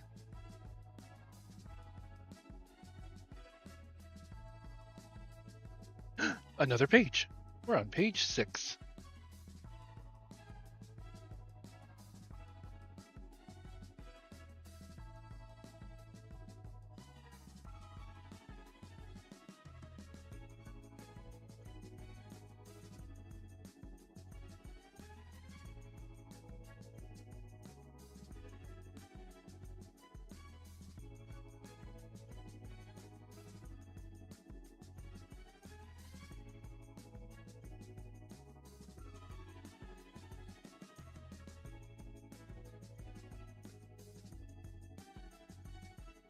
Hmm.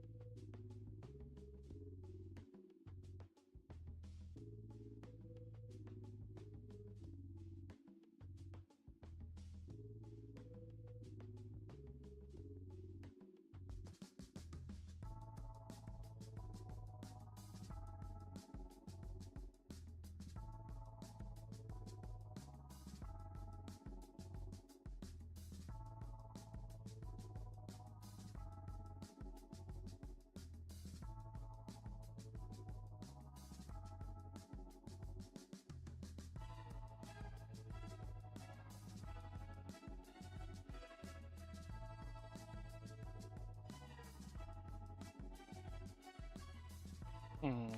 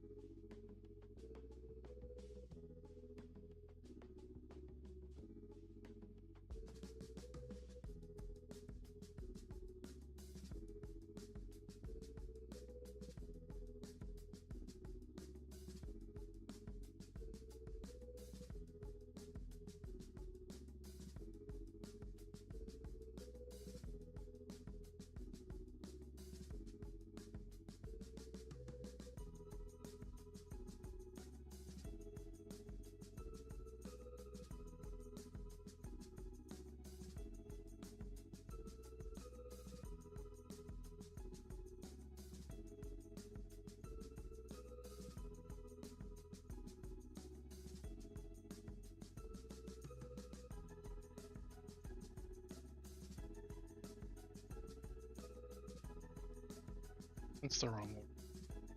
Ah, no.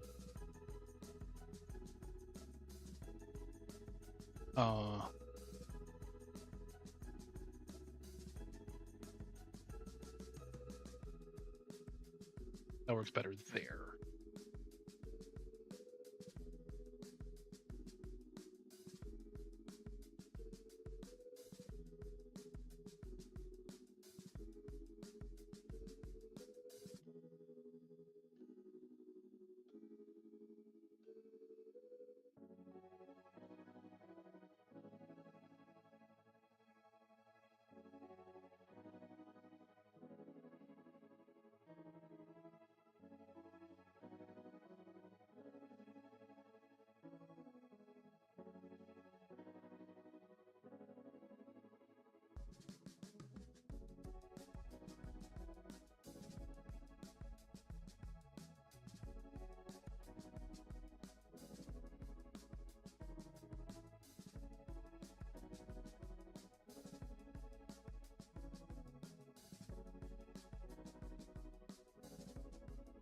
That's fair, Dermot.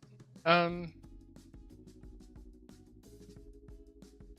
say I want another laptop, but really, even when I had the one that I had, I never really used it.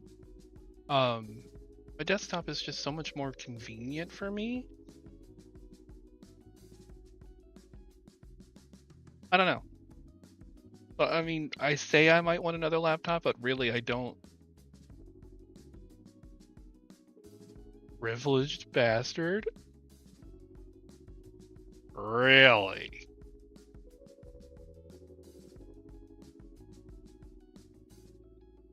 No, like, gaming on a laptop was never really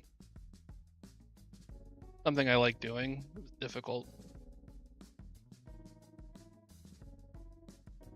I haven't had a whole lot of trouble with 11. Like, my desktop's on 11, and it's been fine for the most part.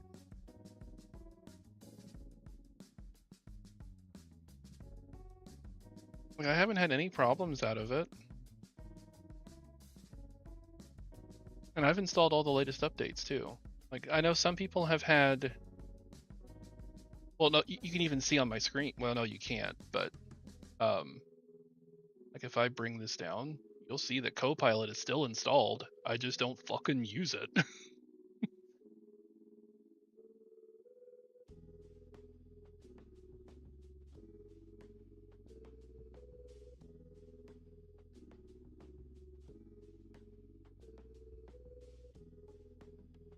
I don't concern myself with it. If it's not that invasive, if it's not forcing me to use it, then I don't really care. Like, it's right here. Like, I could use it for this if I wanted to, but I'm really trying not to. I want this to be me, not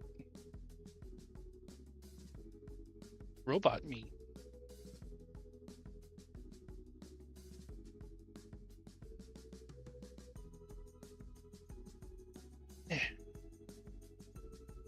Forgive the model probably going crazy. I have drink a lot of fluids. Thank you, Brash. Thank you, everybody. I will BRB.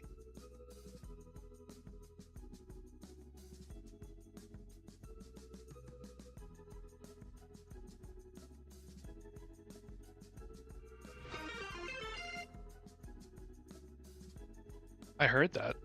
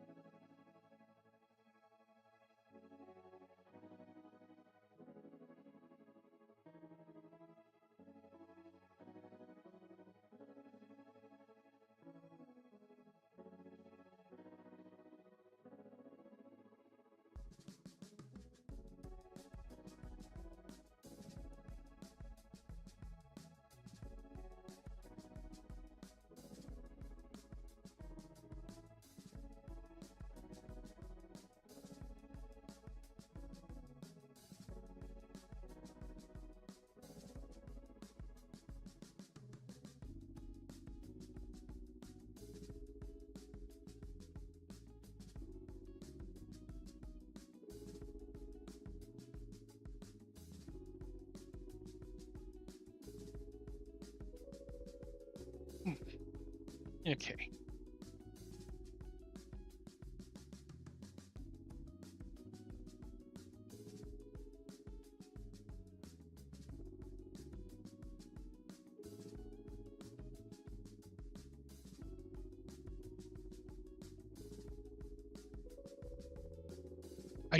I did. Always struggle with knowing how to phrase search engine searches, so sometimes you can ask Copilot for clarity on something and you can have a little conversation. Yeah, like, I'm going to be real. Like, I've had conversations with ChatGPT. I absolutely have. Some of them have been stupid. I highly recommend if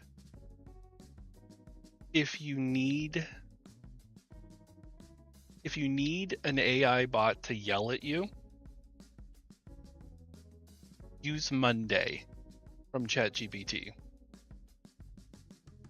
If you need an AI bot to read you, like if you need an AI bot to throw the book at you,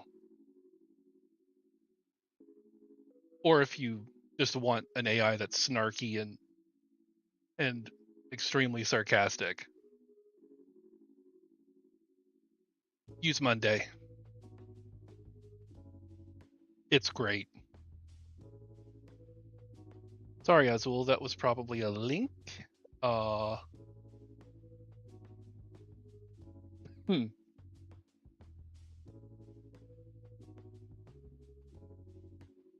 Um, I sometimes use perchance to do silly RP things. Perchance is fun. And like I said at the beginning of today's stream, I used Suno to make the music that people heard. And I know that some people will be not really upset, but disappointed in that. And I understand. I completely get it. Everybody who has who has a gripe about AI and its usage, you are all 100% correct. I will not take that argument away from you. You're 100% correct. However, having said that, it is here. It is not going away. And this is the worst it will ever be. I'm not condoning some of the things it's trying to be, like people are trying to use it for. Looking at you, Pete Hegseth, I'm not condoning or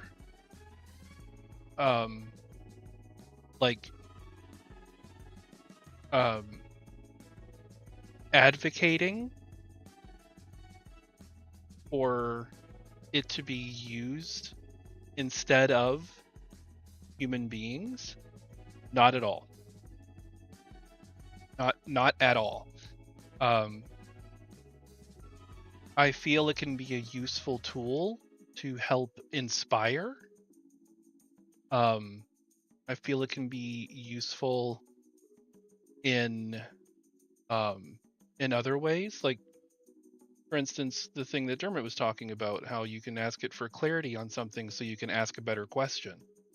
I feel it can be useful as a tool, but like all tools, it's how it is used. And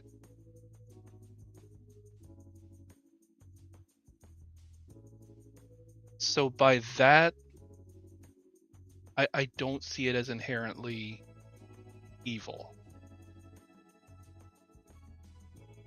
It's here, it's not going away, and this is the worst it will ever be. So I'm not going to tell people you should or should not use it.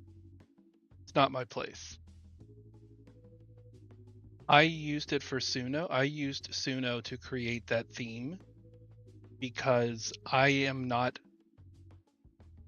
I don't know if you guys know this. You don't make a living on Twitch.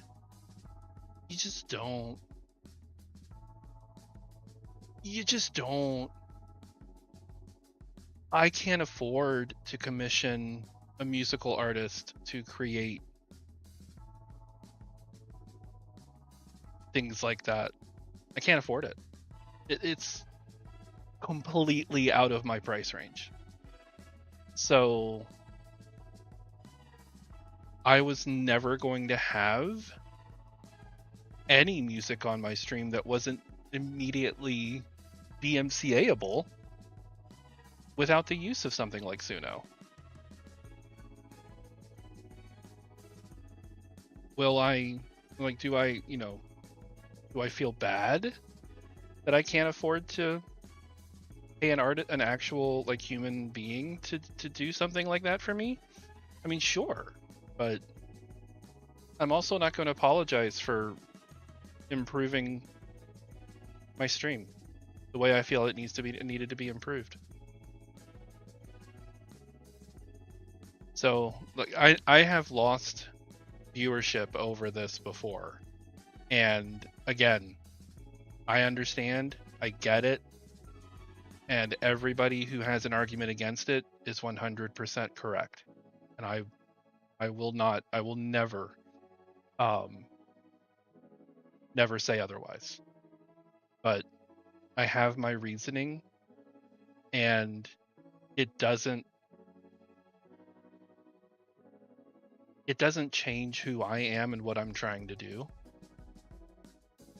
So anyway, that's my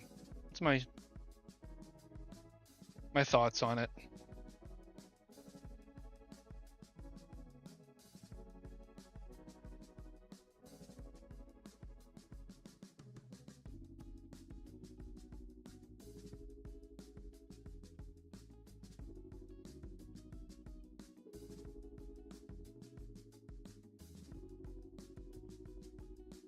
Gen X tended to grow up with 80s, 90s Star Trek TV. A lot grew up with wishing we could have computers we could talk to in a way that's still hard with search engines. So when this came along, we already had an interest, but a lot of younger generations seem more hostile.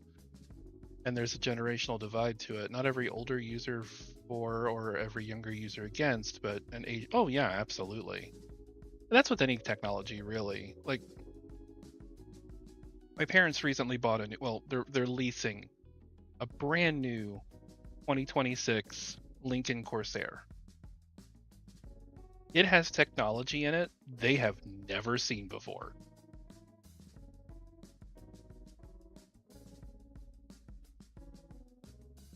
Like, this car can do things that no car they have ever owned or rented or driven before can do.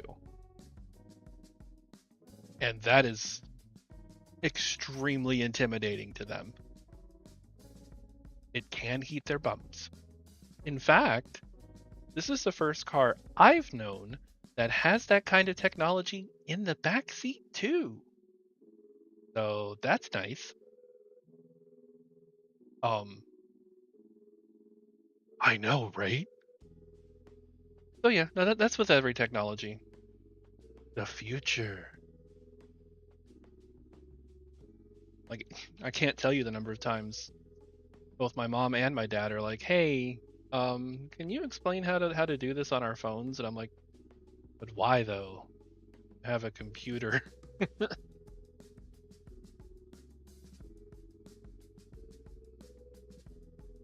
And it's also one of those things where they buy technology and they immediately assume I know everything about it because I'm of a younger generation. And I'm like, not how any of this works. I might know of it. I'm not familiar with it.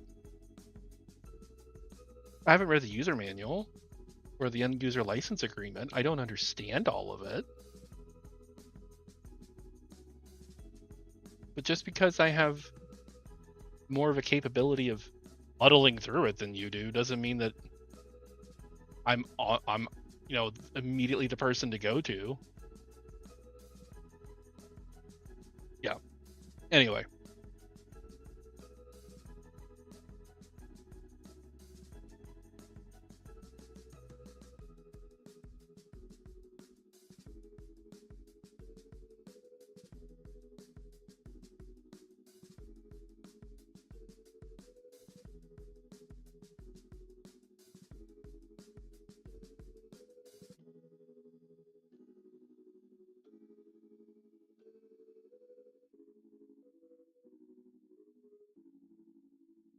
We had a discussion at work yesterday where we discussed how we were the generation which grew up learning tech, and the one behind us grew up immersed by it. That's true. And now we have a generation that didn't grow up with it.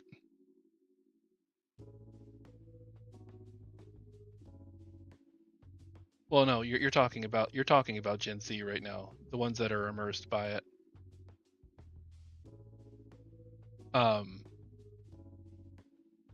And when we are gone, no one will be able to look after it. You're not wrong, Belle.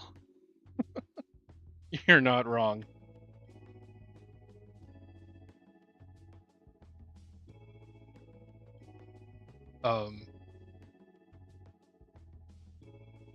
Yeah, because the generation before ours were amazed by it.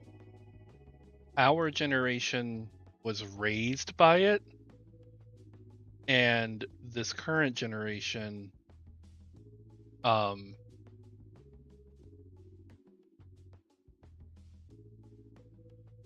unfazed by it. I didn't mean to make that rhyme, but it did. Oh, well, okay. So they're not completely tech illiterate, Azul. They're just illiterate of the things that we grew up with. Like, if you look at the generation after us,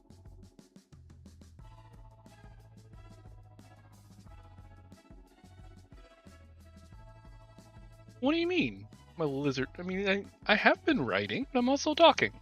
The rhyming part, I understand. But yeah, no, like the literacy, the tech literacy of the newer generations is more with the current tech than it is with the tech that we grew up with. For instance, watching, like, if you take a child to like a tech summit and they approach a computer, they will move the keyboard and mouse out of the way and try to touch the screen, because that's how they understand how to navigate things. Everything is tactile now. They grew up with their babysitters are tablets. Ours were Sesame Street. A little bit of a different thing.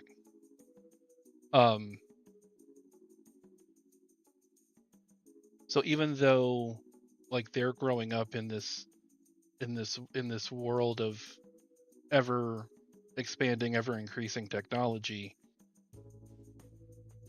they're kind of thrown at it. Yeah, no worries, Dermot. They're kind of thrown at it head first, and so they're not really given an opportunity to learn all the nuances of it all. They're just kind of like, here, this is what you have to do. This is what you have to deal with. We're not going to explain. We don't have time to explain where it came from or why it works. This is just what it is now. Enjoy, have fun, and like, people don't always catch on that quick, especially in a day and age where I don't know if y'all know this, or if you remember this, but back in the 80s and 90s, ADHD wasn't a thing. I had never heard of anybody having ADHD, autism, like any spectrum whatsoever. Obviously it was.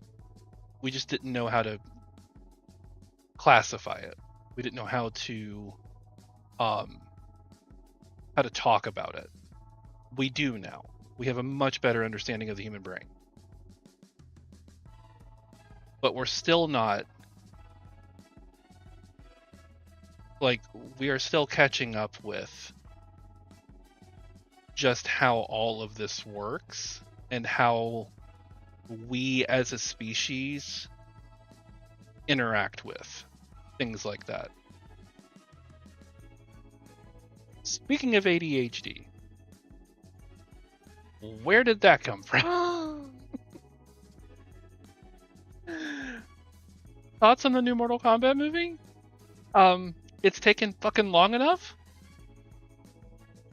Oh, was there an ad for it? It's taken fucking long enough.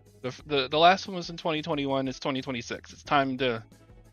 I would like to see my Johnny Cage in Mortal Kombat now. Please give me Carl Urban as Johnny Cage, please and thank you. It's taken fucking long enough. Also, it's this will be the first Mortal Kombat movie, not the second. I don't care what you say. This one's going to be the one that actually has the fucking tournament in it.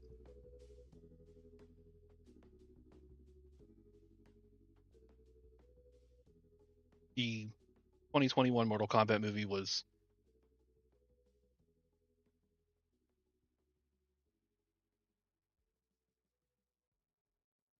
how do I put this? The 2021 Mortal Kombat movie was violence for the sake of violence.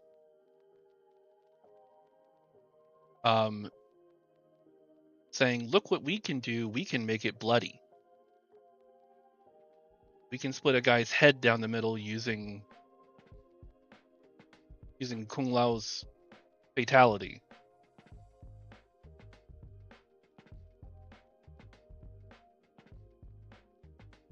And introduce a character that nobody cares about. There is no reason for Cole to exist. Zero.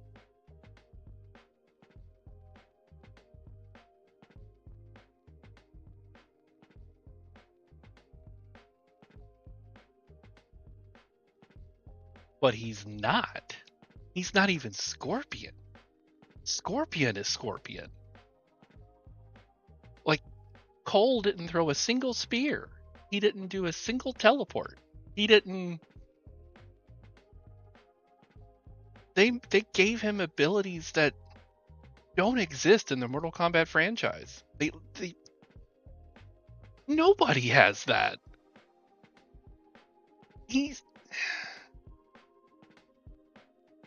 I was impressed with what they were able to do, but I was disappointed in its inception. It's just, well, I'm not really an MK purist either. Like, I loved the original movie, and I love to dunk on Annihilation because it is so shit. But it's not shit because because of choices that they. Okay, it's shit for several reasons. One thing they did right was the fucking soundtrack. That soundtrack is killer. It is banger, and I will die on that hill. The 95 film, it was at least trying. The 97 film, Annihilation, was at least trying. That's okay, Jer. I'm probably going to be heading off here in another 20 minutes or so. Well, I mean, the fight choreography was great, but both the original and Annihilation were trying to shoehorn a story about an alternate universe Earth into this Earth. And that's just not how it works. Not to mention they were trying to they were trying to just forget that Mortal Kombat 2 existed by like going straight to the story for Mortal Kombat 3. Like, the original Mortal Kombat game had 7 characters. They tried to compress the first 2 because they had Melina. Like,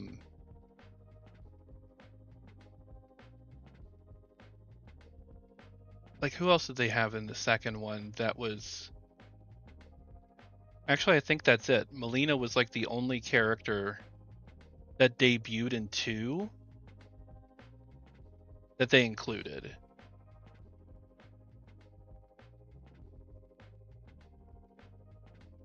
Jade was a secret character. She was kind of a secret character in this too, because Liu Kang had to knock himself out to find her. So Melina was the only established character that wasn't a secret. Jade was there, even like she was a secret character in 2 because I think you had to get eaten by a tree in the enchanted forest, as a fatality before you could fight her. I mean, Katana wasn't in 1. She was also in 2, but they needed some kind of vehicle to get the story moving in the original game or in the original movie. So Katana, Melina, Jade. So basically that's it. Everybody else that they mentioned, like Shiva was 3, Cabal and Stryker were 3. Sindel didn't come in until Mortal Kombat 3. Shao Kahn was in 2. Motaro was in 3. Rain wasn't even in 3. Rain was in Ultimate Mortal Kombat 3, which was a completely different game. Well, it was an expansion to the game.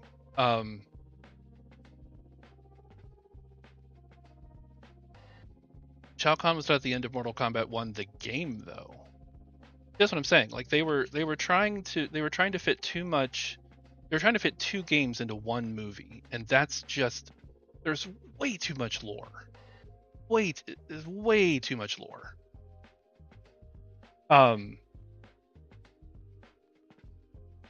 There was no way to do it cleanly, and Annihilation proved that. Not to mention, the only 2 people who came back from their original contracts were Robin Shao and Talisa Soto. That was it. Everybody else was different. I can excuse that because I don't think anybody else wanted to be signed on to this dumpster fire of a movie anyway. Like the original Mortal Kombat movie or the game? Well, the game wasn't. I mean, I guess, but like it may have been it may have been something that inspired Boone and Tobias. You'd have to ask them, but like it was revolutionary for its time. I just wish that. Well, the fact that Boone and Tobias signed off on both the first and second movies, like this is what they agreed to do, and it wasn't great. Not when we have Jurassic Park with CGI dinosaurs released in practically the same time frame, that you give me an animality that is claymation. Like, don't even get the fuck out of here with that. Like, no.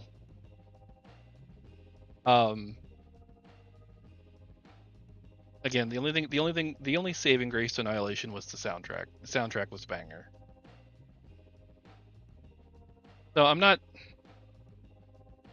I'm excited to see Carl Urban as Johnny Cage. I'm excited to see where they go with this. I didn't even watch the Magic Knight Ray Earth, the original. So probably not. I'm excited to see where they go with MK2.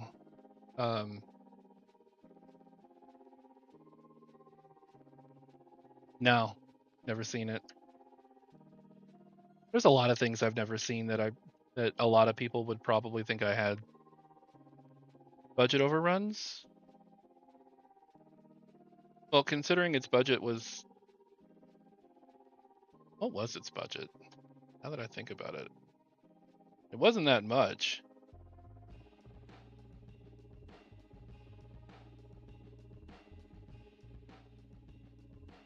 $30 million.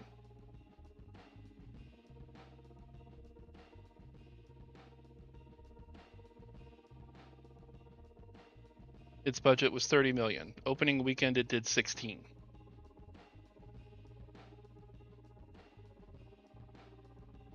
The original had a budget of 18 million.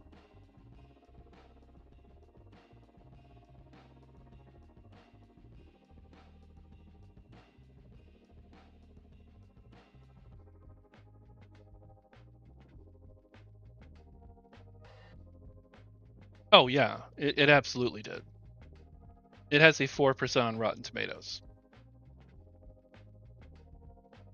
4.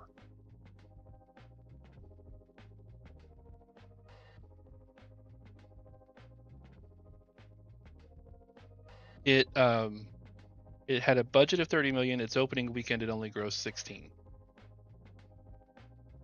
And then it saw a 79% drop in revenue on its second week due to poor reception. It stank. So like it's not I'm not knocking on it because unfairly. Like it was not well received by both MK enthusiasts and the general public alike. Like even this many years later, a 4% on Rotten Tomatoes, you would think there would be some kind of cult following, and there is, minimal, but yeah. Anyway,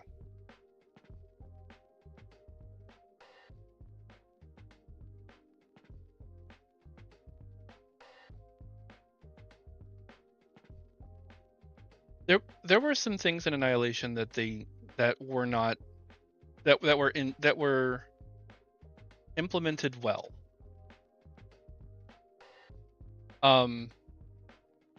Sonya's Kiss of Death was interesting against Smoke. That was not Smoke, it was Cyrex. That was actually pretty cool. Oh yeah, no, there were not many. There were some things that were done pretty well. Again, the fight choreography was fine when the actors were not fighting a CGI, horribly done CGI Motaro. God bless America. Not that hard to make a fucking Minotaur, guys. Really isn't. Or Centaur, I should say.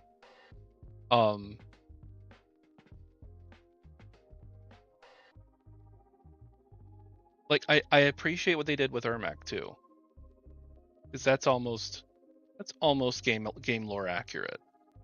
But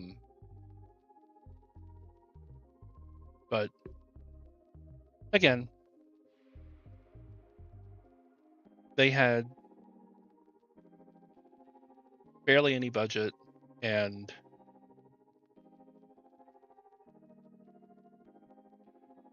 the person, like the people behind it, they dropped the ball.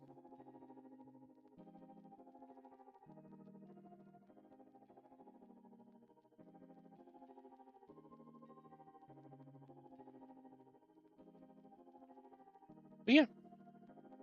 All right, I think I'm gonna call it there because I'm just rambling now. It's also 3:15, and I need to get to bed soon. So this was fun.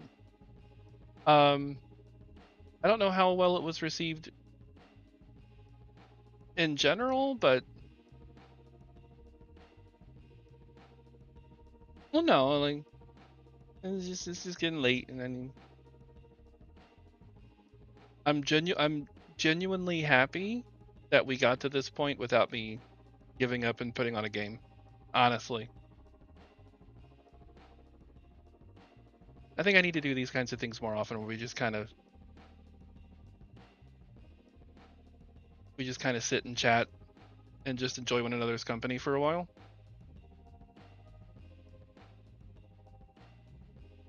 But I did get some work done. Not a whole lot, but it's fine. Um, any progress is progress at this point. Oh, I am. I am.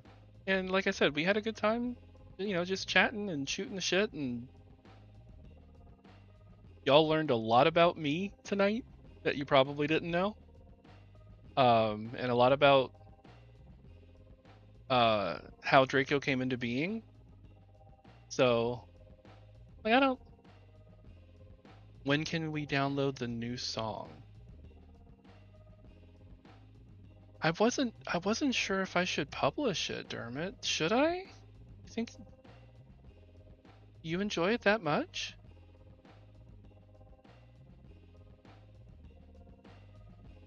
I don't know.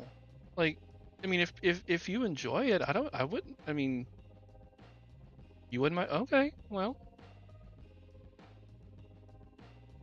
I'll consider that. I don't know if I'm gonna like publish it. I'm I wouldn't mind like passing off the MP3 if you want it. Like, that's no big deal. Um, well, I appreciate that. Thank you.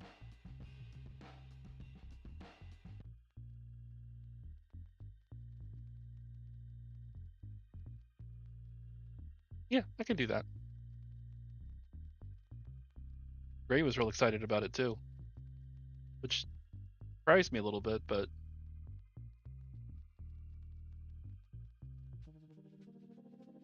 no, I do. I do. All right, friends. Let's see. We want to rate out, or we just want to call it? See who's available.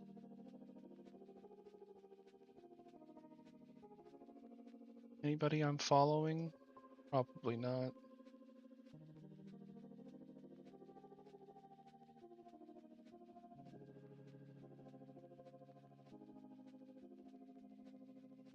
Yeah, let's do a raid. Let's go.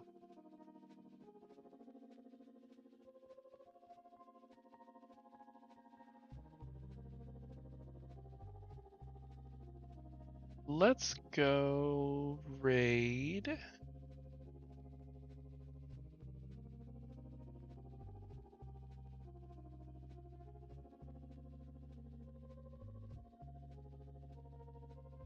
Uh, hmm. Who should we raid?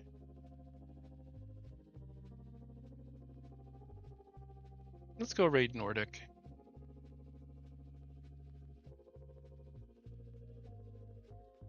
He's playing some Dave the Diver. Dave the Diver. Wow, I am tired.